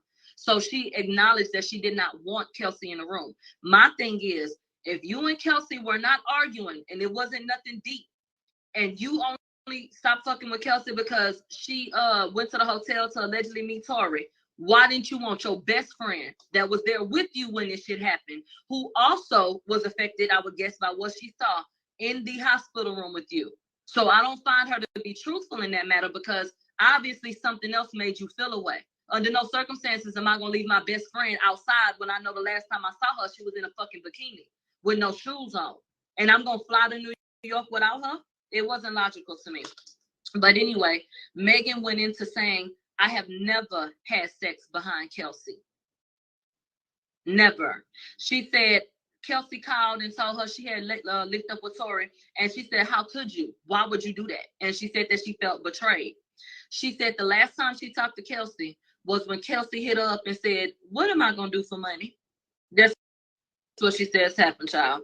And then they said, did you ever see Kelsey again after that? No. They said, did Quan shoot you? She said, no. Did Kelsey shoot you? No. She said, they said, who shot you? Tory. They said, is there any doubt as to who shot you? She said, no. All right. The prosecution was done with her ass. Time for cross-examination. They said you was at Kylie house with Kelsey and EJ, and the incident happened after. They said, do you remember getting questioned on the curb? She don't fucking remember. They say, okay, you did an interview with the detective, the one that got fired on July 16th over the phone. They said you had your reps and your attorneys on the phone, right? And they said it was Desiree on the phone. And I believe the answer was yes, that she had been on the phone. They said there was another interview in November in 2020. You remember that? She said, yeah. Gail King. They said you went on Gail King to be truthful. She said yes. So then the question was, well, why did you lie about having sex with Tori? If the whole point was to be truthful and you went up there this year to have a conversation with her. Okay. They said, were you the one arguing and said that you were done and wanted to get out the car? And then you got back in the car? She said, yeah. And they said, why didn't you tell that you, that had happened and that he had shot you? She said, because I was scared. And then she repeated all that other regurgitated shit. He said, did you tell Gail he offered you money? Yeah. They said, you were asked about a sexual relationship with Tori. And she said, yes. And so the defense said, so you lied to the detectives? Megan answered, yes. They said you lied on national television. Megan said, yes. They said you lied to the prosecutors. They said, yes. They said, so you lied for 2 years about having a sexual relationship with him. And then in 2022, when you sat with Gail, you lied again. Yes. So they said, did you tell Gail that you the one that told Tori to come? And so she didn't. She did not say that she had invited him. They said, did you text or FaceTime Tori when you invited him over? She said she might have done both. They said, did you FaceTime Tori with Kylie on the phone? She don't remember. She said, but I probably did. So I think she really was trying to get him over there. Megan says she got there early evening, had been there about 5 hours before Tori got there, and had taken maybe 6 shots. They say, did you greet Tori at the door? She don't remember. He had to get in some type of way, but she don't know. She don't remember how he got in the goddamn house, even though she invited his ass. Hey, hold on. And again, I know they want you to tell this story uninterrupted, but I with the amount of time she's saying she don't remember, do they bring up or do they mention the fact that it might not be she don't remember because it happened 2 years ago? It might be she don't remember because she's fucking too drunk. That is exactly what they asked. Do you not remember because you were drunk?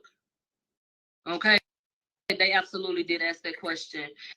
Downplayed to me her drinking, and what they did was they highlighted the fact. They said, did you tell them that Kelsey was passed out in the house? And she said, yeah, I don't recall what her body was in the house, but yeah, she was drunk. And I think that was basically to paint the picture that if all of y'all were drinking together and Kelsey passed the fuck out, you wasn't drunk too? Everybody else just got wasted as fuck, but you was fine. You took a few shots and cooked some food. Okay. They said, did Tori have to take shots to get in the house? She don't recall that. She said she was ready to go home. So they said, you were ready to go home. Were you ready to go home because Tori was with Kylie? And you wanted to, she said she wanted to leave because her hair was messed up. And she said, EJ walked up to her and said, girl, your hair's slipping. He said, so EJ did not tell you that you were acting out? You needed to leave? You was doing too much? No, that didn't happen. He just said that her wig was slipping. They say, EJ drove you there? She said, yeah. They said, why you didn't leave with EJ? He the one that brought you. And they say, EJ waited for you, right? And she was like, no, he didn't wait for me. But she trumped herself up in that shit because they outlined how they moved the things. She had EJ go pack her shit up in the house, put it in the luggage and put it in Tori's car. So he was basically saying, well, if it wasn't that deep with Tori, why you didn't fucking leave with him, who you came with? They said, did Tori or Quan even know that you were supposed to be riding back while you was putting shit in their car? Did y'all agree to that? She said no. So this is like a power. Who do you think you are to take over a nigga fucking vehicle and move your shit in his car? Basically, is what I was picking up. So did she admit that pretty much they got loud and Kylie kicked all of them the fuck out? No. She said she wanted to go because her wig was slipping. Acknowledged really? Happening in Kylie's house. She said that she recalled having a purse and that the luggage could have been Kelsey's in the car. And Kelsey, you need to be paying attention to that, because the whole thing is people asking all these damn questions about all these bags and shit up in this car, to me, to imply that this weapon could have been anywhere and all that kind of shit. And Megan sat up there and said there might have been Kelsey bags. She denied the damn bag. Even when they showed her the bags, she said, I got a lot of bags. She never claimed the shit in the car. So, girl, keep that in mind, because I know your ass sitting up watching someone, girl, and good luck tomorrow. So, now they trying to paint the picture. They said, so you want to go with Tory, but he didn't want to leave. But your shit was in EJ car. So they said you had them put the stuff in Tory car. And she said, yeah. She said, nobody knew that you was going to ride with them. She said, no. They said, and you didn't want to leave with EJ? She said, no, I didn't want to leave. I didn't want to leave. You said earlier that you wanted to leave. So what did you leave yet? So she got in the car with Kelsey and Quan. She had no memory of going back, almost getting home and then asking to come back. They said, so you never told anybody that you left your slides at Kylie's house so that they would take you back to Kylie's house? She don't remember that. She said Tori was in the back seat. They said, do you remember Kylie telling you that you need to leave? This is when I wish y'all could see it. She said no, but she shook her head yes. She nodded. Said no. I swear to God, right hand to the man. They said, does Kelsey back up your argument in the car? So when they say, she said, yeah. They said, do you know like where you backing up at? And she said she don't remember. And then so she said, do you remember that Tori said that, Kelsey, why you backing up somebody that's, that's betraying you by sleeping with me? And then she said, yeah. They said, did you ever say, why would you say that to Tori? And she said, yes, I did ask him, why would he say that? And then so they said, she turned on me and she said that you backdoored her. Is it true that Kelsey said that you backdoored her? She said, they said, did you ask her what that meant when she said you backdoored her or ask anything about it? Megan said, I don't remember what I said to Kelsey, but I don't feel like I said nothing. Yes, she said I backdoored her, but I've never backdoored her. And I didn't ask her nothing about why she said that. And I don't know why she said that. I've never slept with anybody behind Kelsey. And she's never done that to me. That's what she claimed. She said, Kelsey liked Tori. She said it was no reason for me and Kelsey to argue. Even though she has acknowledged that Kelsey just found out that she was having sex with Tori. She says there was no reason for us to argue. And so they show her some paperwork. And they said, when Kelsey said that you backdoored her, she said probably nothing. They said, did you talk about Kelsey getting upset and that this wasn't the first time? She was like, yeah. They said, even though you slept with Tori, Kelsey was mad at him and not mad at you. And that's how she tried to put it. Like, yeah, she was upset with him, not me. She was backing me up. She said after that, the shit switched because she said Tori stopped calling them bitches and hoes. So they banded together after Tori started being very disrespectful to them, that they start arguing back with him, getting disrespectful. So that she said Kelsey was on her side, even though Kelsey had just found out that she had fucked the nigga. And even though Megan acknowledges that Kelsey said, okay, this ain't the first time you done backdoored me. She trying to act like it was nothing else was said. They just start jumping on Tori. It's not logical. Let me see. The police interview. They asked her about that on day one. They said moments of the interview said that there was a verbal argument. They said the police report says that you got a fight with Kelsey. Megan Thee Stallion said, that's what that paper says, but I don't remember that. I don't drink honey water. And that's what Megan was saying. Wait. She said she don't remember fighting with Kelsey at all? She says that the paper says that she got in an argument with Kelsey, but she don't remember saying that. But she will acknowledge that that's what the paper says. But she don't remember saying that. Oh, she's sticking to the script. Yeah. She figured out the points that she's misremembering, the things that she don't remember are very careful and very important to her not perjuring herself and her not completely flipping a 180 to look like she's been lying the last 2 years. This is good. Mm-hmm. And so they said she said me and Kelsey was never arguing. That's what she said. They said you said only Kelsey and Tori arguing in the back seat. She said, yeah. So they talked about her being on Sunset at the bus stop. They said, did Tori come out of the car to get you back in the car? And she said she don't remember that. They said, do you recall Tori walking up to you at this bus stop to try to get you back in the car? She does not recall. She said my phone was dying, or it had already died. But mind you, I saw the evidence photos with the 2 charges. They said, do you recall that you told prosecutors that you spoke to your manager at the bus stop? You said your phone was dying or it died, but you told them, I called my manager, come pick me up, because I don't want to be continuing to argue. Megan said, I don't. She said, I don't remember, but I could have said it. Now, this is in the transcripts. This is from the detective that she told. So they're showing her what she said. But she continues with this. Well, I don't remember. Maybe I did. It's in fucking black and white. That's what you said. They said, what time do you think you called your manager? She said, maybe 4 a.m., maybe 4:15. And they said, is that a proper time frame? She said, yeah, I could have. Okay. They said the second stop, in relation to where you were, where was home? She said up the hill. She said we went on a side street and I didn't know where I was. They said, well, how was you gonna get home? She said I was gonna figure it out. So she said she got out the car the second time. That's when she walked to the front of the car. Tori say, dance, bitch. And she saw him with a gun. This is her story. They said, do you know where your car stopped on the street? She don't know. So they said they said, prosecutors, you walked to the back of the car. So if that's what they're repeating, that was incorrect. She said, yeah, that would be incorrect. Now, remember, she had said this multiple times, that she was walking towards the rear. So now she's saying that's wrong. She was walking towards the front of the car. They said, did you tell Detective Stogner that you walked to the back of the car? She says no, but they're looking at the fucking paperwork. They said, how long was it before gunshots went off after Tori said dance, bitch? She said a few seconds. Okay. Mind you, Kelsey was sitting right behind Megan. So now we get into this big discussion about, well, how in the hell in a few seconds, basically, did Tori get to that side of the car to shoot at you?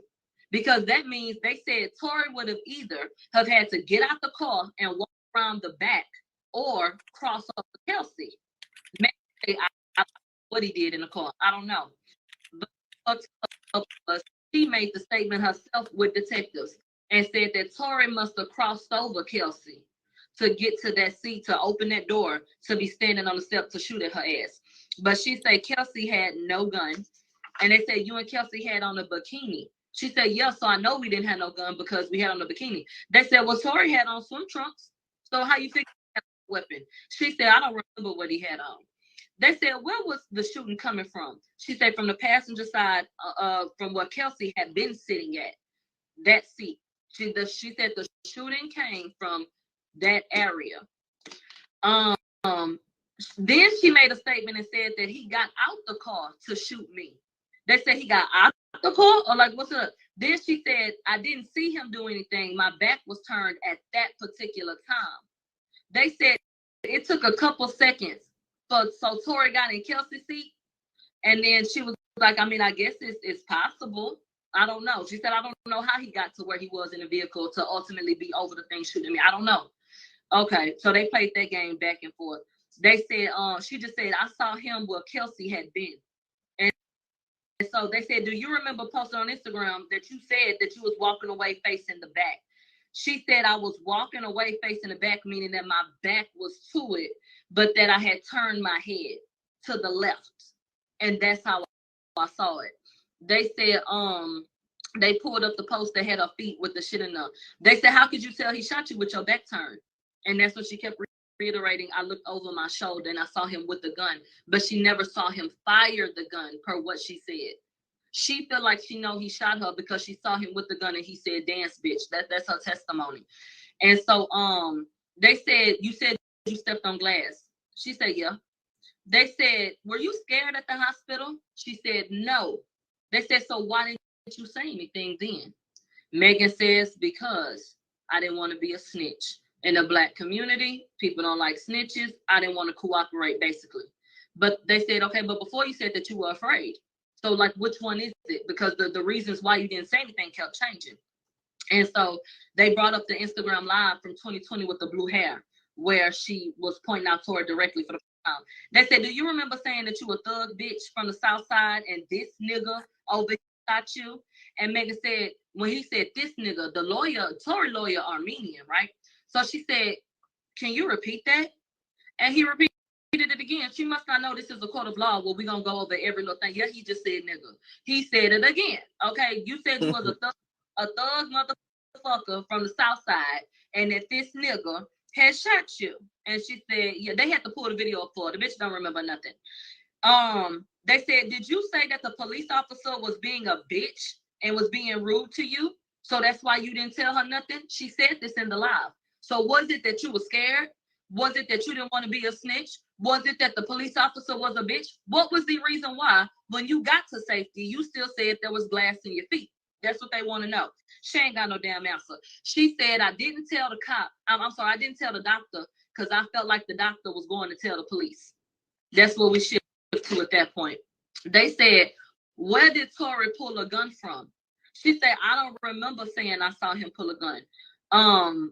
They said, where did he pull the gun from? You said you saw him with a gun.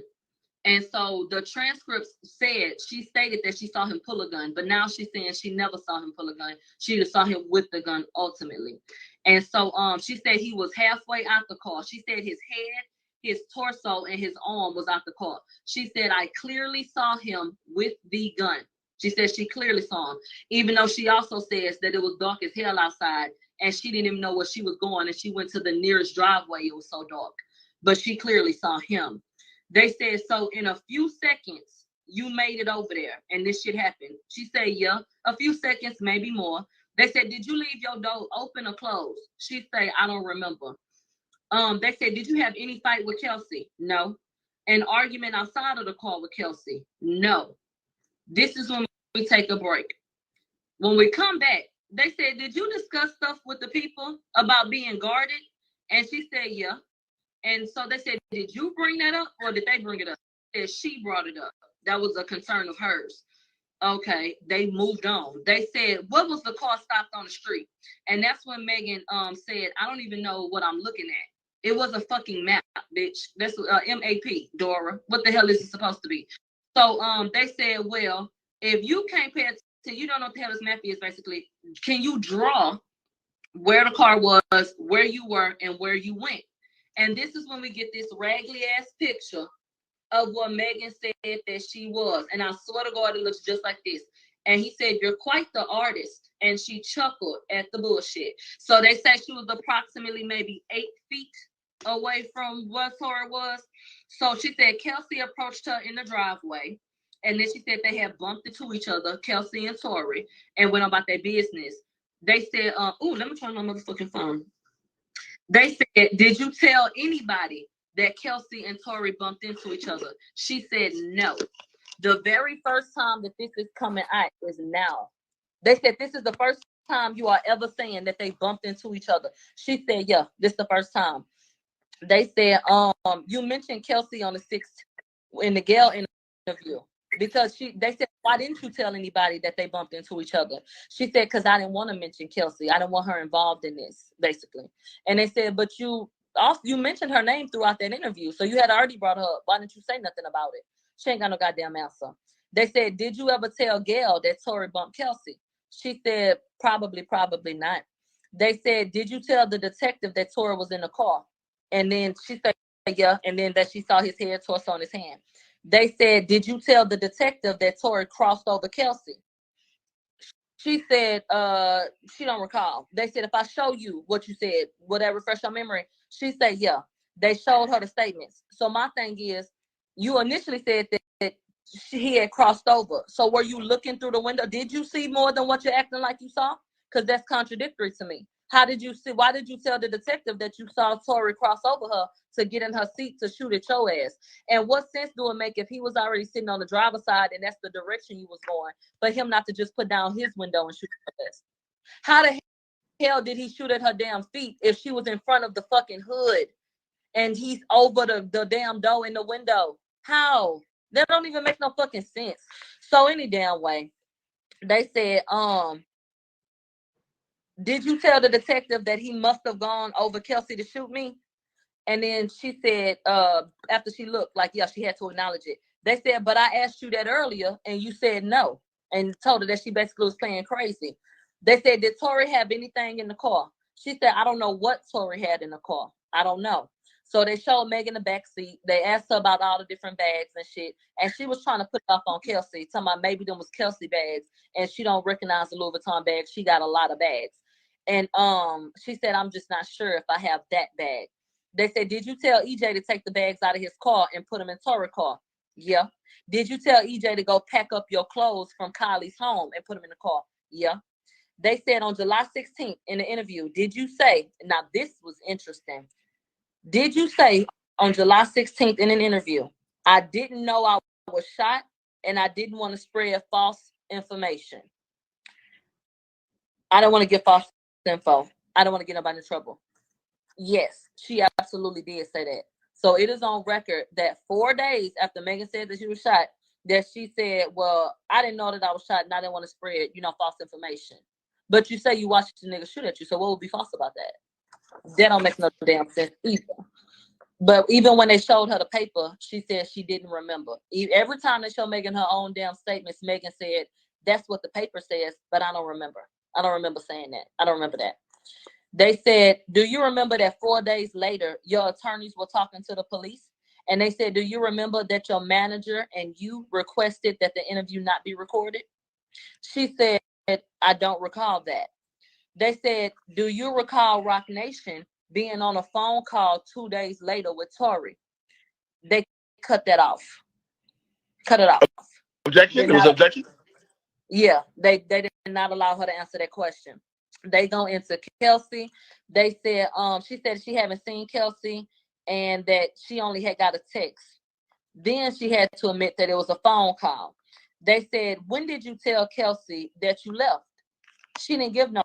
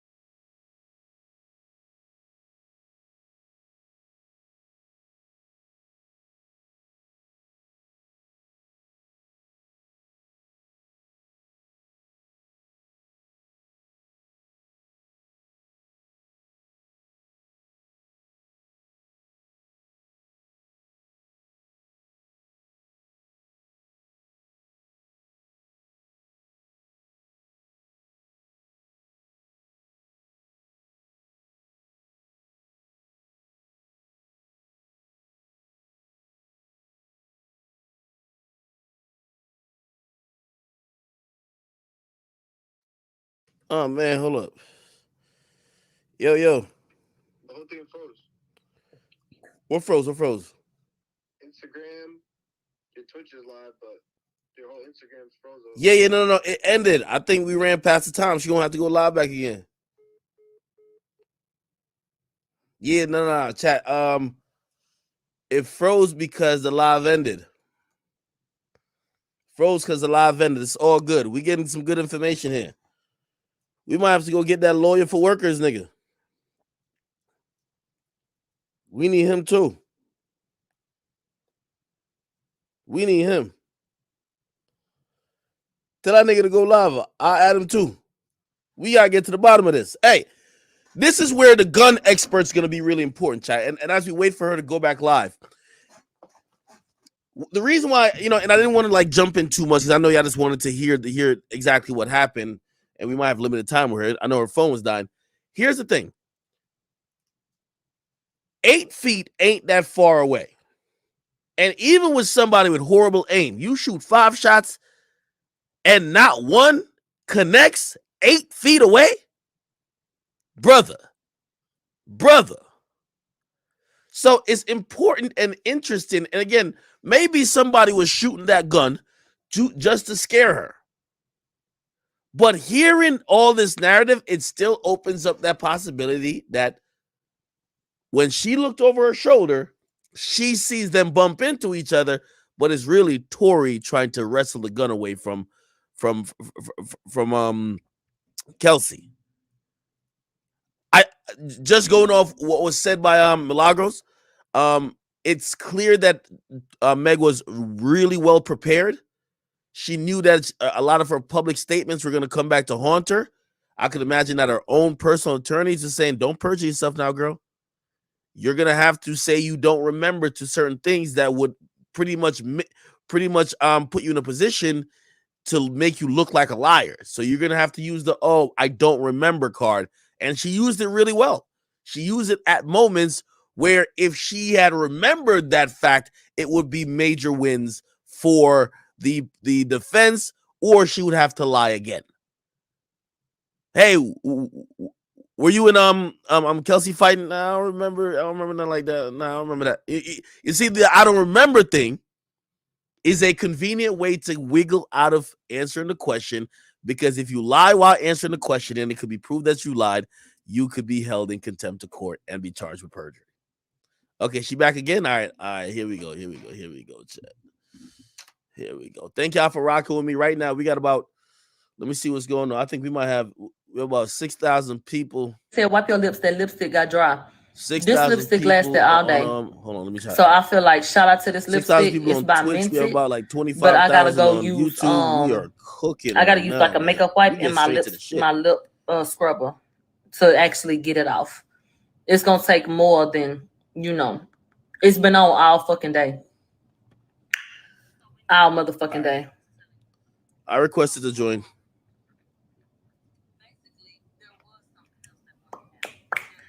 So anyway, like I was telling you, so basically there was something else that fucking happened that could have led to, people feeling a motherfucking way. It wasn't just that, oh, he could have been apologizing for shooting you. No, bitch. Y'all, it could have been an issue that he said that he was sorry because he just exposed that he was fucking you. And you know damn well that that's not supposed to be what happened, and that's a secret that you was trying to keep from what was supposed to be your motherfucking best friend. Duh. The judge is professional. He wasn't doing anything with his face that would indicate how he felt about any of the shit that was going on. Okay. All right, we're back.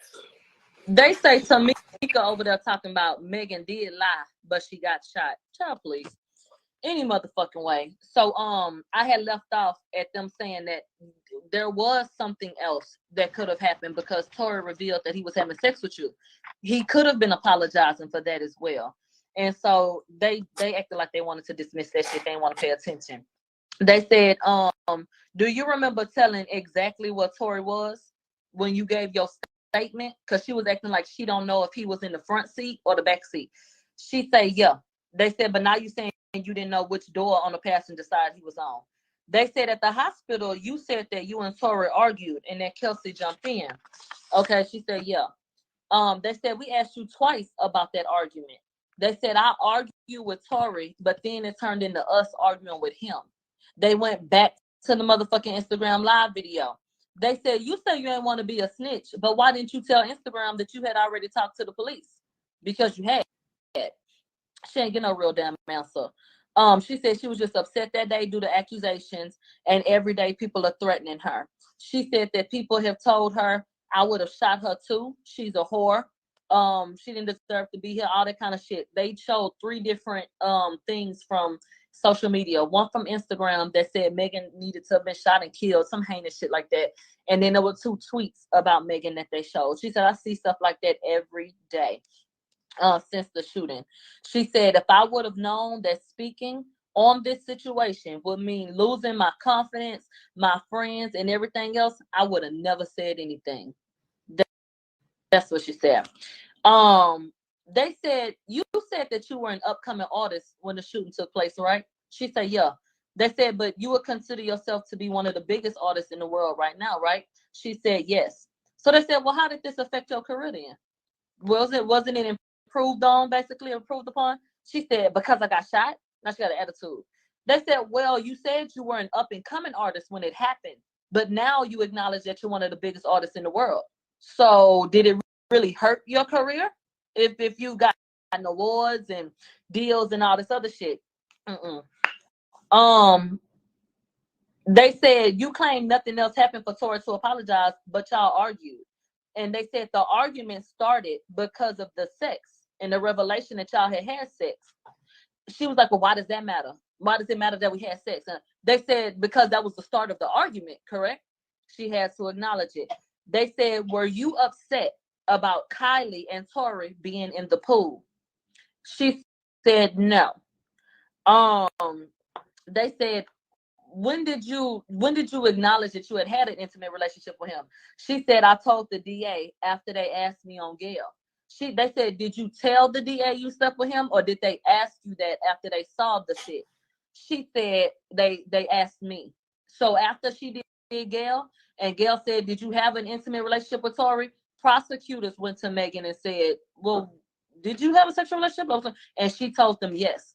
So that's when we have to acknowledge again that for 2 years you lied about something that simple. Wait, hold on. So I was under the impression that this is a DV charge, which usually, if there's any violence between a man and a woman, there's usually going to be the question of, are y'all fucking? Are y'all living together? Are y'all doing anything like that? That's how they get to determine if it's domestic violence rather than just simple assault or aggravated assault. But it could be aggravated assault and it's underneath domestic violence, which they treat differently to protect victims. So, so they're saying that the cops ain't have no idea they were fucking for like 2 years. Right. That sounds like sloppy detective work. It did, yeah. Doesn't it? Because she adamantly, repeatedly said there was no sexual relationship. Megan got on live and people asked her if she was having sex with Tori. She said Tori and kind of laughed. And ever since then, she even had a friend get up and say, if you think she fucking with Tori, you a damn fool. Whole time, that's exactly what she was doing. So the line about it was ridiculous. Like, that was something so little. What else they said? Were you upset about Kylie in the pool? Da, da, da, da, da. And then,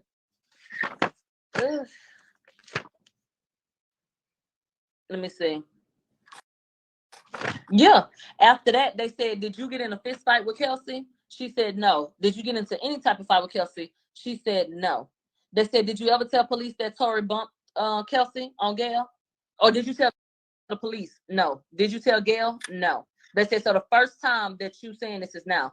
They said, did you see them fight? She said no. She did not see Tori in them fight. And that was the end of Megan's raggedy ass testimony. Boring, snooze fest. Did they ask the question, and this might be a weird question to ask, but did they ask her if when Tori, because keep in mind, she's 8 feet away. Yeah. You shoot at somebody 5 times and they're 8 feet away. You could be a bad aim, but come on, you tell me that's very unlikely. Right? Did they ask her if she believed that Tory was shooting the gun to scare her, or whoever? Well, she clearly thinks it's Tory. That whoever was shooting the gun was shooting it to scare her, or was trying to hit her. She did not specify. She said that she don't know why he did it. She don't know why he did it. That he said dance bitch when she got out the car.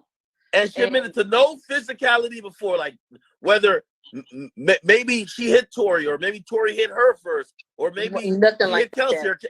So nobody was Nothing. physical, and this nigga just randomly pulled a gun. Yes, that's a story. That's a story. And the bitch is sticking to it. And I'm gonna tell you something. The people are not pleased. The people ain't pleased. And they're not buying that shit. So I don't know why people acting like Megan and all of that and all that shit didn't move nobody. And I'm gonna tell you something else.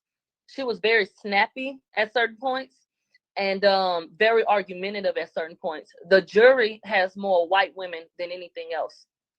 I think that somebody should have spoken to Megan and let her know, like, play it cool, because even though black women should be allowed to express themselves, even though she's a victim on the stand, y'all know how black women, get the shit, the brunt of shit. Megan looked like an angry black woman today. Really? To me, yeah, at certain points she did.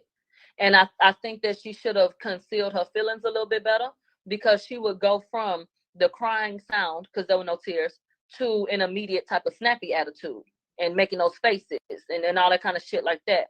So I think that she should have been more. Did she come across sincere? Did she come across like, let's take out the fact that you're obviously covering this case, right?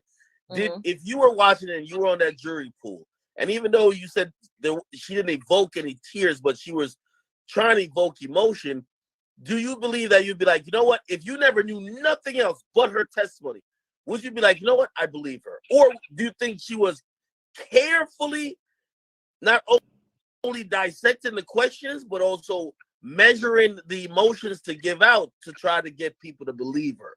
What do you genuinely think?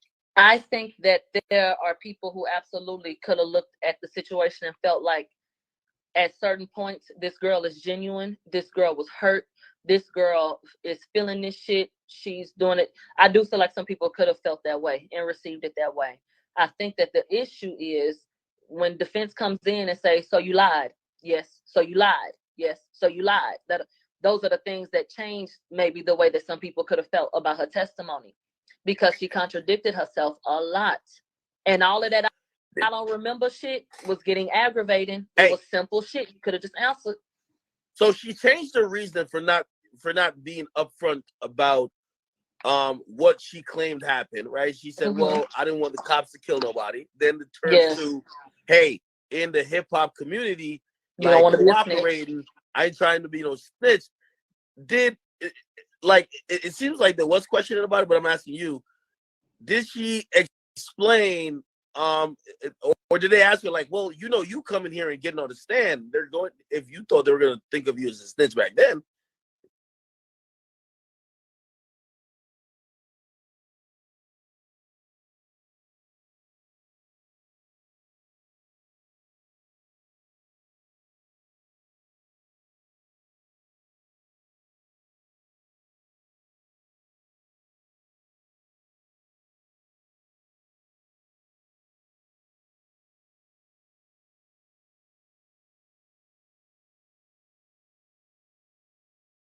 If you thought that, they're going to think of you definitely as a snitch now. You understand? Why did you make the decision to even testify? Because they normally do not require victims to testify in cases like that, out of many different reasons. You know what I mean? Of course. So I could imagine that she elected to testify. I don't know if I feel like she elected to testify. I think that she would have been, I think that maybe she was pushed. I think that the prosecutors, but it's so weak. If she didn't talk, this should have really been in the toilet. They needed her to get up there and do what she did, and then put on them damn sounds and point him out and do all that animated shit like Nancy Dillon said, and and I want to highlight that Nancy Dillon said it because it seems to be a problem when black people report on what Megan had going on. So a white bitch said that the bitch was animated. If y'all want to accept it from the white bitch. Since black media doesn't get a particular type of shine when we're sitting up reporting things, talking about things, and then y'all know what happened. Yeah, there's a couple different things that play with that. Not only I do believe race comes into it, but for whatever reason, the quote unquote word journalist, like y'all both were in the courtroom and seeing the same shit, right?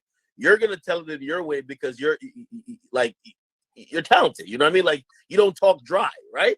And because you don't tell it mad dry, they're gonna be like, oh nah, that's not what happened. When she tweets it out, it's like, oh, okay, yeah, we believe it now. You know what I mean? Yeah. But so from what I'm getting, and you tell me if I'm wrong, it doesn't seem like Meg blew it, because I'm not gonna lie, a lot of people were thinking that Tory's defense attorneys might have her so frazzled up there and just tripping over lie after lie that maybe the jury would just look at it and be like, man, we're dealing with a fucking compulsive liar. Throw this bitch out. I'm not saying she knocked it out the park, but it wasn't one of those days where you left feeling like Megan just fucked this up. Yeah. It wasn't that, but holes were absolutely poked in her story. Absolutely. If it's a jury with 12 people, 4 might have been like, damn, that nigga shot her. The rest of the hoes gonna be like, that hoe a liar. Let me ask you a question.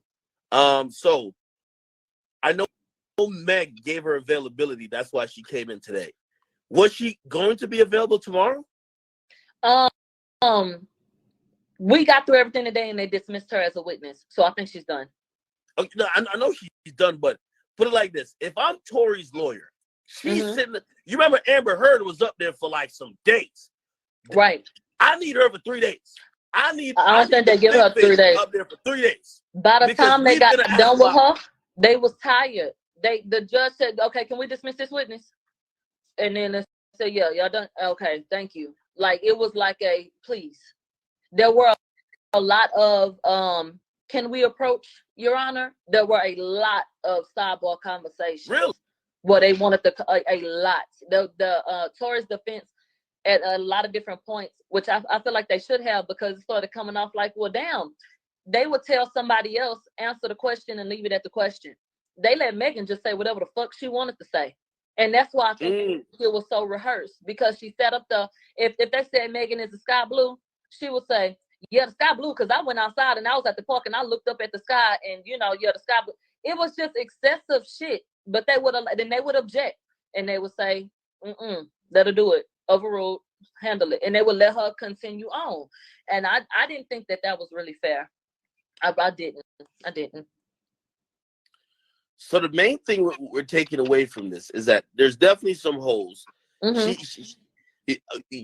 thing with what you told me that I think she buttoned up, she tried to button up the major, discrepancy of her saying, no, I know Tory shot me and my back was turned. She basically closed that loophole by saying, well, I turned my head to the left. Yeah, when I turned my head around, he had the gun. I didn't see him pull the shots, but he's the last person that had the gun. So I'm making a conclusion he shot me, right? Yes. Which still might help Tory, but it doesn't make her look like a liar, because she was saying Tory shot me, but I never seen who shot me. Right. But now she's saying I seen him with the gun. Yeah. That's interesting. So when Kelsey comes in tomorrow, it'll be very interesting to see what she says, because, mind you, Kelsey had gunshot residue on her.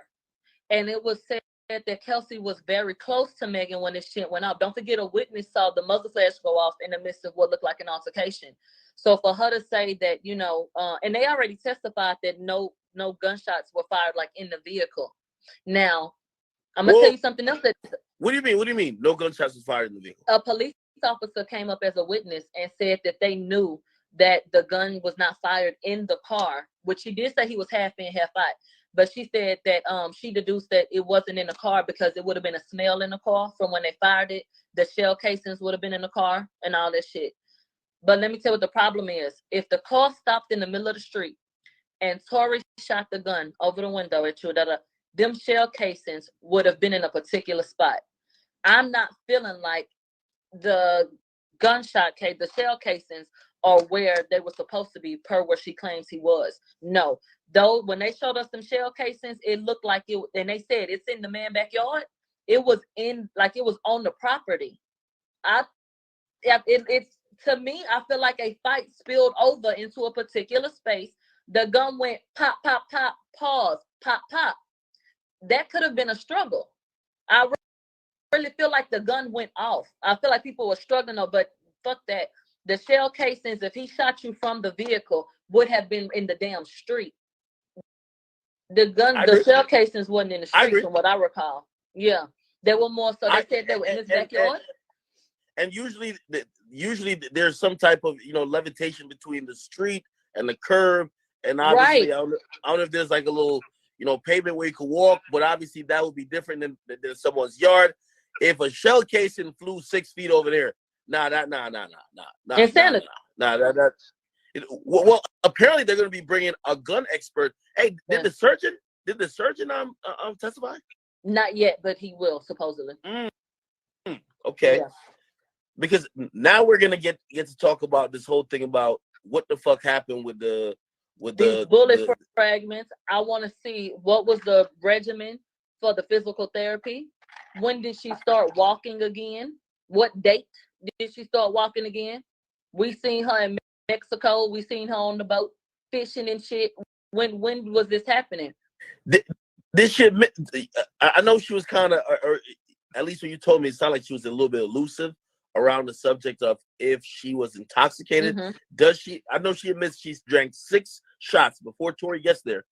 Does she just flat out say, "I was drunk"? No. Does she admit being impaired, like with her, with whether her judgment? Asked her. They said, "You mentioned that you had been laughing a lot at the party." They said, "Was that because you were drunk?" She said, "It could have been because I had been drinking." She never acknowledged that she was drunk. Even though they brought up the fact that, but Kelsey, who was there with you all day, and y'all always party, she was passed out drunk. Yeah, but I had about probably 6 shots. Never said she was drunk.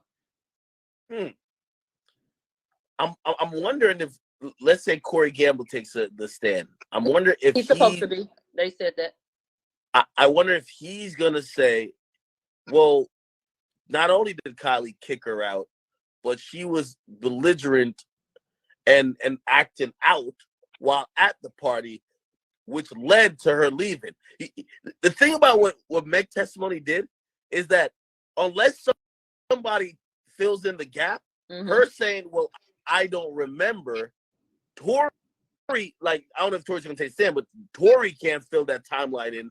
That's basically hearsay at this point. Right. So she said, like, to establish what happened, right? Before Tori got there, and then when Tori gets there, you need somebody to speak on that. Hopefully Kelsey will, but I don't know. If you were saying she was passed out, maybe she missed some shit too. Exactly. And I think that with the defense wanting to bring up Corey, they have an idea of what he would say. Because if you tell the truth, then you're going to say a particular thing. Why the hell would they request to have him come up if he wasn't going to say something that would benefit them?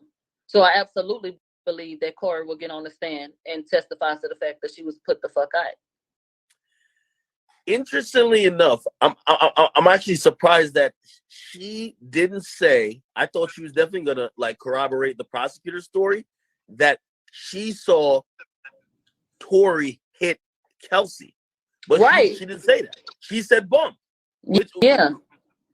Which now I'm wondering if Kelsey doesn't admit to it. Now I got to wonder where the prosecutor got it from. Because Amen. The witness never told you that. Apparently Kelsey never really told. Like, there's got to be something new. I think Kelsey has an immunity deal.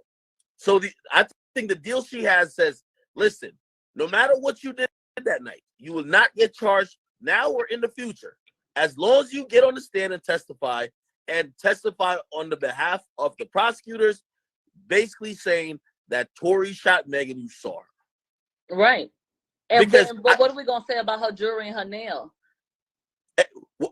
Well, this is where you're going to be instrumental, like, definitely tomorrow, when Tori's lawyers got to ask Kelsey, do you have a current deal with the prosecutors that has allowed this testimony and allow you to be here? Do you have anything pre-existing? Because it's pertinent to know. You got to know it.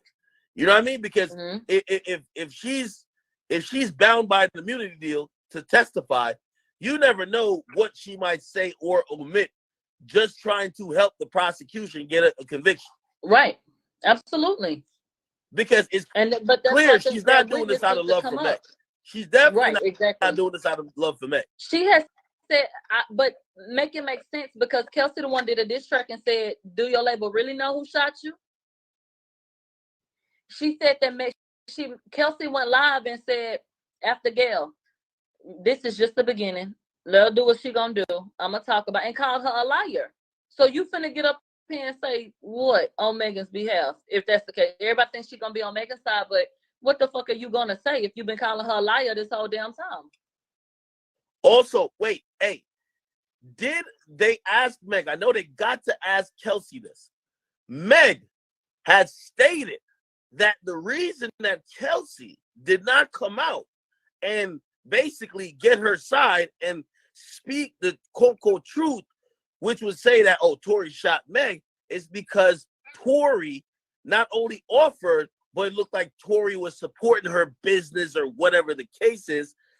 Did she get asked if she had any tangible proof that Tory was literally either supporting or paying under the table, whatever the fuck you want to call it? Oh, and let me tell you what she did. Megan claimed that Kelsey went to this damn hotel to meet up with Tory and with the Whoop. At first, she said it was a text. Then she changed it and said it was a phone call. So we have no proof of the claims that Megan made that Kelsey claims allegedly that Tory offered her anything. There's no proof of that. She said it was a phone call, and Megan said, "How could you do that? You betrayed me. You know, that nigga shot me. Why the fuck would you go over there by yourself?" And all of that shit. And left it right there. Wow. That's interesting. That's fucking interesting. So Kelsey is top of the morning tomorrow. Kelsey will be testifying. Yeah. Kelsey's supposed to be the next witness. Oh, she's supposed to testify to Wednesday. So I don't know if she's gonna be first up, but she's supposed to be Wednesday. Okay. Yeah. That means they gotta play that diss song she made at They got to. They gotta and I play want to that. hear about the sex tape talk. Will Desiree be back in court? Is she coming to the damn stand? What the hell going on with that? Because are we gonna talk about that? It's clear that, well, first of all, I think Rock Nation, we all know where they've placed their eggs in the basket of getting a conviction. Trust and believe. All the entities that have supported and invested a lot of money into Meg, they need a conviction.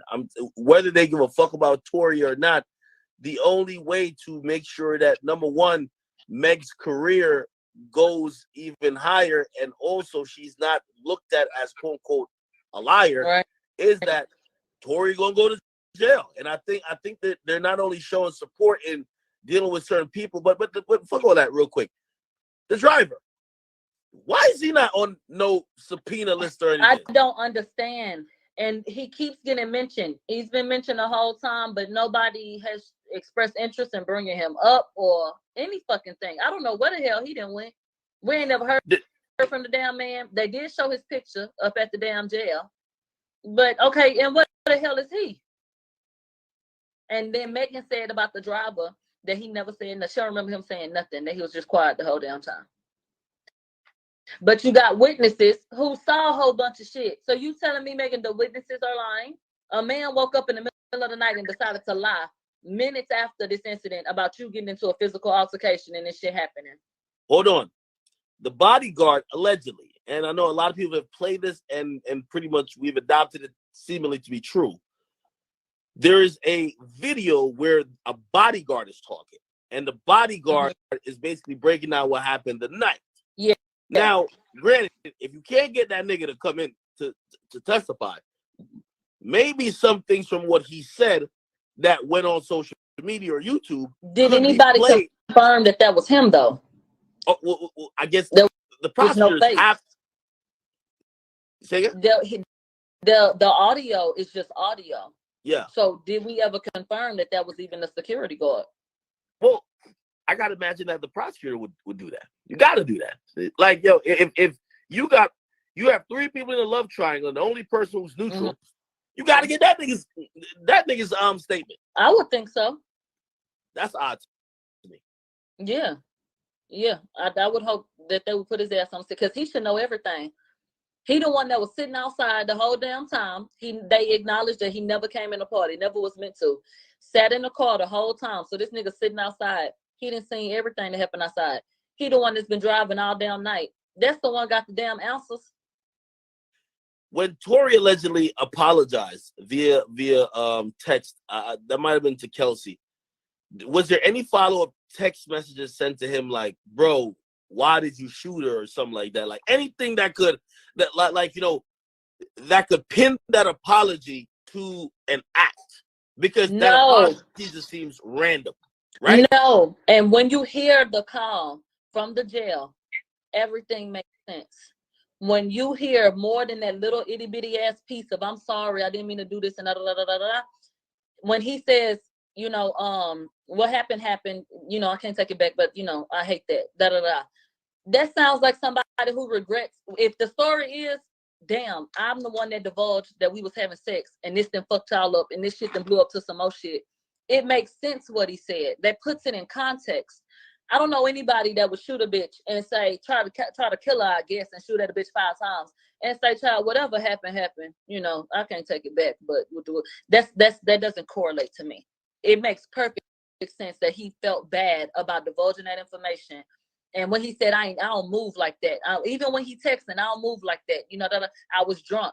I think he feel like I ain't no chatty ass nigga. So I wouldn't have did that if I wasn't drinking. It make perfect sense that it was, damn, I hate that I said that shit. Like, it's going to cause a problem between you guys. It did cause a problem. No, I agree. And don't forget, I agree. We haven't heard the body cam footage yet, but we got to hear the statement be made that Kelsey did say, I'm hyperventilating. I'm about to pass out. And he said, it's okay. They don't know what happened. Okay, the ring camera footage that the shots were being heard on, is there anything, even if it's faint? Because I got to imagine the dance bitch, that sounds like a one-liner out of a movie. You get Literally. what I mean? Is any of that, do you hear shouting before captured, or you just only hear bullets? You just hear the bullets. Because that ring camera was inside the house, right? All you hear some damn bullets. Did the defense attorney kind of, because here's the thing. There is some reason, and this, if I'm the defense attorney, I would argue that, hey, you don't really know who shot you, but you do have some type of motive to pin it on Tory. Yeah. You get what I mean? Hell yeah. That's how I feel. Did they get into and it seemed like they did, about either with her career or maybe how she may have felt embarrassed about being in that situation, or maybe how she was looking at the blogs covering her limping and then thinking that she was doing something that maybe she wasn't doing. And you tell me. Absolutely. They asked her about that, just about the way that she decided to handle things. And she just said that she was embarrassed. She didn't want, she said she would have never said nothing if Tory's team wasn't putting out false stories and trying to make a narrative, that she would have never told anybody about this.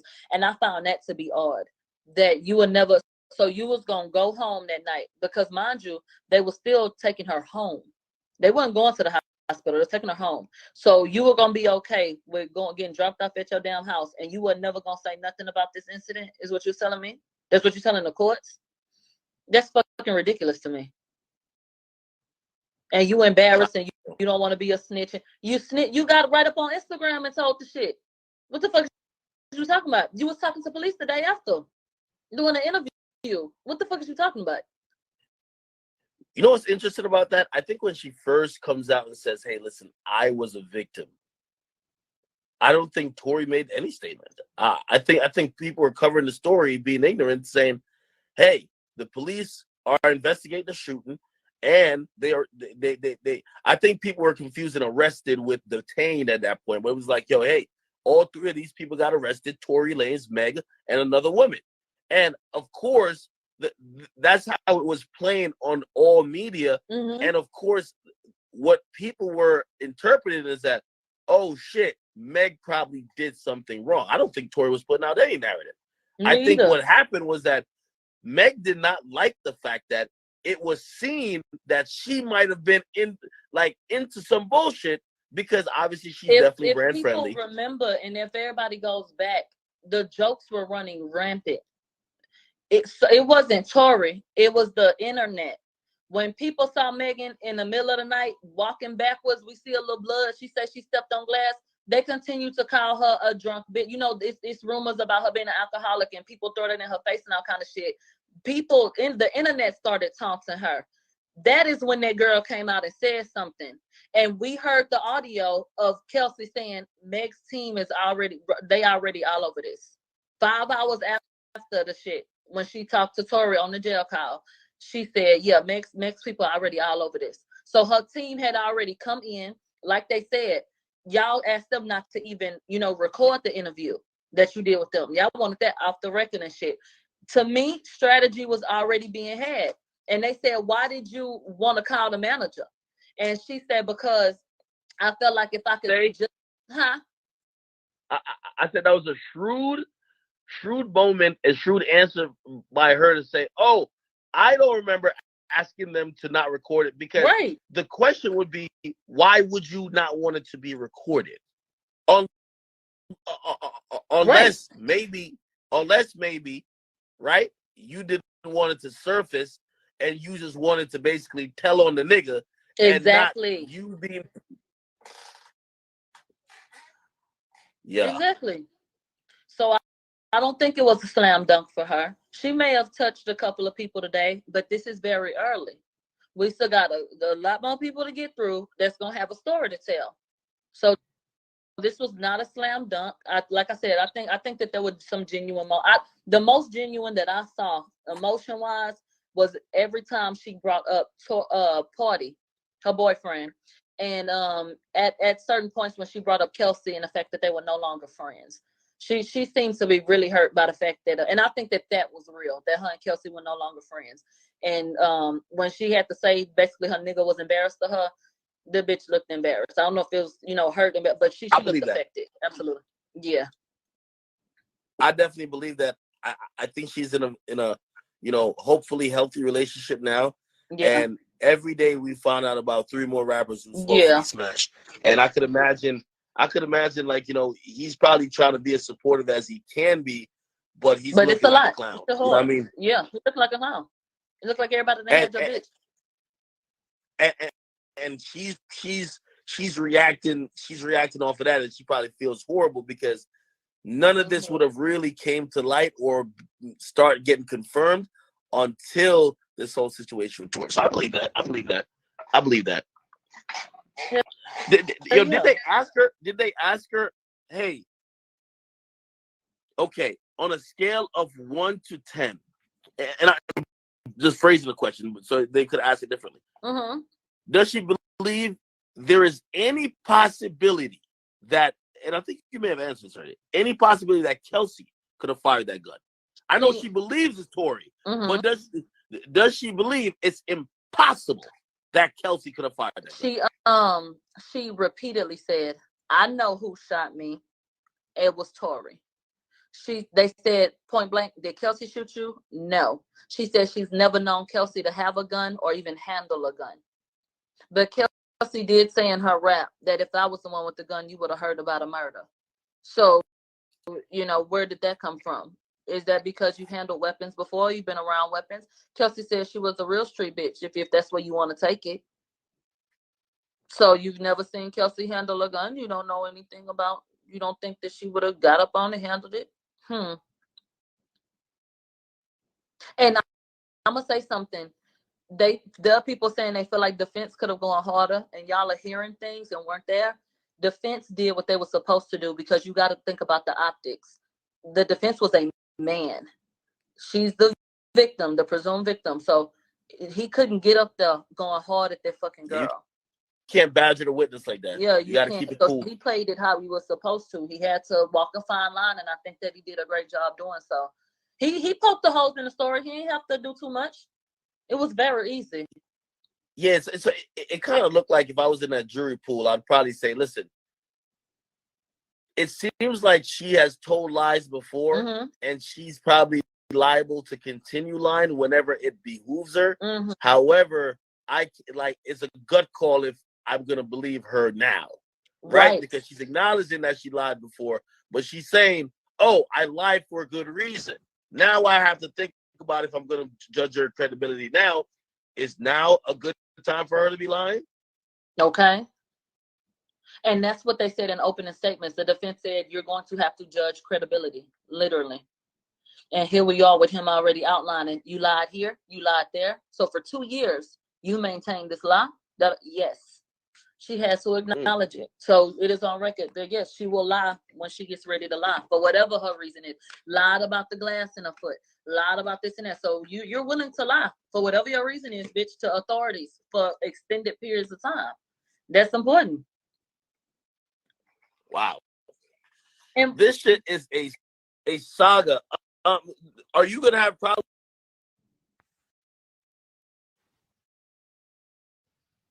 no, I'm good to go because I didn't do anything.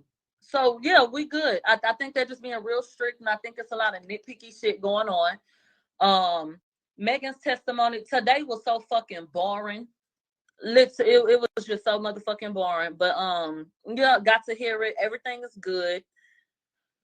But the people are watching, child.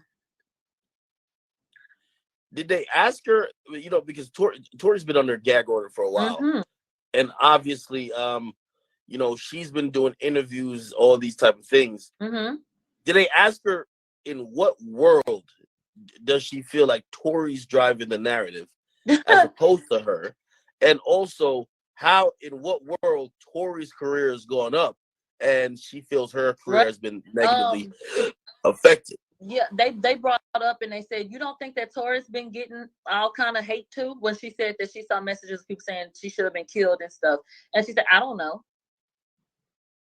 You know, like, girl, you see that shit on Twitter. You see what people be posting and people be talking about that fucking man and coming at him with all of that shit. You know that shit effect. This is also interesting, right? Somebody in like the Instagram chat said, well, did they state in court that that gun was registered to Tori's security, aka the driver? No, they have not pinpointed that weapon to any particular person. It was where Tori was in a car that led them to feel like it's his gun. But no, ain't nobody proven that was his gun. No. Do you think with some of the questions about the bags and stuff like that, they're hinting towards maybe one of the women had the gun, or had maybe not on their person, but in their belongings? Absolutely. And you have to consider the fact that y'all took shit out of EJ car. Y'all put a whole bunch of shit in that man's car. Not only that, y'all went into Kylie's home. How the hell we don't know the gun wasn't in Kylie's house? Somebody stole it. Went in the Kylie house, had EJ pack your clothes up, put the shit in the car. Y'all go up the street, almost get to your house. How we know you didn't stop at a damn gun shop? How we know you didn't stop by somewhere and pick up a weapon and say, I'm finna go back and fuck some shit up? We don't know what the hell y'all did. All we know is Tori got back in his car and it was a gun in the goddamn car. Is EJ gonna take the stand?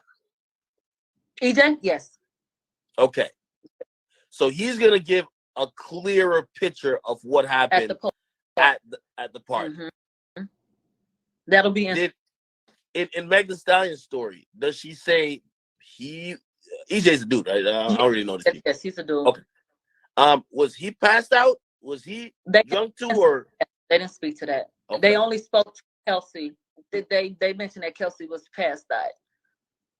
And then she got back up at a point and went to the pool. And don't forget that yesterday they hinted at an incident at the pool. And they said that Megan after that got very upset. So I'm very interested to hear what it was that was supposed to have taken place with Kelsey, Kylie, and Tori. Because they implied that there was something that happened. I'm like, well, damn, was it a three-way French kiss? What the fuck happened? What was bitches mad for? What could have happened that could have made her upset? That's interesting. Was there any kissing admitted to? No, she basically said that the wig slipping is why she wanted to go home. Was she asked if she been felt away by Tory flirting with Kylie? Yeah, and she said that's not true at all. She said she didn't give no fucks. Right, none. She said it had nothing to do, nothing at all to do with that. She said my wig was slipping. EJ told me my wig was slipping, and I had to go. I wanted to leave. Then turn around and said, well, they said, why you ain't leave with EJ? Oh, because I ain't want to leave. Okay, well, bitch, did you want to leave or did you not want to leave? And girl, your wig was slipping, your hair was fucked up, and all that kind of shit. From what? Because when you was in the pool and you said, Tori, don't get my hair wet, if y'all remember. So, Yep. babe, your hair was fine, right? Well, what happened? When did the wig start slipping, boo? Because if whatever happened and your wig was fucked up shortly after Tori got there, which was the reason why they say Tori didn't want to leave because he had just got there, we saw you bitches. So what the fuck? When did your hair get messed up, love? Was there something? Was it an issue at the house? Did bitches get belligerent at the house and cut up? Why your wig start slipping? That don't make no damn sense. You had just got done filming the video for what? Like, girl, cut it out. Okay. So where are you leaning right now? Give me a sequence of events.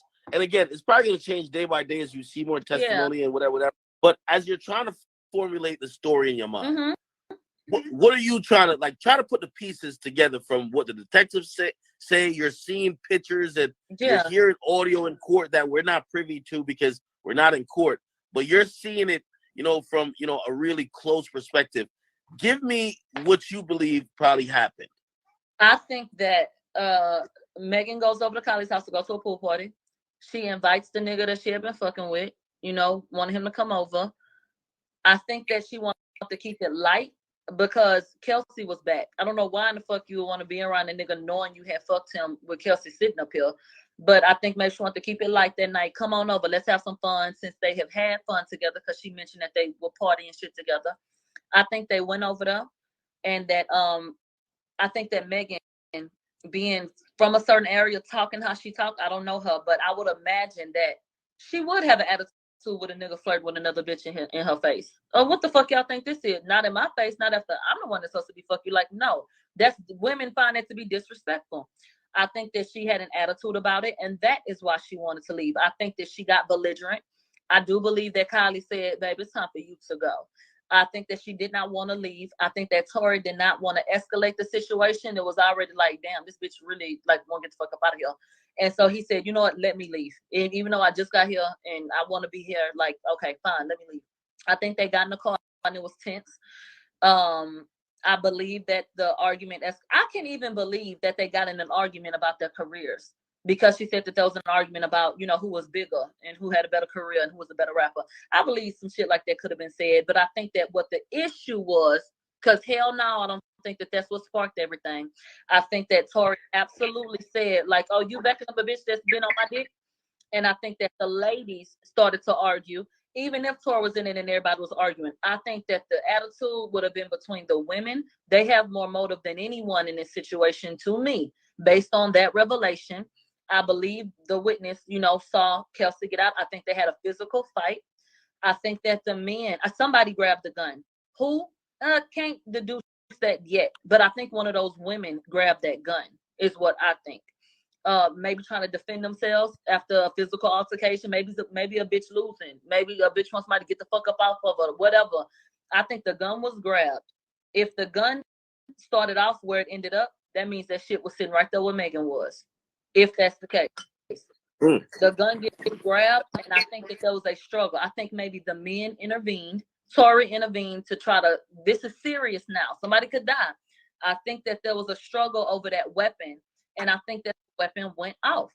I do not think that anybody, especially Tori, with intent, shot at her and said, dance, bitch, and shot at this girl.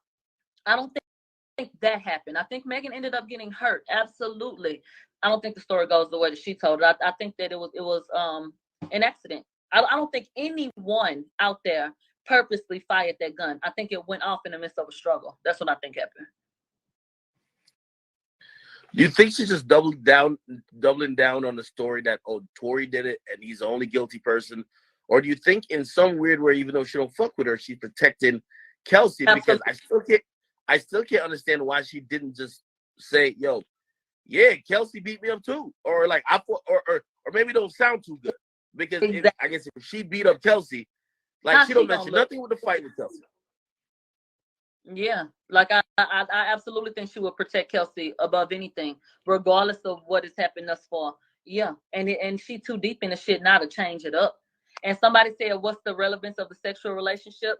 You dumb bitch. The relevance is the fact that started the argument. That would give somebody motive. Duh.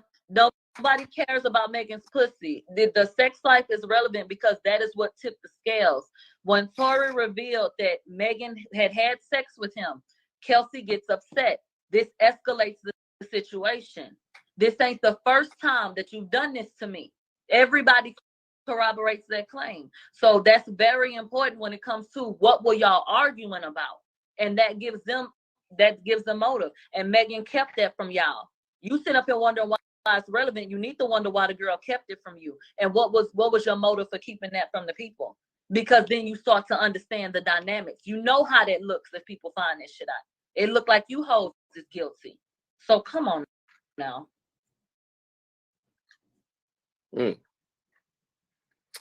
Wow. No, interesting shit. I mean, again, like, I would have to think, just hearing from you today and yesterday, that if the jury had to vote just off of today, it would be a very tough call for them to all unanimously vote that Tory is guilty. Yeah. Because I would acknowledge that I think that some people would say maybe he's guilty after Megan got up there and did what she did. Every single juror, absolutely not. I think the majority would say, child, I cannot with 100% certainty say he did this. Okay, so I see some people mentioning in the chat. They said someone else who was there, Tamika Mallory, is saying completely different, a different tune. And I guess they're saying that, oh, basically, I'm not sure if she did say that, but maybe she possibly said that, like, Meg had everybody in there believing, pretty much. I don't know. But of course, what else would she say? Okay. Does she have a horse in the race? I don't know. You know she's affiliated with Rock Nation. Sitting right next to Ray, jaw jacking, smiling and shit. Yeah. Okay. Yeah. Okay, this is politics as usual. And everybody wants to talk about biases and but why don't y'all talk about that? Oh, okay. So some politics as usual shit. Jesus Christ. Heavily affiliated with Rock Nation. And was sitting right next to Desiree. Kick in. Good time back there, child. Man, this shit is getting tense. Okay, so more importantly than Meg's testimony today, remember, Meg still said her back was turned for certain shit. She don't remember. Bump, this, that, the third. What do you think Kelsey's going to say tomorrow? And do you expect any bombshells to be dropped? You know what? The way this shit going after today, I don't know what the hell Kelsey gonna get up there and say. Because how in the fuck did this jury and this nail get in the middle of the street? Who you gonna, when they ask you about what happened, are you gonna get your ass up there and say you don't remember either? Is she gonna act like Megan and play dumb all damn day? Or is she gonna get to it? And with Kelsey, with them already painting the picture that she was so inebriated that she was passed out, at the house. Are we already setting the stage for her not to remember and have gaps in her damn story? She might just throw that card. Hey, not to go back. Did they ask Meg Thee Stallion? And this is probably gonna cause all type of objections if they went down this line of questioning. Did they ask her how frequently does she drink? Does she often goes to parties and get drunk? No. Is she a quiet drunk? Aggressive drunk? What is her usual demeanor? Nothing. What? Like, oh hell no! You got to establish that.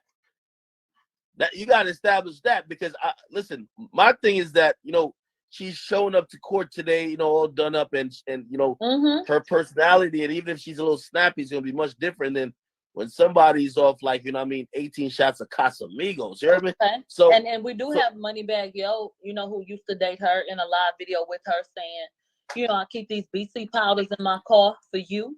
BC powders are often used for hangovers and shit like that. And he told her, you get real gangsta. Don't crash the boat. Kelsey said, bitch, I'm talking to that bitch that crashed that boat on 42.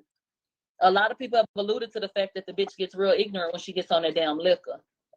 Alluded to. We don't know, but they should have definitely. That was something good that could ask. But maybe they should have asked that. You're completely relevant. Yeah. Complete. Have you ever been to rehab for drinking? That was very good question. Mm-hmm. There were rumors that she went to rehab. So that would have. I got to think that she must have told him I'm only available for today, and the judge just made sure a testimony was put on the record. Because I'm telling you, if I'm that, it should have been some Amber Heard shit. She should have been on the stand from today all the way to goddamn Friday. Yeah. They rolled out the red carpet, and they really, made her very comfortable. And Megan, if you need a break, but once again, when you're the victim in a situation, you want saying something happened to me, they want to play it cool. But Kathy Todd repeatedly said, if you need a break, let me know, and I know that this is hard for you, and all these different things. Mm-hmm. Yeah. Again, I'm not, listen, and I know some people might be like, yo, my interest on who she fucks or fucked is coming from a place of trying to paint her as, like a smut or trying to shame her for, come on, I drink every day. So I'm not trying to shame her tactics for either drinking or for having sex with whoever she want to have sex with. Right. But it's very important in the story.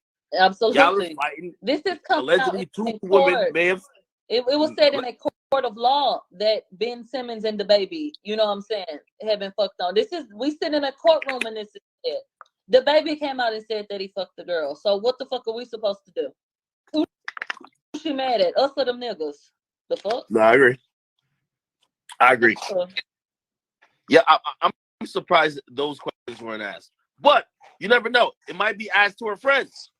Hey, Kelsey. Right. You hung out with Meg mad time. Have you and Meg ever gotten a physical altercation before? Have y'all ever argued over men? Have y'all ever argued while she was drunk? How does she normally act when she's drunk? Yeah, I want to say something. You get in fights. If a gun went off, it's crazy not to have sympathy for her. Tori or Kelsey dead wrong. Babe, if it was an accident, I'm not getting behind somebody falsely accusing someone. If you accidentally bump me, bitch, you can feel bad about it. But if I try to make it something that it's not, that's something completely different. How am I have sympathy for something that I'm not sure of? That's what this trial is about. So I'm not gonna point the finger. If I acknowledge certain things, that would be me like acknowledging that he's guilty, that he did do it. So we don't know what happened yet. We know what he's being accused of and what she claims. And that's what needs to be remembered. Like I said, she got hurt some type of way. Obviously, we see the scars and shit. So obviously something happened, and that is horrible. But we have to remember that she's accusing somebody of something very specific. And that's what needs to be proven, because it may be that it did not happen that way. She said she was in rehab for months with her foot and she couldn't walk for a while. Did they ask her about her twerking in like 5 business days? No. That's why I'm interested to know from the doctor. No, there's nothing like that. I'm interested to know from the doctor, what did you recommend for her? And who in the hell was doing the physical therapy? And what day did this girl start walking again? Please tell me, because we saw her. We saw 1 foot bandaged up down at the damn club. We seen her at DJ Khaled house. We seen it, but you was walking and twerking and dancing and performing.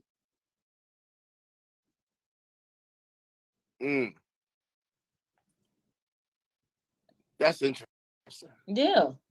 So I think no. And if the shit keep going this way, no reasonable jury would convict him.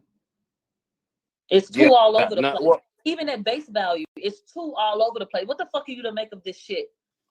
This is a mess. And the prosecution's evidence ain't helped the damn thing. And what a damn bullet fragments. I'm afraid to get up there and acknowledge that them damn bullet fragments gone. Hey, is it known if Tory will take the stand? Is that planned? Nobody has mentioned that at all. So I don't know. So who else on the witness list definitely has to testify? EJ, the stylist, Corey Gamble, Kris Jenner's boyfriend, Kelsey Harris, the ex-best friend, the doctor. Past that, they haven't revealed. Okay, so most likely all these witnesses are probably going to take up at least for the rest of this week, right? We got through 5 the first day. Megan took all day, but we got through quite a bit that first day. I'm hoping that they get. I'm hoping that we do Kelsey like up until about half of the day before lunch and come back in and get some more people in there. But Kelsey might take all day. Yeah, because I'm thinking that this trial, closing statements are probably gonna be given like next week Wednesday at the latest. The jury could have, the jury could have at least maybe possibly a day to deliberate if it's that contentious, or 2 days that they could deliver a verdict definitely before the 23rd. The courts are going into holidays after. They're telling me that they don't even think that this will go the 10 days. It's supposed to be a 10-day trial. They don't think that this shit gonna even go 10. So what you're saying about maybe Wednesday? Yeah, that's about what is being whispered about. Wow. That's just interesting, man. Holy shit. So today wasn't as lively. We got Megan's side, but it wasn't one of them lively days. I feel like yesterday was more lively. Well, I heard everyone was on edge because Meg was coming to court. Like, it was like the queen, like, coming to town. Oh, really?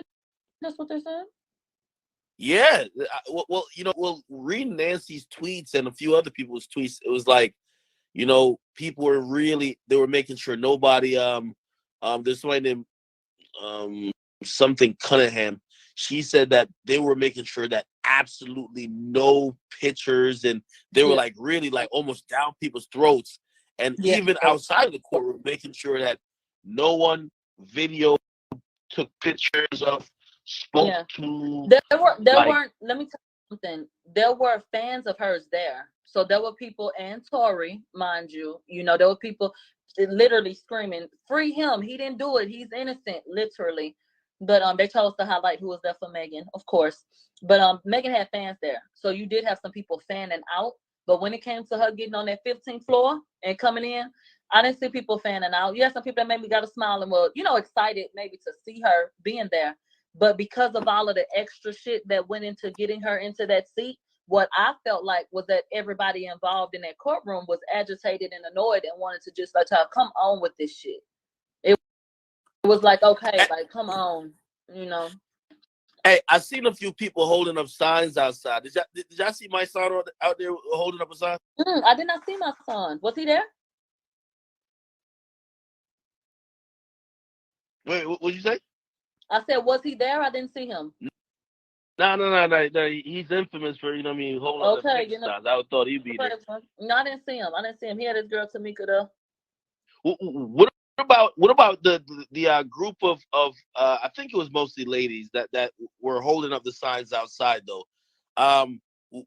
Were they chanting or were they saying anything? I know there's going to be a different exit and entrance for like say Tory or whatever, but was everything cool? Yeah, they were cool. Were they shouting at supporters for Tory? Like explain the scene. They had like some damn tables set up. and they had their damn box of T-shirts and they signs. Really, to me, child, it was giving broke dick dog. I don't know why in the hell they propped their ass up out there. Somebody came upstairs and had on a "I stand with Megan" shirt. Tori saw it and he said, "I stand with him," and he was holding his son when he said it. You know, so the people upstairs got to see it and was like, child. So it wasn't no hostile environment. None of Megan's fans that I heard upstairs were coming at Tori. They was looking at him, child. Some of them looked like they want to fuck. I don't know. Hey, I seen. Go ahead. No, I said that's what it looked like to me. That looked like that was, you know, trying to see what was up. You know, looking at them, you know, shit like that. The same way they was excited to see me, they was excited to see me too. Oh shit, my best connection. Oh, okay. No, I seen Tori leave the courtroom with his son, and it looked like, you know, he looks in good spirits. He don't look too stressed. He looks in good spirits. Like this is going exactly how he thought it would. Yeah. What is his, like, you know, facial reactions? I see somebody say that he didn't look at Meg the entire time, and that like his head was down. What's Tori's body language like in court? Because that's usually also really important. Tori in court, and even today has remained very confident. I don't know if that's a Leo thing or if he feel like I got this in the bag or what. But if he is stressed, confident or arrogant? Not arrogant. No. Even stopping to acknowledge people that come up to him to say, you know, hey, you know, da da da da da, you know, and smiling with them and being kind and coming in. He ain't walking in all cocky or nothing. Come in, sit down, go where he's supposed to go, you know, in the court. He has a notepad, so he's taking his own notes. And he didn't look at Megan when she came in, but at certain points during the testimony, he would look up, you know, and he was, you know, obviously paying attention to what she was saying. And other than that, he would put his attention on what was before him. I feel like his notepad, whatever notes he was taking, speaking with his attorneys and stuff. Nancy Dillon made a post about how his son was present. That Tori made sure that his son was not present for all of, you know, those things that were said. He made sure that, you know, that he didn't hear particular things. So he was very aware, you know, of what was being taken in that regard and protecting his child. And yeah, I just felt like he would look back, you know, at family members and kind of look at them and, you know, get that little boost a little bit and turn back around and focus, you know, just look really focused. But he didn't look stressed at all. He ain't look stressed damn day. Okay, that's a good thing. That's a good thing. Nigga was going through this. Yeah, he looks outside of court. He looks like like he's chill. Yeah. So no, he's not allowing this to bring him down, and that says a lot.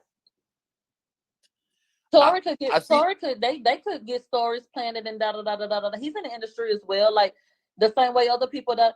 I think that it's been looking like a lot of desperation, all this shit that's been going on. They ain't needed to do that. Even when it came down to those opening statements with the slideshow, I really like how his attorneys came up and just simply got that podium and spoke. You know, it hasn't been about the theatrics. It hasn't been about, well, believe me, and let this get put here and let this get put there. We here now, and the story will be told. Like he said, we'll go to court, we'll have our day. And now it's playing out. And I think that he's pleased with the way that things are going. I can't speak for him ever. But like I said, he looks confident and he don't look like he's been shaken. So what do you think that Kelsey's gonna reveal anything new? Like, we know she's gonna say Tori shot him, right? Mm-hmm. But do you think she's gonna open up more, maybe more than Meg, and kind of explain some of the nuances that led to Tori allegedly having a gun in his hand? Because that's going to be her story. Yeah. I think that Kelsey will say some interesting things because we haven't heard from her. So when she gets to breaking shit down, a lot of shit gonna be new to us, and I think she's gonna be able to put context around a lot of shit for us. I think she'll. You think what? The best job telling since. I think she's on paperwork. As I said, immunity deal. So she has an immunity deal, which means she has to testify, right? I think she's gonna do the best job telling since Tekashi 6IXNINE. I think she's gonna give detail after detail, and Tory's lawyers are gonna have to go to bat to try to poke some holes in what she says. I think Meg been saying 15 different stories. It was easy to kind of like, you said this here, right? Like it's easy. I think with Kelsey, even though Kelsey did say a few things like, live, and she never ever said Tory didn't do it, but she almost kind of like was only ever saying she didn't do it, but she never said who did. So it was kind of weird. But if she comes out with very clear details, like this happened, we started doing this, blah, blah, blah. And I know her story is probably going to start from the pool party. Yeah. Yeah. And then the question going to be, well, how much did y'all drink? Were you the only one that got, so drunk that you had to pass out? What did happen? What did make Megan get upset? Was it the wig? Did she say something about a wig? When I want to know who going to claim these damn bags. Who is going to claim these bags that could have had a weapon in them? Megan don't know who the shit it was. Once again, a good question is going to be, Kelsey, where were you when this took place? Because don't forget, she got the gunshot residue on her. And my whole thing is, I wish that they would have tested Megan for gunshot residue as well, because I'm willing to bet that she had it on her. Yes, somebody said, do you think that Meg ever had possession of the gun? And obviously, Meg clearly said she never saw the gun ever until that moment when she allegedly saw Tory with it. But what's your feeling? What do you think? My feeling is that I find it quite coincidental, and I don't believe in coincidences, that they tested 3 people. They said that they tested 3 people's DNA up against the gun, and that it had 4 contributors. So of course that could have been anybody, but I mean 2 + 2 is 4. 4 people in the car. Maybe everybody was trying to grab the shit. I mean, shit. Wow. Security got to protect Tory. Tory was trying to break up a fight. Why wouldn't he be trying to? Okay, that's job. So why wouldn't we think he could have been over there too? Did he? I'm gonna be honest with you. If Kelsey don't tell us about her getting her ass whipped by Meg, I'm gonna say, throw this whole case out, man. Like on some real, like, y'all can't be selectively remembering what's going on. You know what I mean? You remember all the things that you think you need to say to get the nigga to jail, but you ain't telling. Nigga, let's keep it a bean. Y'all were scrapping in the middle of the streets. Meg gave you a beating of your life. Nigga, acrylics popping out everywhere. You said what? You think Megan will Kelsey? You said, do I think Megan is what? Do you think Megan will Kelsey? Do I? Nigga, I think she beat her into oblivion. No, I'm gonna tell you why she didn't. Because them photos of Kelsey at the police station, Kelsey ain't got not one hair out of place or a scratch on her fucking face. Really? Yeah, they showed it to us. All she had was a ripped top. One of her straps was ripped, and she had a little bit of blood on her leg, but she helped Megan in the car. So I'm thinking that came from, Megan bleeding, and she had a cut on her leg. If Kelsey got beat the fuck up, it was the softest fight of forever.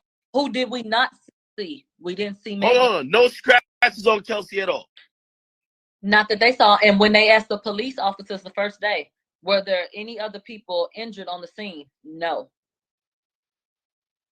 I ain't gonna lie. Maybe Kelsey's Wolverine, man, because the prosecutor also said that Tory punched her in the face, and shit. Okay. Like, listen, man. Unless they say Tory hit like a bitch, Tory punched her in the face. She allegedly fought with Meg. No scratches on her. She looked fine. What's going on out here? Last time they accused Tory of punching a nigga, he got tore the fuck up, huh? If he would have hit that girl, he would have tore her ass up, huh? You tell me that Kelsey could take a punch better than August Alsina? Telling me that's wild shit. This is getting out of hand. This is getting out of hand. Listen, I need somebody to get up on that stand and tell the whole fucking story, the full story. The full story. The full story and just tell the truth. Tell the devil. Y'all gonna let that nigga go to jail for 22 years, quite possibly, for some bullshit? Yo, I'm full court pressing Kelsey, and they should have did it with Meg, but I get it. You got to go soft on the victory. You don't want to do too much. Yeah. But one of the neighbors said they saw two women fight in the streets. Absolutely. And we have a nail in the street, and we got jewelry in the street. So something happened, and it was separated from the chain.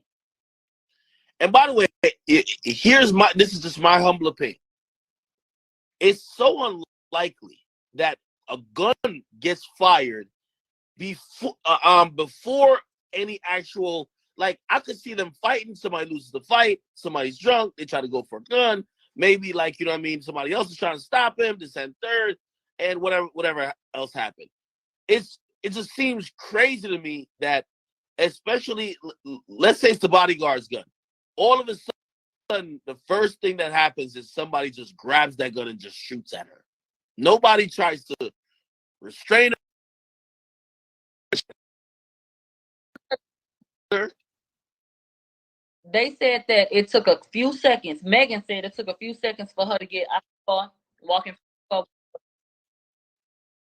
Huh? Wait, what happened? Oh yeah, I thought you said something. They said it took a couple seconds for Megan to get to the front of their car and then he said, "Dance, bitch, and die." So are we supposed to believe? And y'all need to see these pictures. Backseat junkie as hell. I'm talking about suitcase thrown back there.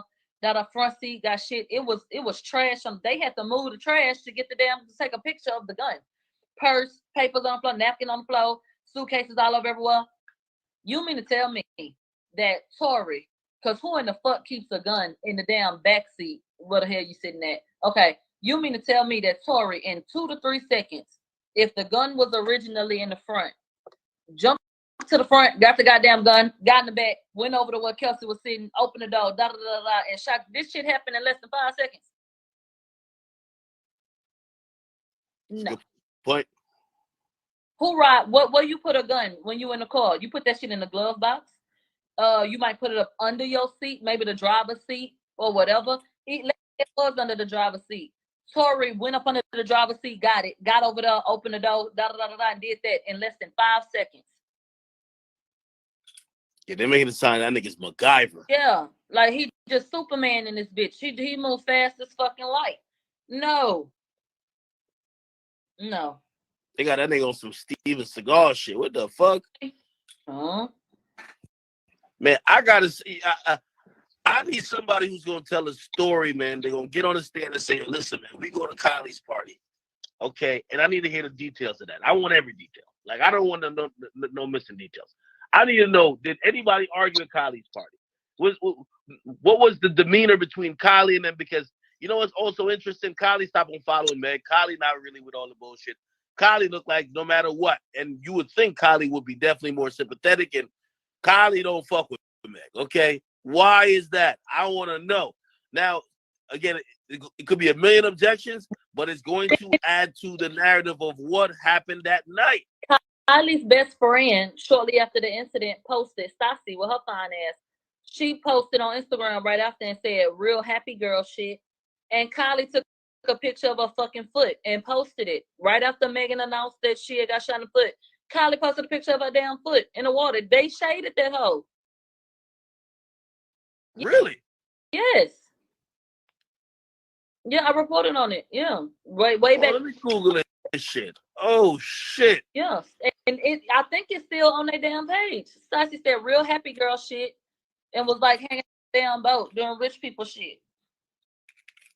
Why they?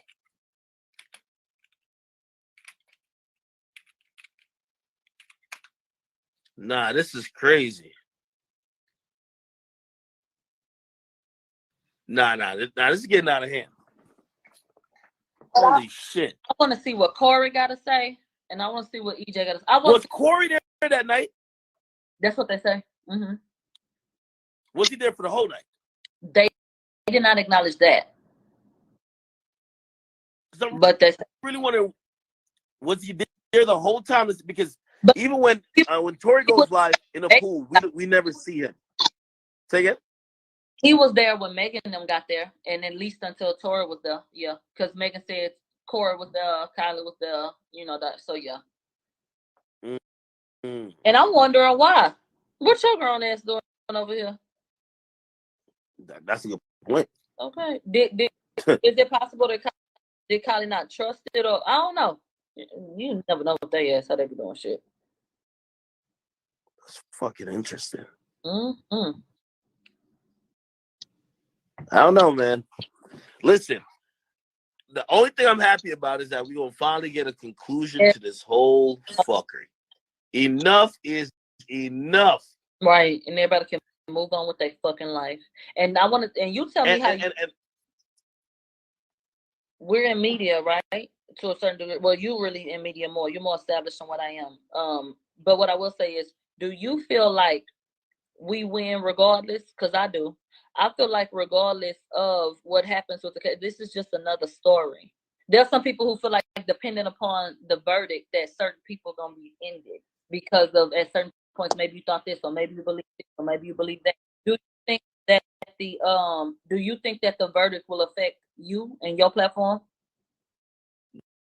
No. Listen, I've always maintained. I don't know who should. I felt like there was bullets fired. Like, I'm not denying something that seems to be the truth.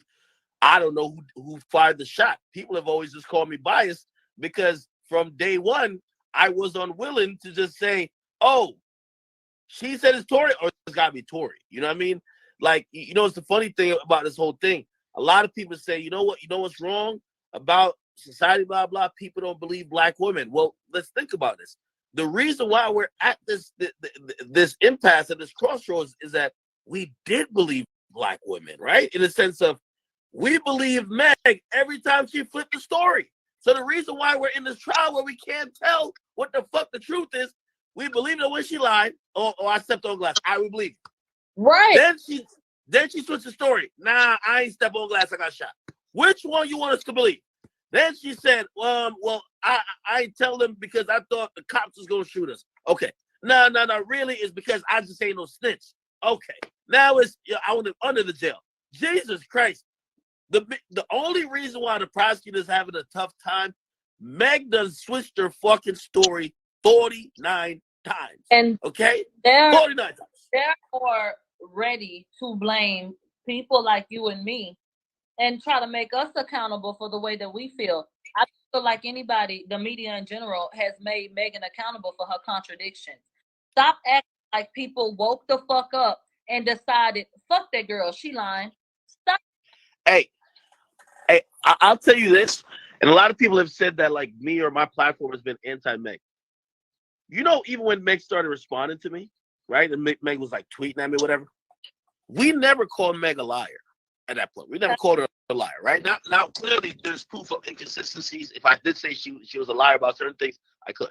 But at that point, all we were reporting was things that made that just cast a doubt, which was like, okay, well, this might help the case that Tory may have not done it.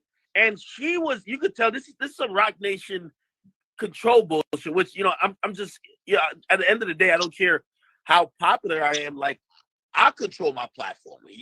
I don't give a fuck who else. You're not going to control my platform. So she was just mad that anyone would report anything that made it look like maybe there is a doubt that Tory did it.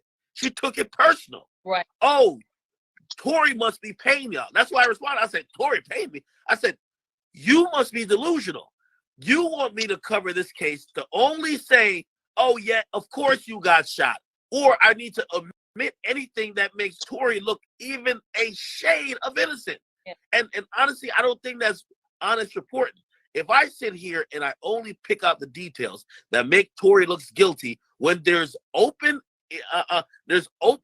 facts and information that say, hey, we're not saying he's innocent, but wait a minute. Right. This is something to think about. Mm-hmm. A fair and unbiased media is going to put everything out. You let the people decide. Let the people decide. Meg clearly wanted to run a narrative. She wanted to run a narrative run with all media, and for the people like me who she felt that wasn't going down with, you know what she said? Oh, it's because Tory pays y'all. Yeah. She went online and said you probably either you getting paid or you want to fuck him or all kind of shit. Shame Do not tactics. ever sit up and play with my motherfucking mind. It ain't nobody that's watched anything. When I have said I think this or that, what I have shown them exactly why, that ain't felt like, even if they don't agree, I see why you said that. I get respect because I don't get up and say, oh, I think this because the bitch said it. I have been able to show exactly why I think the way I think. And I called her ass a liar because she is. That's a fact. She is a liar. Just like she got her ass to the day and said, yeah, I lied. So get over it, bitches. And by the way, like, for everybody who just thought, for outlets like myself and even yours that may have, like, again, we're trying to get to the truth. That's it. Right? So, you know what I mean? There might be certain things that we post that might seem to be in favor of Meg, certain things that's in favor of Tory. In reality, this case is proven that the way we covered it is absolutely right, because it's not open and shut. It's not, automatically we know Tory did it. Exactly. The jurors right now are probably thinking, well, I thought this, but then I heard this. They are torn. They're torn, or they're not all the way convinced yet. It's no way you can listen to those first 2 days of testimonies from everybody, from detectives to even Meg herself, and you don't even come to the conclusion saying, oh yeah, no, he definitely did it, and you expect the people who aren't privy to all this information that the jurors are getting to just automatically believe that it's right. Open and shut. No, people are skeptical. That's it. You know what I mean? People are skeptical. The people, and if Meg didn't make this whole thing, right, where it feels like she's trying to use this as a career play, where she didn't feel like and she keeps talking about it, like she's not getting enough sympathy, right? Yeah. Like, oh, I'm not getting enough sympathy. And that's the only, because you've gotten all the awards. Ever since then, you've gotten all the awards. I don't know how she says her career ain't been going up, right? Right. So if that's what you want to go with, I just can't understand why she wouldn't be able to see why people are skeptical, because the jury right now, I think they're the most skeptical people right now, and they're seeing all the real shit. Yeah, I agree. And these people talking about who the bigger artist is, babe. First of all, don't sleep on all the Tory shit before, but even quarantine radio and what he was able to do and his trajectory. This shit affected all of that. And even with all of this, the nigga's so fucking good. Y'all talking about who bigger, bitch, who better? Because at the end of the day, almost 1 billion streams this year.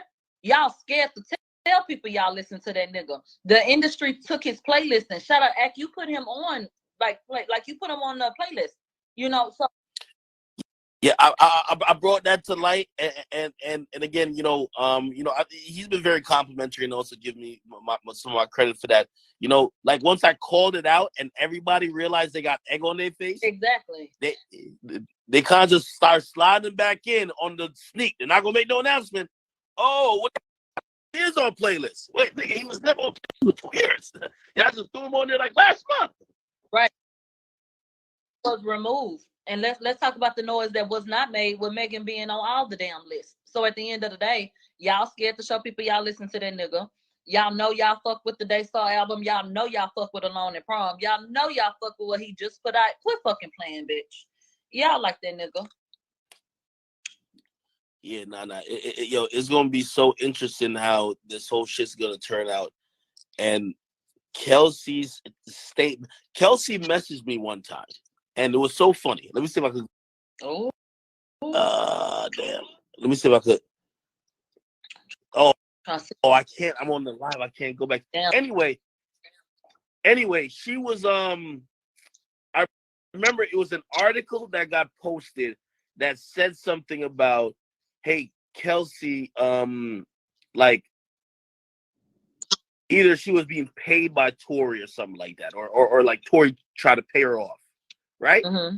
And I think that's the article, and she sent it to me, and she said with the cap emoji, she says cap, and then I kept proceeded to say, hey, well, why don't you clear it up? And then she just never really said anything else. You know what I mean? Because I was basically trying to say, hey, listen, you're the third person. Just tell what happened. But it'll be interesting if she goes up there tomorrow, which I think this this is the bombshell that might come out. Well, not bombshell. I think she might state on the record that Tory offered her money, even though maybe she doesn't have any proof. You get what I mean? She's definitely gonna be like, oh yeah. Kelsey has gone in the comments on social media and denied that he offered her money.